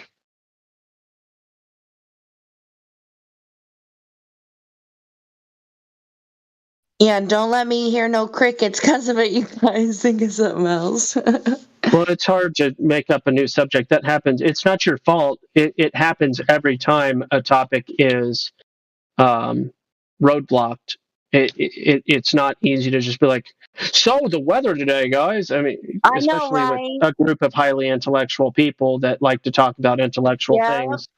It's hard to just be like, oh, let's superficially transition to a new topic.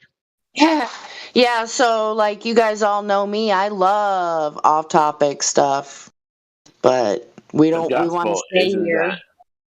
Gospel isn't the exact same thing we're talking about. If a man wants to be a woman, isn't the exact same kind of thing? And now look what's happening now. I don't understand. Why don't you guys take it to chill chat or something for a minute and come back? Or you just DM me. I'm done. So if you had a point you wanted to make, you should DM me. It's fine.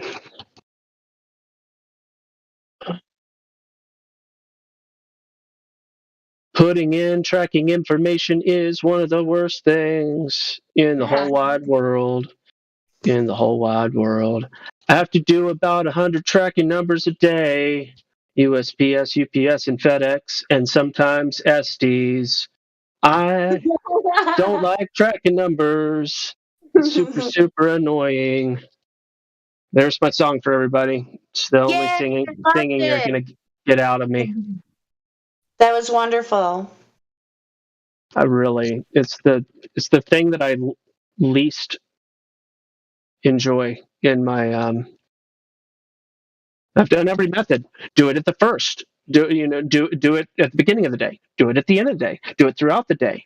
Do it as it comes in. I've done all the methods. All the methods are equally detestable. It has to be a personal problem. I mean, it's such a simple task. It's almost brainless. Oh.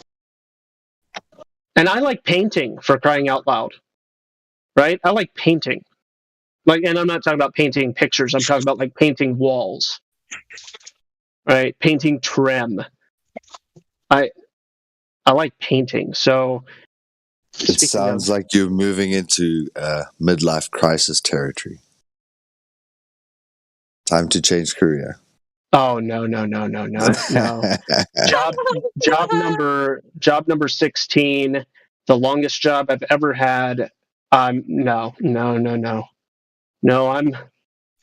I'm setting my claws into this one as much as I possibly can. I'm just complaining. Time to become an exhibitionist. Come on, let that painter out. Let your inner painter out. Become the exhibitionist you always dreamed of becoming. Paint I was those talking about FedEx painting boxes. walls. What? No, I don't want to be a professional painter. I'm just saying, I'm using it as an example of a tedious, boring, brainless activity to paint. You just do it, right? It's just not really, you don't really think very hard when you're painting, except did I miss a spot? Does this look right? Is the pattern, it's not overly complicated. It's very simple. I was just using it as a comparison, not, I want to be a painter.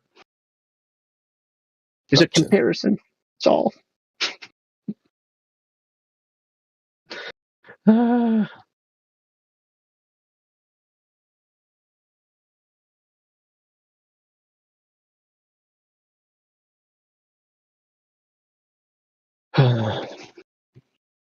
Can anybody guess what I'm doing right now? I'm doing tracking numbers. You don't even have to guess. I think I made it fairly obvious. You need to be more positive, gospel. Yeah, probably.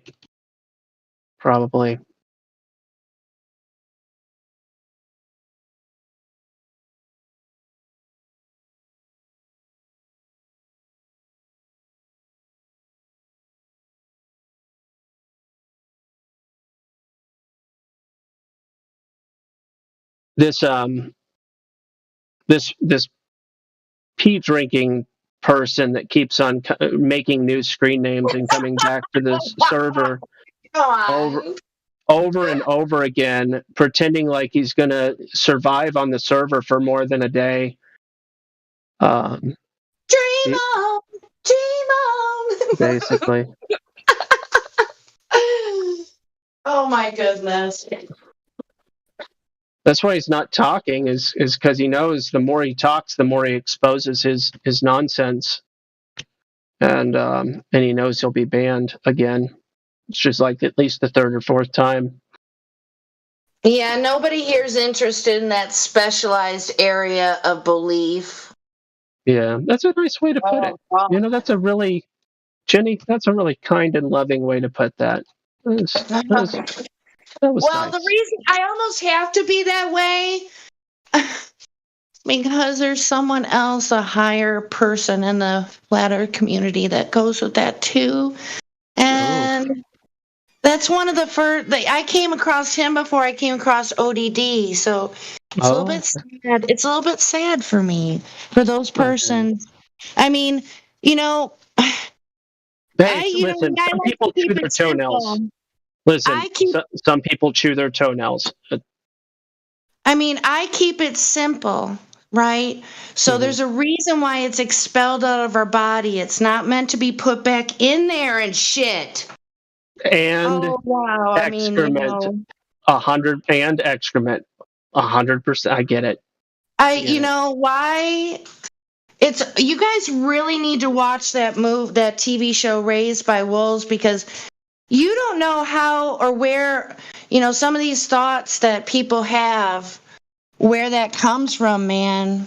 Ooh. And if you watch this show, you might get a little bit of an inkling. Okay. It's good shit. It is hot, man. Like, it kind of goes into, we could almost talk about that series on here.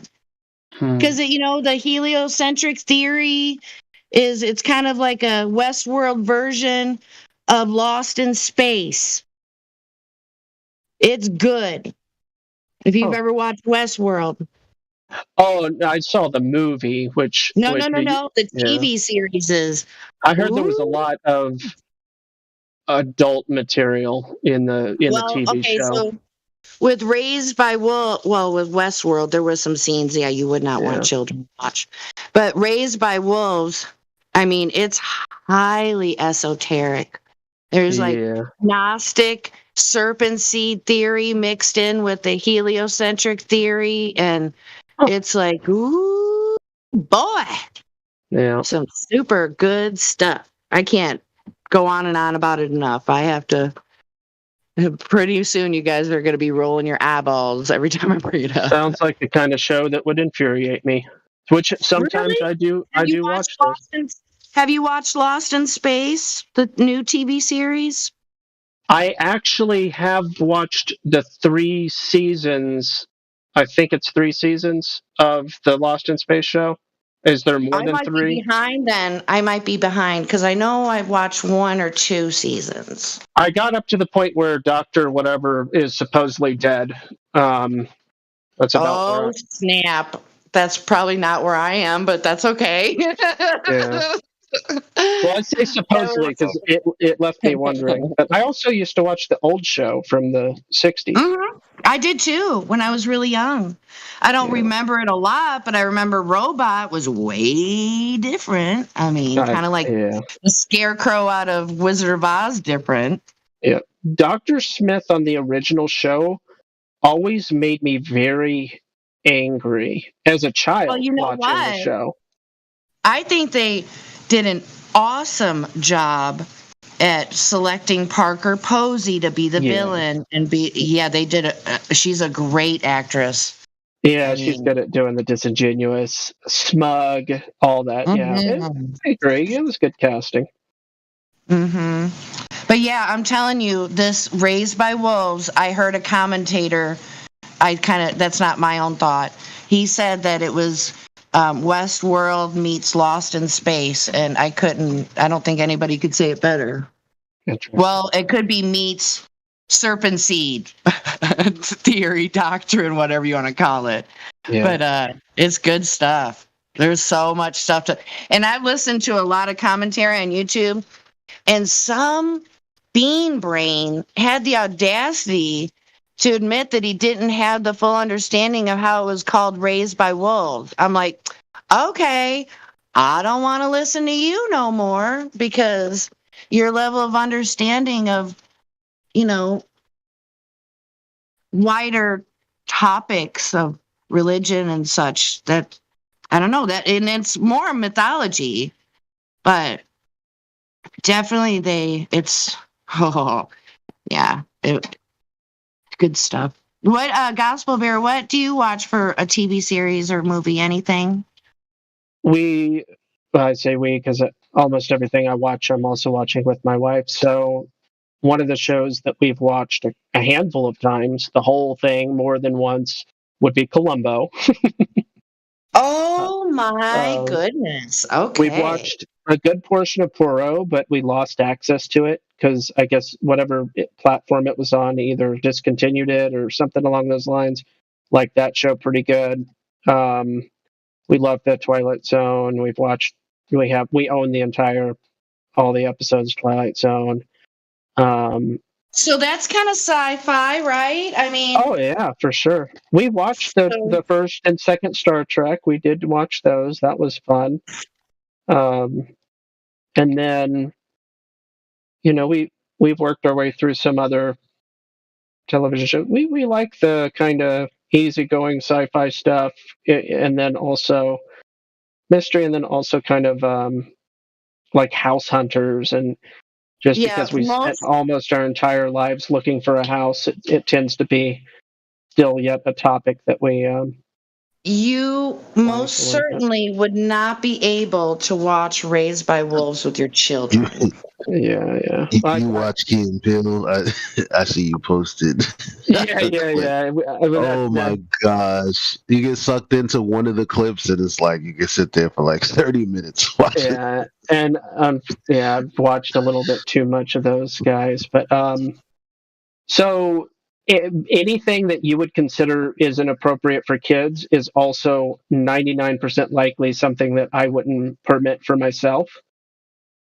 I'd say more than likely, it depends, but especially in certain categories, there are certain categories of content that I refuse to. Number one. Submit to. Number one on my list. We know what that is. I thought we were guessing what his number one was. Well, I mean, I'm not afraid to say it's sexual content. I'm just we knew that. Yeah, I'm principally opposed to just letting my mind go there. Yeah, because I just like the Earth. We have this container for gas pressure. I have this container for sexual thought within the scope of my marriage. So gas pressure needs Right. a container, and so does that, in my personal opinion. But No, it's that just my discipline opinion. is important. That discipline is important. Um, it's just as important as anything else because Like the how I can tie it back to metaphysical, the flat Earth. the, the metaphysical, this is also with structure, like how we structure our mind, and it's very important because you can't put love in a cup. Love is like the feelings that you think back on. So you want to do your best to protect this structure that you're building that isn't an actual material thing but is real. And so definitely what you're saying about protecting your mind, not letting just that right there is a time suck, energy suck, a perception change, too many things for something like love. That's why I make fun of guys that you'll hear me say from time to time, and you spend 3 hours a day looking at feet pics, as an insult to how some people are willing to spend their time and then brag about themselves in some kind of way as if they're really awesome or cool or great or whatever. It's like, no, you're actually pretty pathetic if you think about it. But again, it's all just my opinion. Anyway, one of the movies I watched recently was kind of an interesting flick. The Air Up There with Kevin Bacon. I think Kevin Bacon. Just double check. The Air Up There. What was that about? Kevin Bacon. 1994 flick. He goes to Africa to try to recruit some basketball players for a college team. It's actually an interesting movie in a couple of different ways, but it's one of those feel-good movies. He embraces them, they embrace him. It's a pretty interesting movie. I watched it as a young person, probably a young teen, and was able to find it again. It was a really hard movie to get my hands on, but I found it on an Ethiopian website, like all in Amharic, and I thought that was really peculiar. I couldn't find it anywhere else. I finally found it on an Ethiopian website. It's kind of weird, but yeah, it's an interesting movie.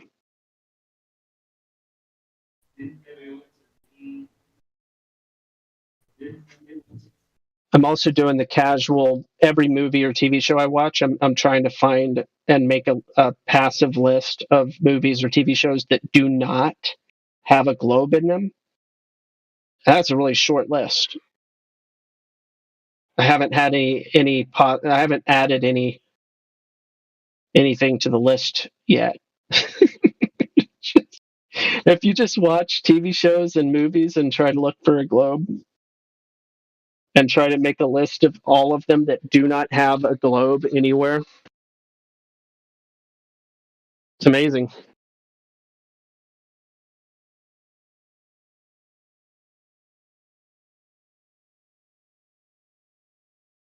Challenge. It's a challenge to everybody here.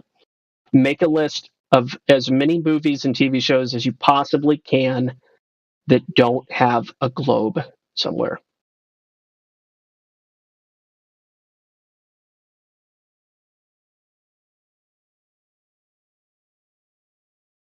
Flat Earth Homework 2022.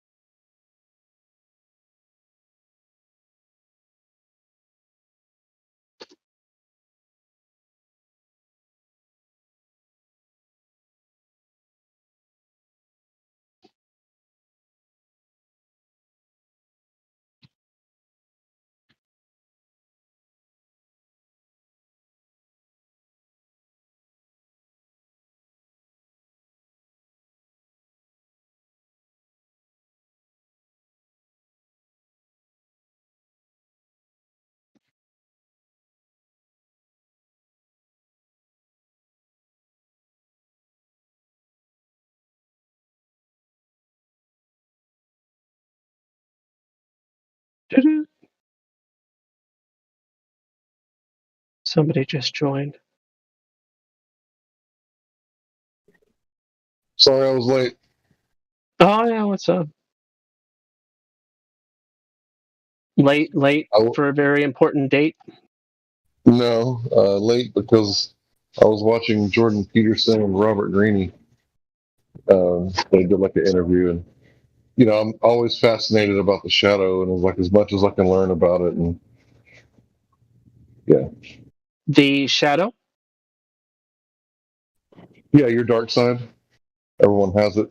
Your 2-year-old self that's like punching and pulling and ripping and yanking, that little thing that, because like there's your inner child, right, that wants to play.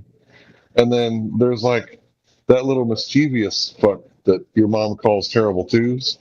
Like he's there too, but he's so repressed that, he doesn't ever come out unless it's like time to fight.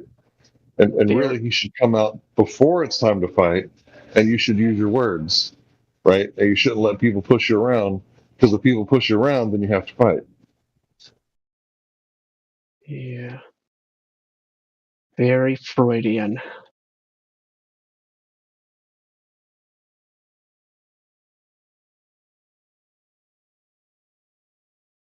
I don't know. I kind of think that's more Jungian than Freudian, but I could be wrong. I didn't study Freud very much, so that's an argument of ignorance. So yeah, I'm always interested as much as I can learn about the shadow, because it's a part of you that you repress that you shouldn't repress.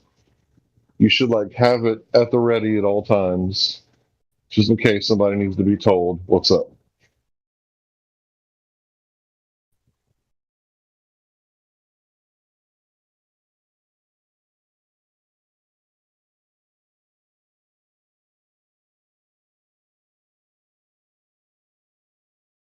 Yeah, there's another Foucault is one of the guys. The whole concept of narrative therapy. Everybody has a story, and you can rewrite your story and that sort of thing. That's maybe only loosely associated with what you're talking about, though.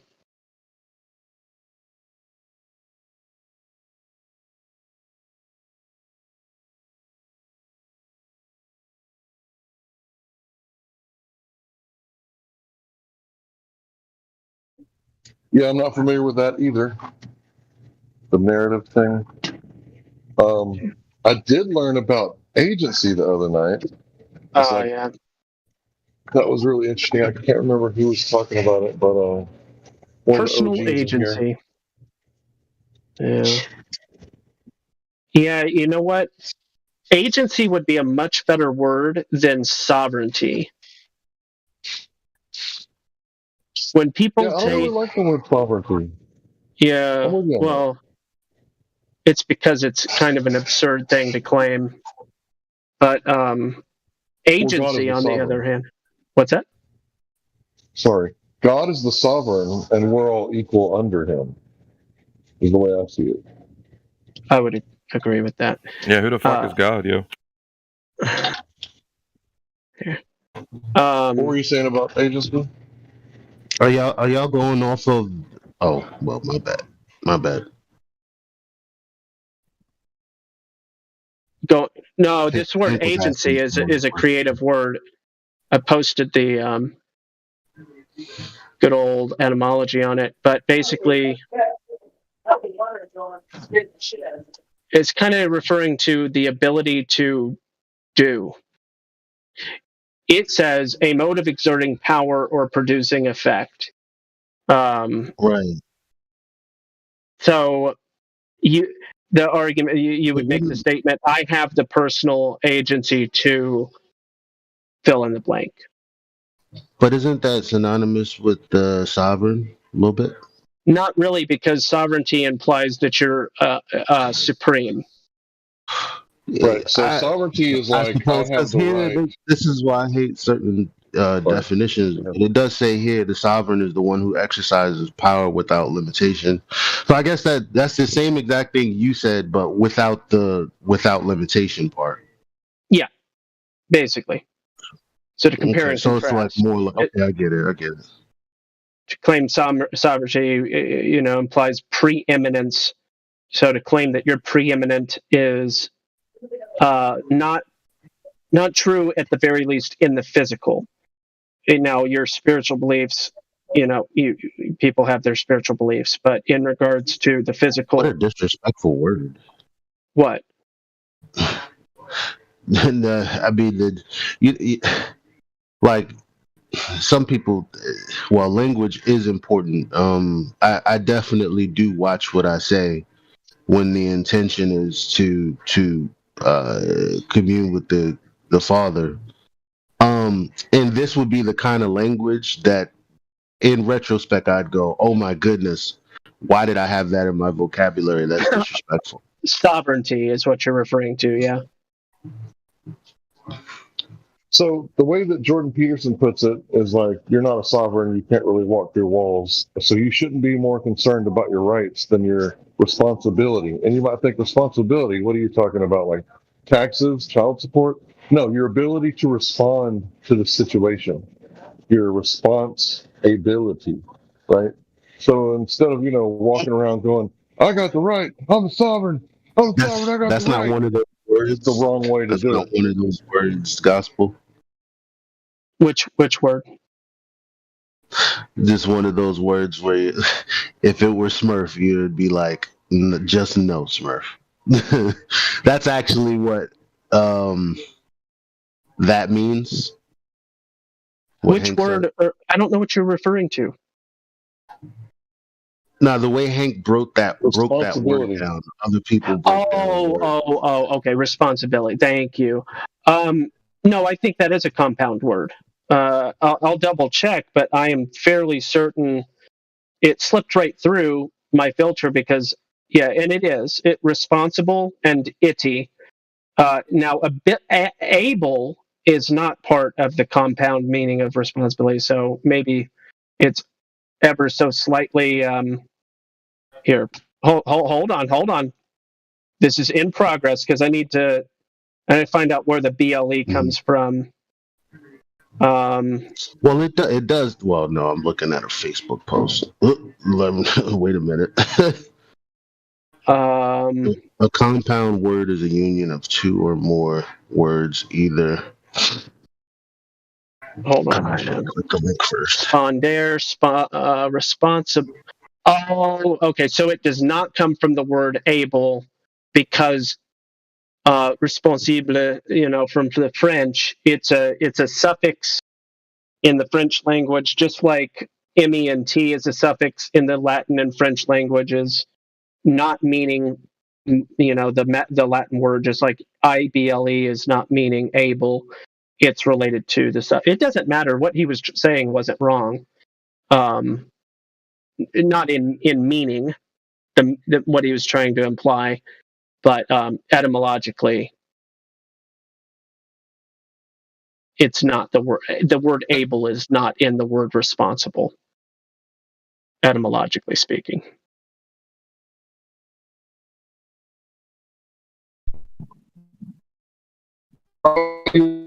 Rather said, instead of it being all about, I got my God-given rights, how about you take responsibility?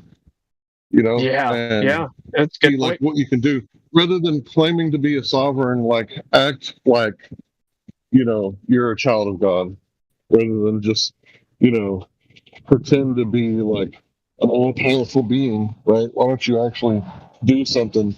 And that's why you have to have your shadow, right? Because sometimes you need. Okay, for example, one time a girl jumped on my back and grabbed my hair and lifted her legs up. And without even thinking, I grabbed her hair and put her on the ground. And I was like, oh shit, what just happened? And it's like sometimes you kind of need to do stuff like that. Like, it's wrong to hit a girl. Like, I did not think I reacted like I talked about yesterday. So I know that I was wrong by putting her on the ground, but should she just be able to do that to any that she comes across? Should she just be able to grab his long hair and then like yank his neck where he's like looking at the sky and like she's hanging on her weight on my neck? So my shadow grabbed her hair and put her on the ground and then was like, oh shit, did I just do that?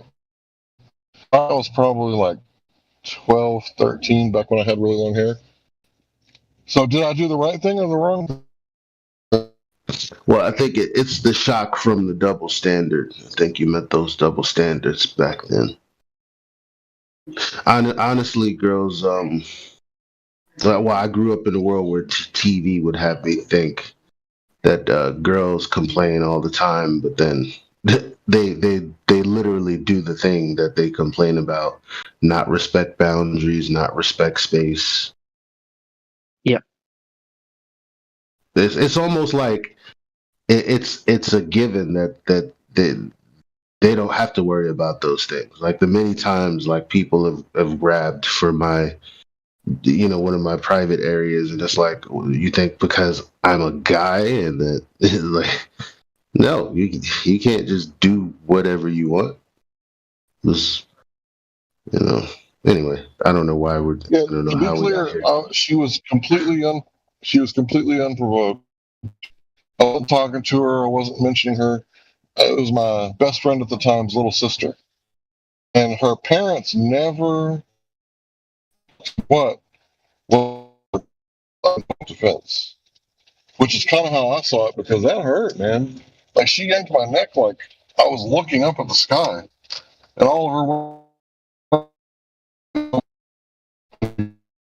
her. You're roboting way too much.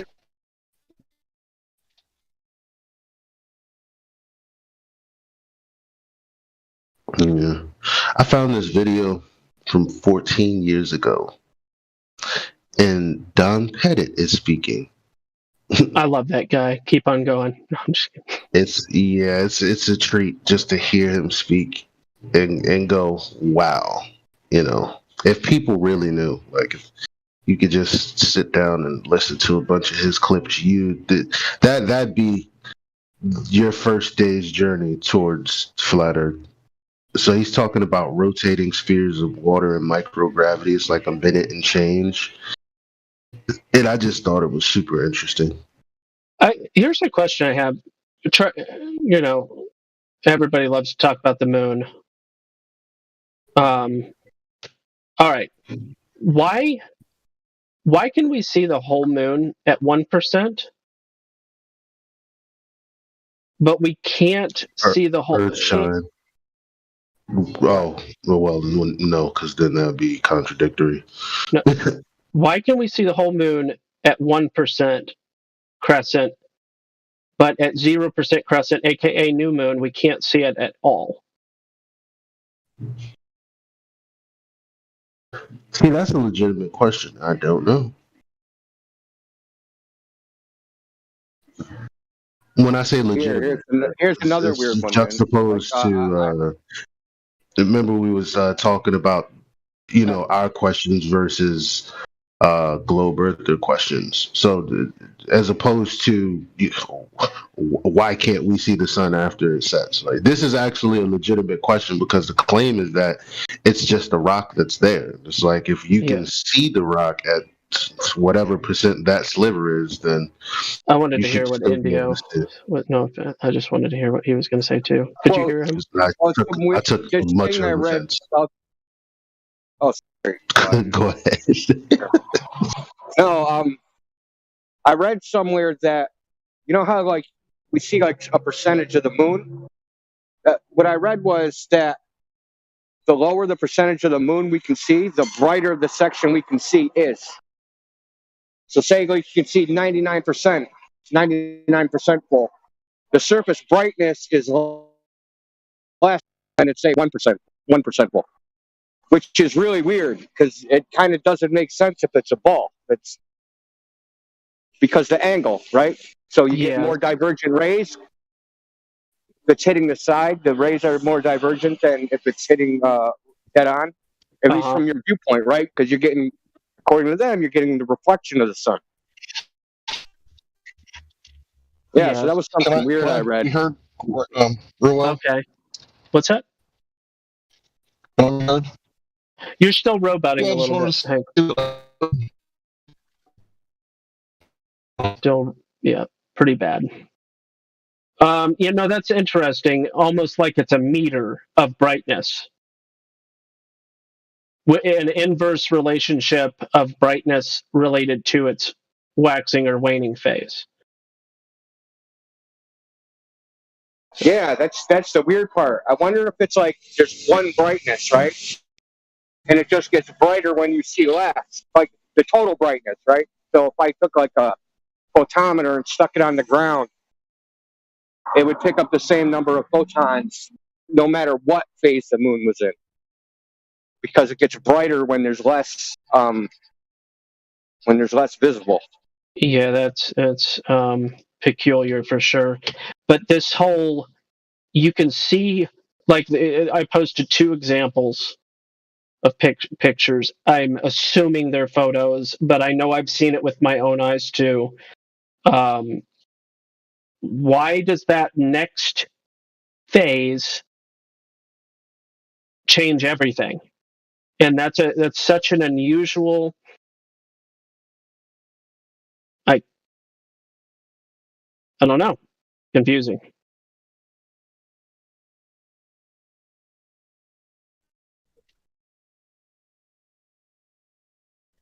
Yeah, there's a lot of inconsistencies. It's any celestial observations of celestial bodies.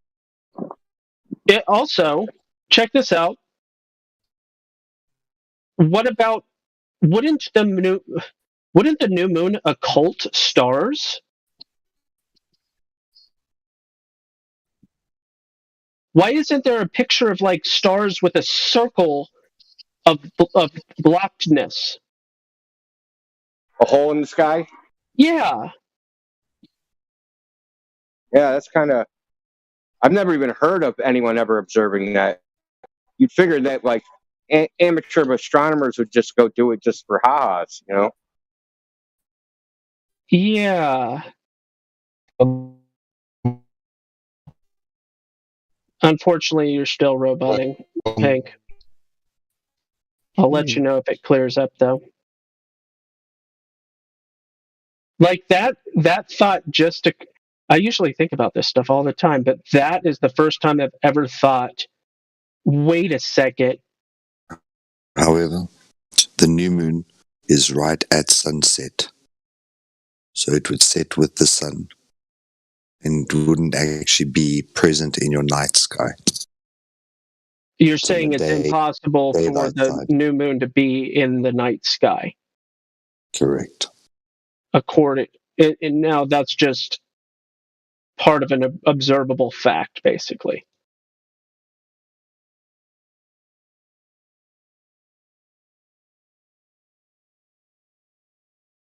Gotcha.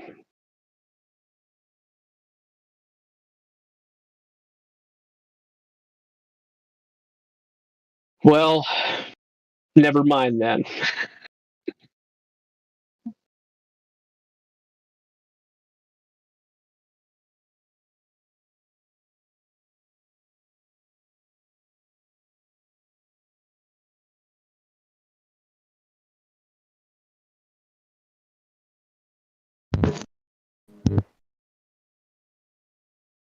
You should still see the same thing though before a new moon, right?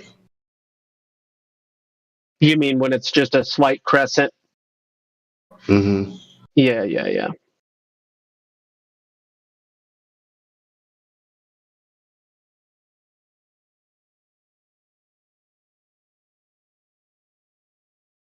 But I think the brightness of the moon makes that, to be a difficult. But I don't know. There's tons of photography of all sorts of things, so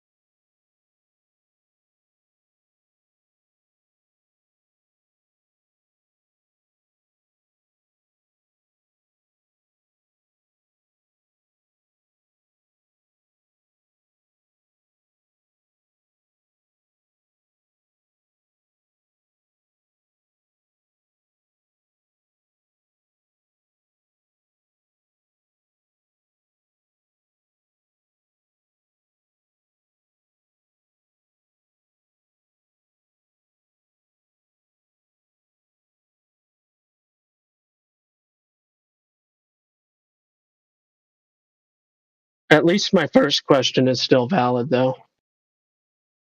I'll have to be pondering on that first one.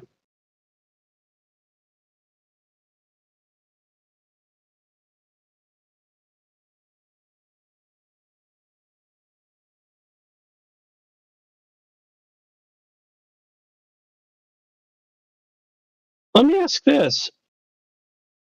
All the different footage, like the Baumgartner and all these different times that they've done high altitude footage. Is there any high altitude footage ever with the moon present? Yes. Can I see it? Oh, you said aside from Baumgartner, right? I think Jay Tolan Media. Or including it. Was the moon present in the Baumgartner one? Yeah, that's one of Flat Earthers' points is that where the moon is would be impossible to see from. I don't know. It talks about some angle because you can see it there from where he jumped. Something about it is impossible. Somebody help me out. I don't know. I'm not necessarily sure that I agreed with it. But I'm looking through the footage because they usually pause it at that point where you can see the moon, and it's like, yeah, maybe it's in a different video than the one I clicked on, because I'm not seeing any moon at all there. Or maybe this one. All right. Clickety click.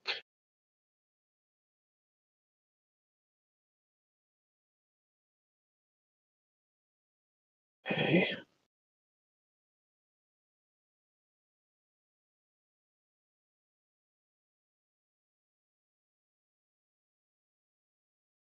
I think it's when he's falling. That you I don't can think see. it's like when he's going up. Yeah, if I remember right, the deal is that the moon is too high in the sky for where it's supposed to be, right? Okay. Because they like horizon distance, right? So you can calculate, like he's this high, horizon's supposed to be this far away, so the moon should be at a certain. And basically, the Glover's reputation was you got the time wrong because for some reason, I don't think they gave like the exact time of like when he jumped or something. Because I don't think they did that live. Right? Wasn't that recorded and then rebroadcast? Yeah, I don't know for sure.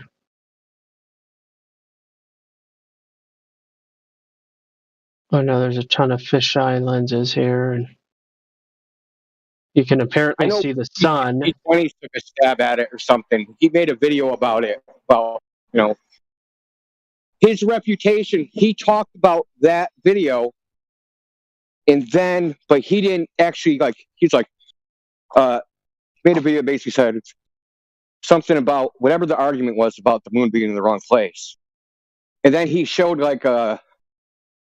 his infrared from his cockpit of his airplane showing the moon is like or something like that. It's underneath so he didn't actually address it. He basically changed the subject and said, well, yeah, the moon is below eye level, so that's impossible on a flat earth or some shit like that. I'm looking through the footage and I'm not. What do you call it? The airplane. In the airplane, you got the artificial horizon, and like the moon was below the artificial horizon. So, well, like I said, he never actually addressed it. He just referenced it. So this argument came out. He made a video referencing it, but never actually addressed it. Basically changed the subject to, it's still about the moon, but it's some other observation that he made. Mm-hmm. So a red herring, basically. You know what you call that? Yeah, basically, yeah.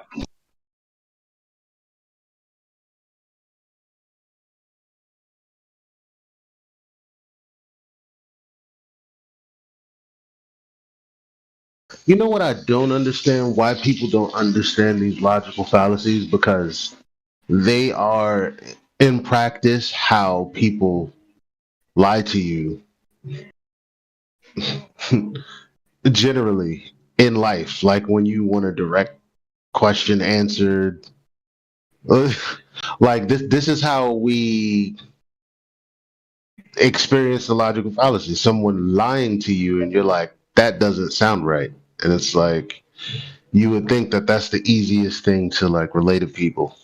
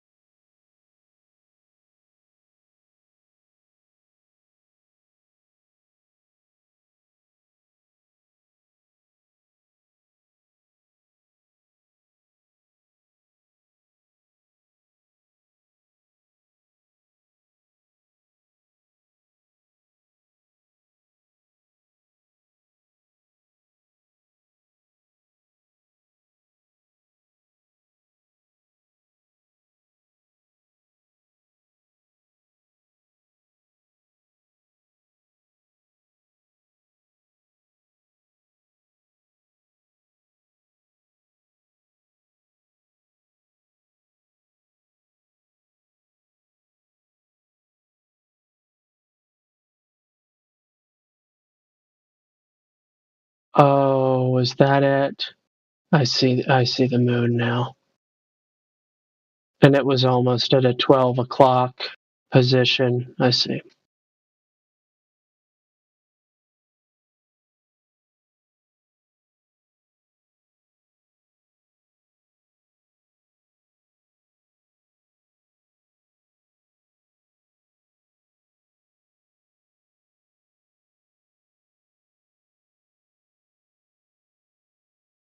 Weird.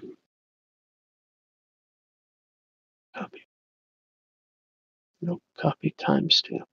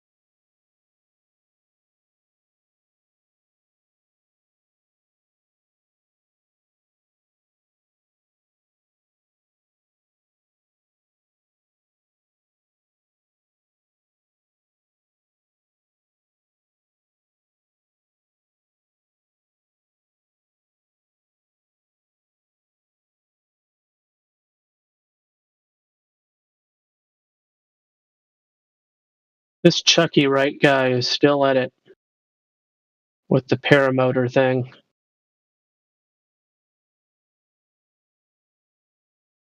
I guess he's might not be the only guy with one of these, but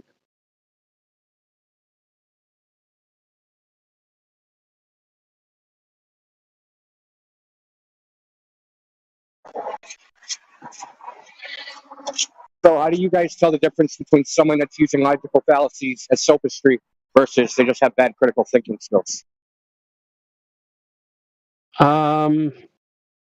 the guy earlier that we were talking to, I think, falls into the second category. Just had bad critical thinking skills. Oh, that the guy that thinks you can downhill ski, water ski? Yeah, the German guy. Downhill water skiing without a motorboat. Yep. Because, the water's got to slope, bro. That I don't think is logical fallacy. Well, I mean, it may be also a logical fallacy, but I think that it absolutely is lacking critical thinking for sure. That's just dishonesty. He knows damn well water doesn't slope like that. Well, he I think he was just not very intelligent. He a 5-year-old knows water doesn't slope. I know, but when you're like trying to defend something that you don't understand, you wind up saying stupid things. But yeah, I mean, maybe he was disingenuous. I thought he was just stupid. I thought he was both. Because there's a bottom to stupid. Yeah. I don't think he was generally he was saying things that you like, oh, this guy's really, really, really dumb, but I don't think he was that dumb. How about dumb with superior? How can you have a higher elevation of water on the other side of the lake? That doesn't even make sense. No. Because elevation is measured from sea level. Yeah. Wow. I know. It was weird. Stupidity mixed with a superiority complex. See, that's what happens. How is this guy allowed to do this and not have like the FAA or whoever? Like, how is he allowed to do this without getting the paramotor? Oh, yeah, the paramotor thing. Because you could do it with an ultralight too.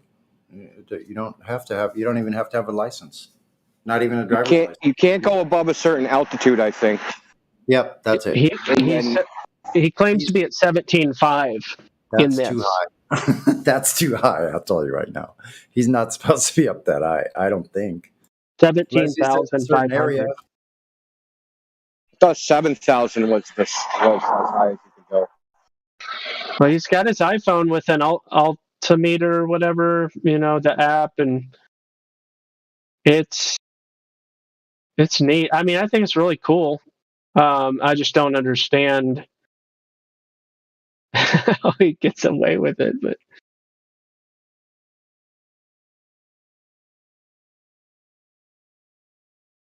not that I think that he shouldn't. I think he should, except for getting, there's got to be some order to it because, there's like hobby airplanes, like private airplanes and stuff like that probably definitely fly lower than 17,000 feet. But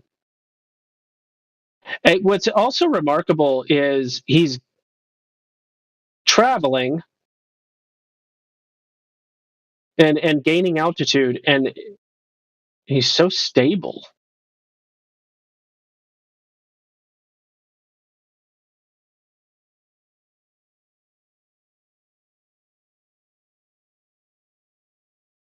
So he's not bouncing around all over the place and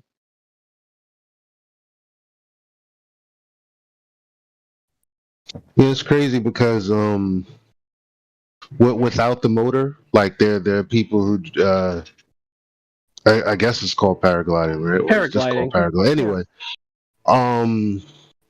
and they catch updrafts, and they basically go from the surface to however high they go. It's high as fuck, and then they're just catching updrafts of the wind, and it's like for Globers to really say that air goes down, and that's what pushes air up. Like these are extreme forms of cherry picking, because it's insane. And second of all, the fact that gas particles aren't attracted to each other, and I don't know what else. I don't even know why we're here, man. To hang out.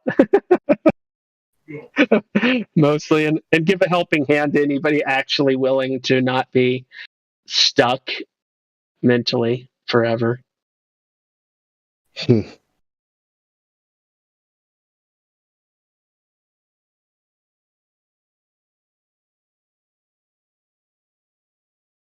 Yeah, so he finally got chilly.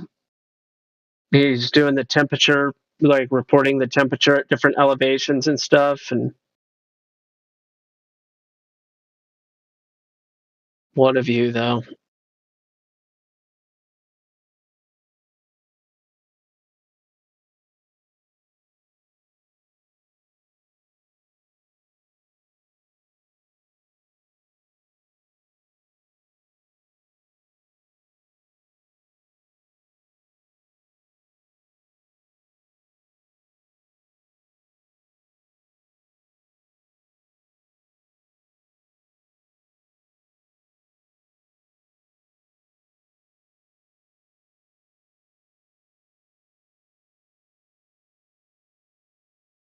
That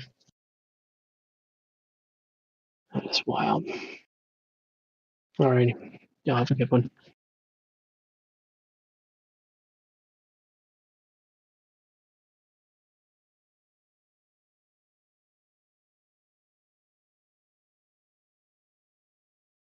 Yeah, somebody was talking about how had he known what he known about paragliding. Oh no, he was explaining why he quit paragliding, because apparently it's a community just like everyone else. People doing this. The same thing. And they talk about how cold it is, how you can't even fly all the time. The weather has to be right, this, that, and the third. Most of the time that you set out to fly, you don't get to fly, and it's nothing like what they make it seem like in the videos, where it's like, all right, I'm just gonna go fly to McDonald's now.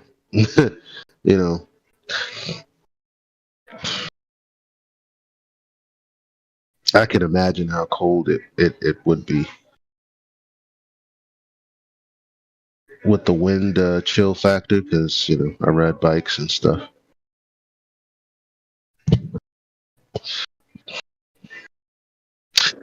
But still, if you prepare for it, should be all right.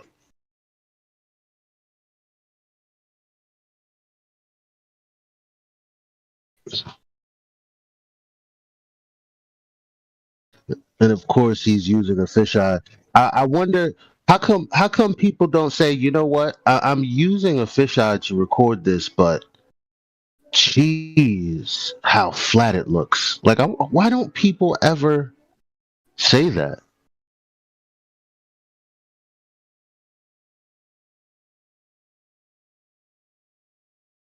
Am I asking for too much? Like, I wish you guys could see this view the way I see it, because this GoPro is kind of manipulating things.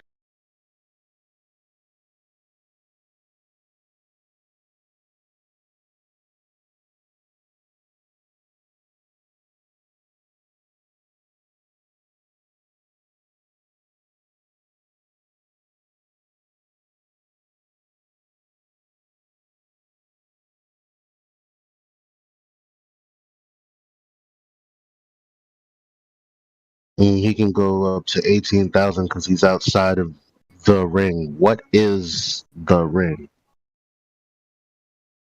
Can y'all hear me? Yeah, y'all can.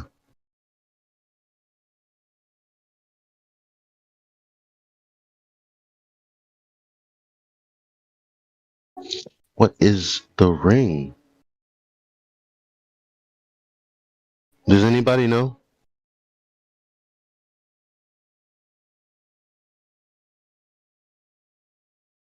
Okay, for real now. Mic check. Yeah, we can hear you. Okay, thank you. Oh, hold on. I'm being summoned from 30 minutes ago. Whoops. Well, guess the conversation's over.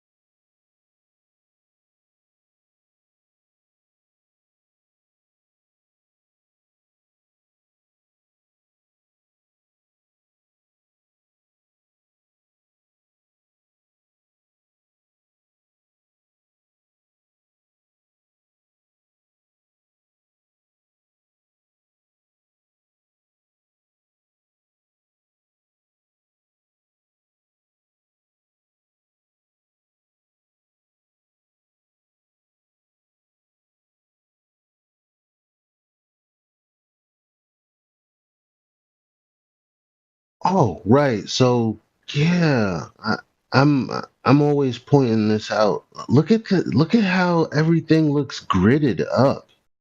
Like when you watch the paramotor video, like I always ask, how come when you're high up in the plane, it looks like, the ground is a quilt in a sense. Like it's weird how that like that it's all orientated like that. Is that just me?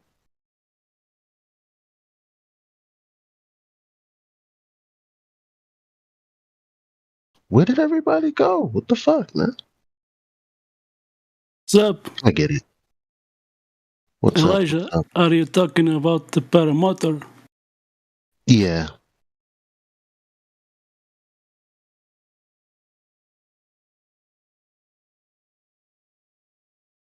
I didn't see it yet. I'm gonna watch. Look at the shadows that the clouds create. Like it's so insane.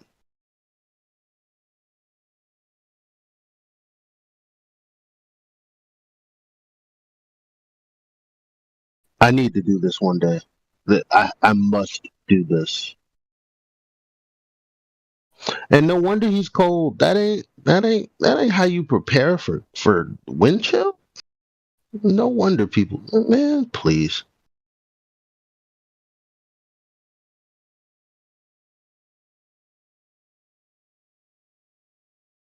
I'd never hold my phone at whatever altitude that is. Like I'd have like a keychain or something with my phone. You know what I mean? Yeah, I think it has something hold in it.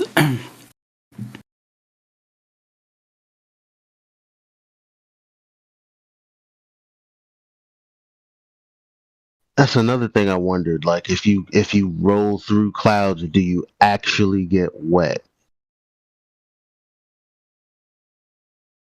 Something very weird about clouds and rain, man. I think it's like fog. Right, but fog is.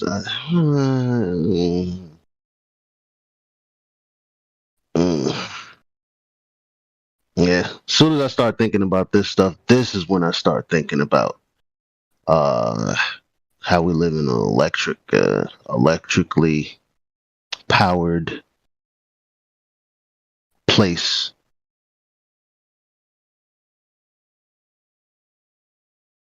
Magnetic everywhere. Magnetism. Look at this view, dude.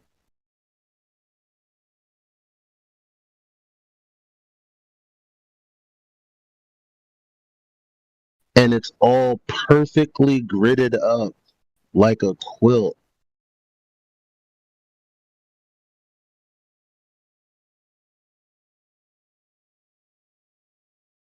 Like a flat earth.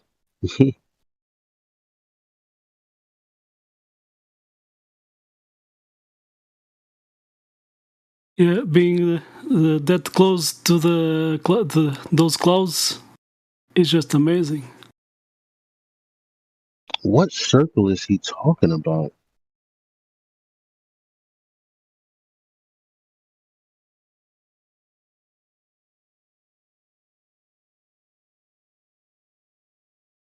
Maybe he's talking about doing a circle. I Ooh, can you see can that. definitely tell that he's going higher. Yeah. 13,000 above the cloud layer.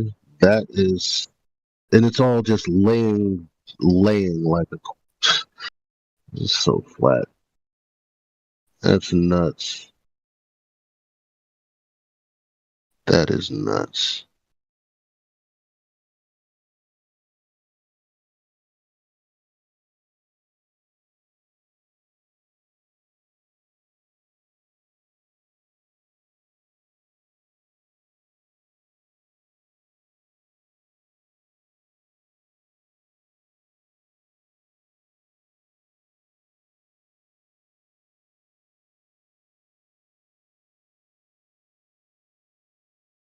I was thinking if someone could film shot with a cell phone with a linear camera, to see the horizon flat, and rise up from the ground,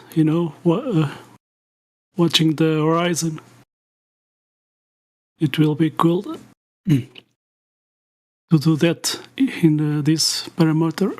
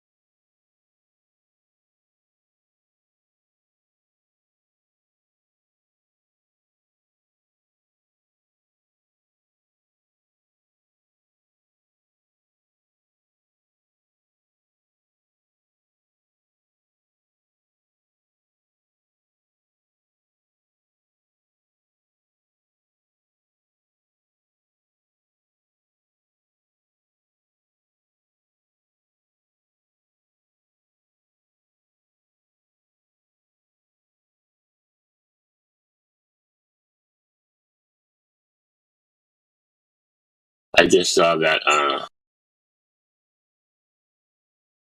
that dude went up to 17,000 feet in the high-powered fan. Pretty crazy.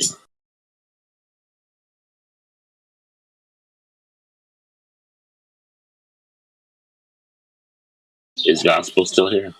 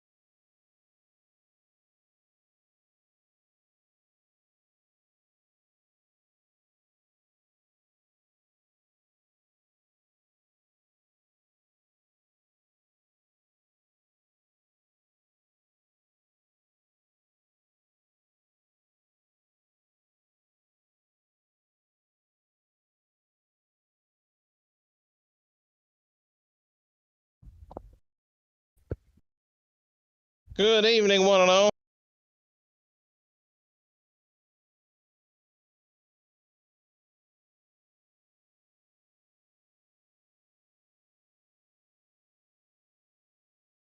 Hello, GA. How are you, Miguel? I was watching this high altitude balloon. I'm gonna post. Nice.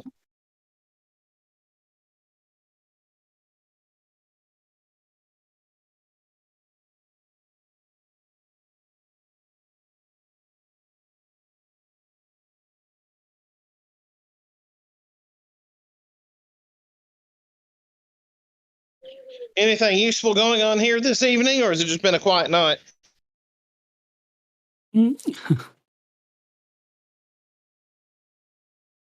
Well, we're talking about other stuff.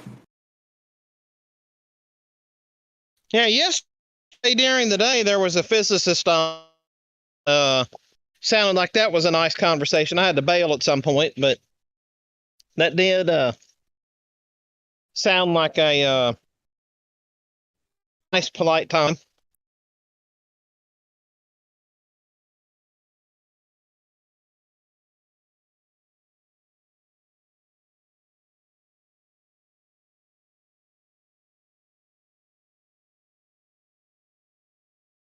I was in. Wait, and I don't hear you.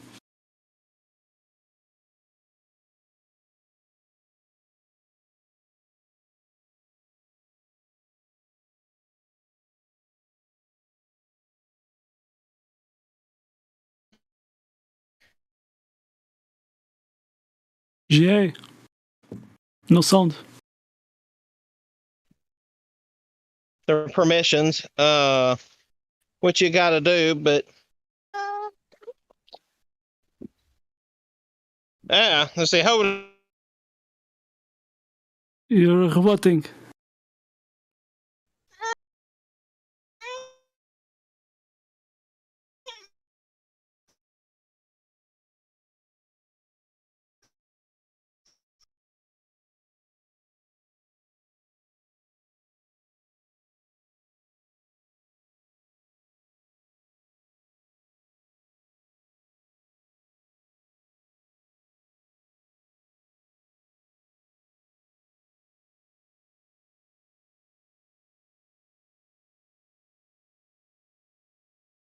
GA. Yeah, hold on here a second. Now I can hear you well. Weird. Hang on a second. I got to figure this out. It's not letting me mute. I got Bubby screaming in the background here. Hold on a second. Okay.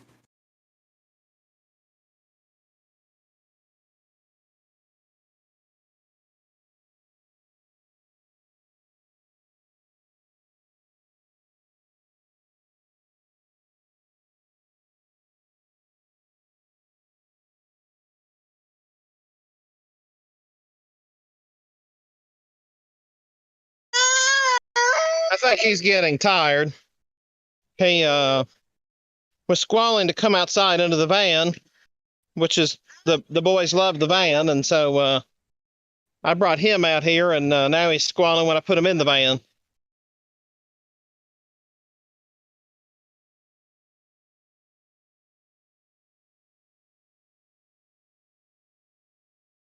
How old is he? 2.5. Oh, nice age to be a flat earther. Oh, for sure. Now, what I was trying to say there when the signal ran out was I was over in the Flat Earth Reality server a bit, which was, but they're mostly talking about setting up the permissions. They're trying to have a Globy area where they can kind of communicate without Flat Earth people getting in the mix, and then have a Flat Earth area where the Flat Earth or the Globe people can't join in, so but they can see. So they were talking about all the perms of that, which is important, I guess, but didn't make for a very lively conversation.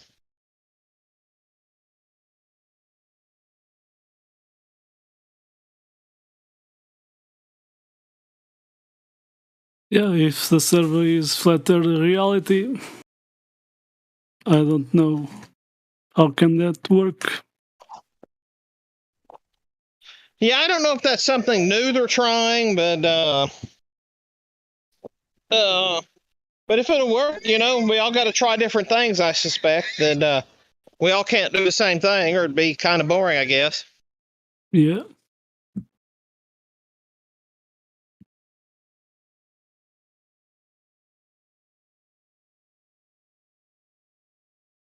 Yeah, he must be getting tired. He doesn't want the door open, and then, I'm sorry, he doesn't want the door open, but then once you close it, he doesn't want it closed either. He's in the dilemma. Dilemma. Yeah. Dilemma. Yeah.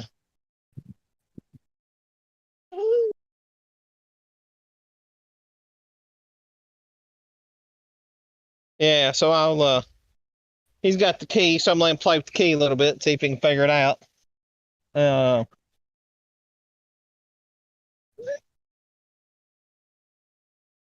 yeah, are you familiar with that server? I sometimes go there.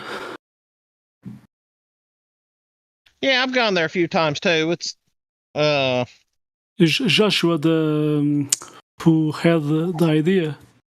Yeah. Yeah, I don't have I don't know all the context behind it, what exactly they're trying to accomplish there versus what they're not. So but it does kind of make interesting sense that if they want to have a couple have some areas where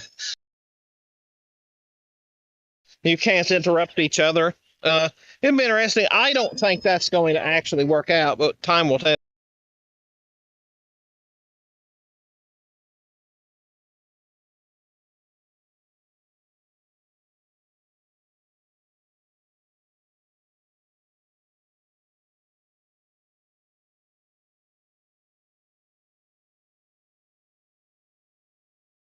Give me about 5 or so minutes. I'm going to bring this young man inside and see if he's hungry or what, and I'll be back.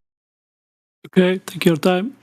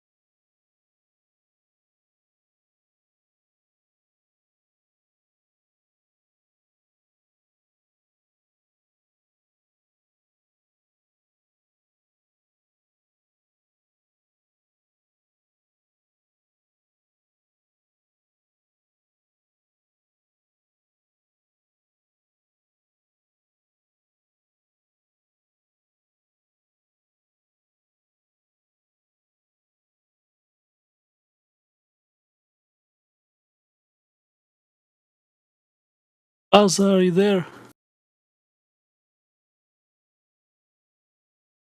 Have you found the laser equipment to your experience experiment you will gonna do?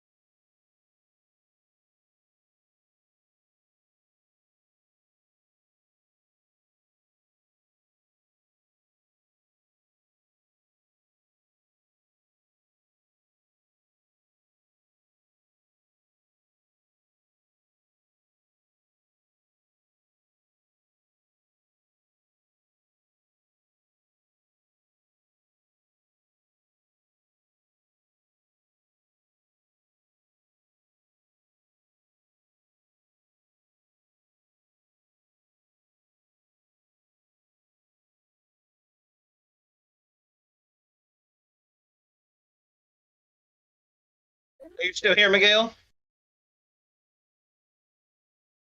I am.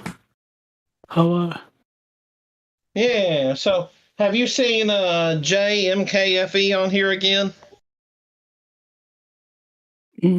that guy that we did the interview, the voice check? Yeah. Yeah, a few days ago. I see him posting sometimes things. Yeah, we've been kind of playing off of each other as far as responding to the Globe Trolls on Fascist Book for a few months now, and he comes up with some good memes. Yeah, he seems to be a long flat earth. You know, for 4 years ago.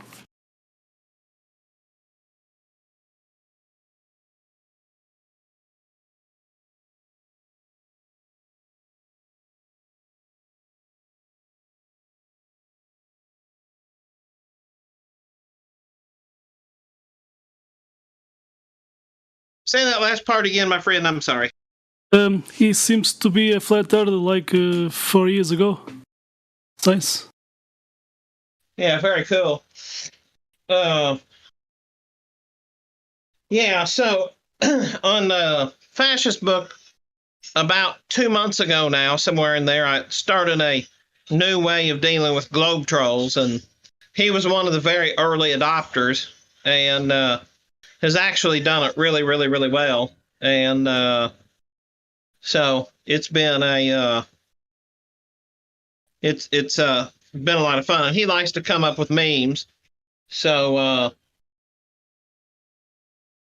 it's so I know he likes. I think he likes hanging around the lobby the most.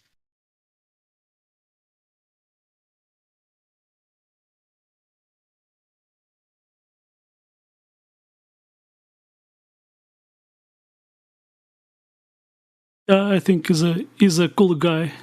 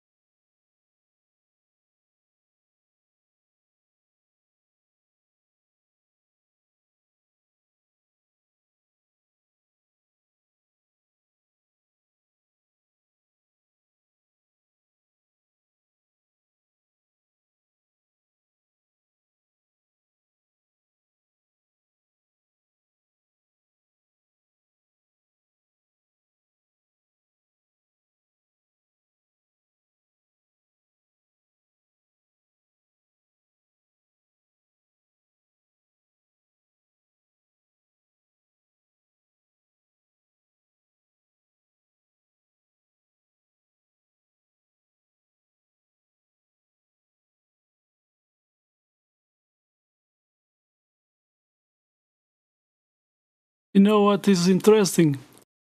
MC Tuna offers $10,000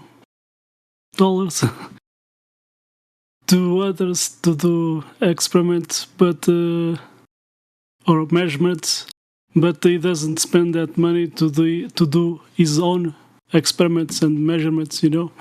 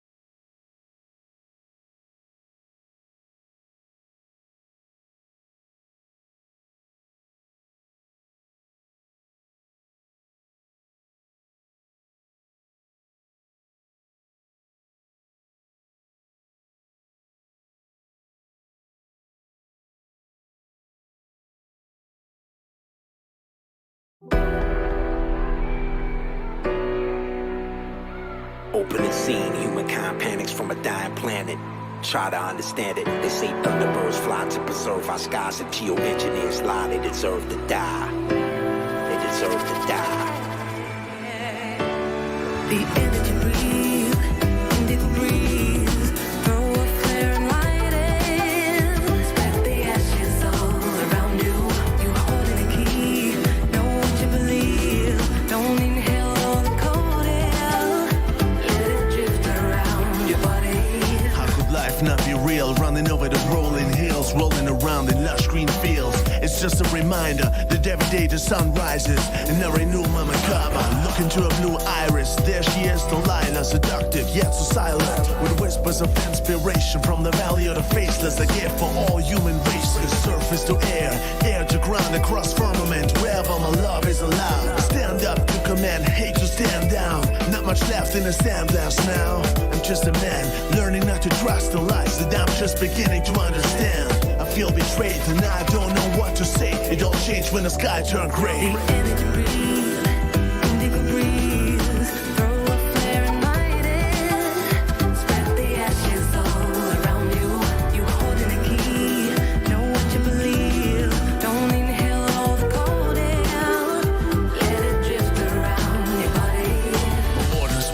From unpaid Mad Max taxes, jet planes make multiple passes. Suffering from thunderstorm, asthma, chest grabbing. This is madness, follow the white rabbit. Down the hole, can barely hear the sound of my soul. It's so cold, where did the sun go? Standing up Mount Fuji, cannabis. Can you see me through the crazy chemtrail graffiti? Some argue the earth is flat. It's a scientific fact. The fake news debates to distract me while we hold our throats, cough and choke. Chemical smoke, we still think chemtrails is a hoax. The human race reduced to cockroaches. Run from Lord Vader as he approaches. They poison our air, land, and oceans with submicronal global aerosols. I told you.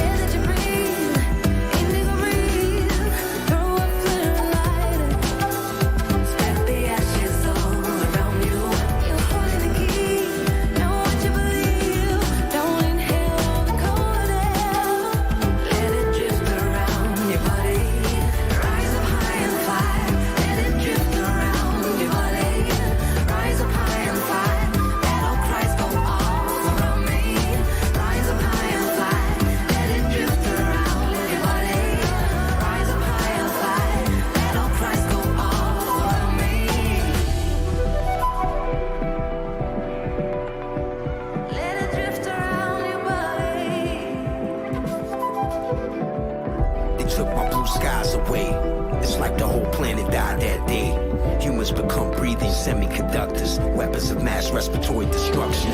Sky captors snuffing out the masses through stereolithographics. The atmospheric enabler, biometric vapors cut through your lung tissue like razors. Sharp lightsabers cut through wafers of a deeply satanic nature. It's the will of Lord Vader. Deactivated T-cell receptors, deprivation of clean oxygen is a weapon. Question: how can you live if you can't breathe? And where will you go if they ever succeed? Technology nano, crops can't grow from extreme drought to sandstorms and bad snow. Surface acoustic spray, chemical aggregate saturates every God-given breath we take. I didn't before, but now I can see the evil they put in the air we breathe.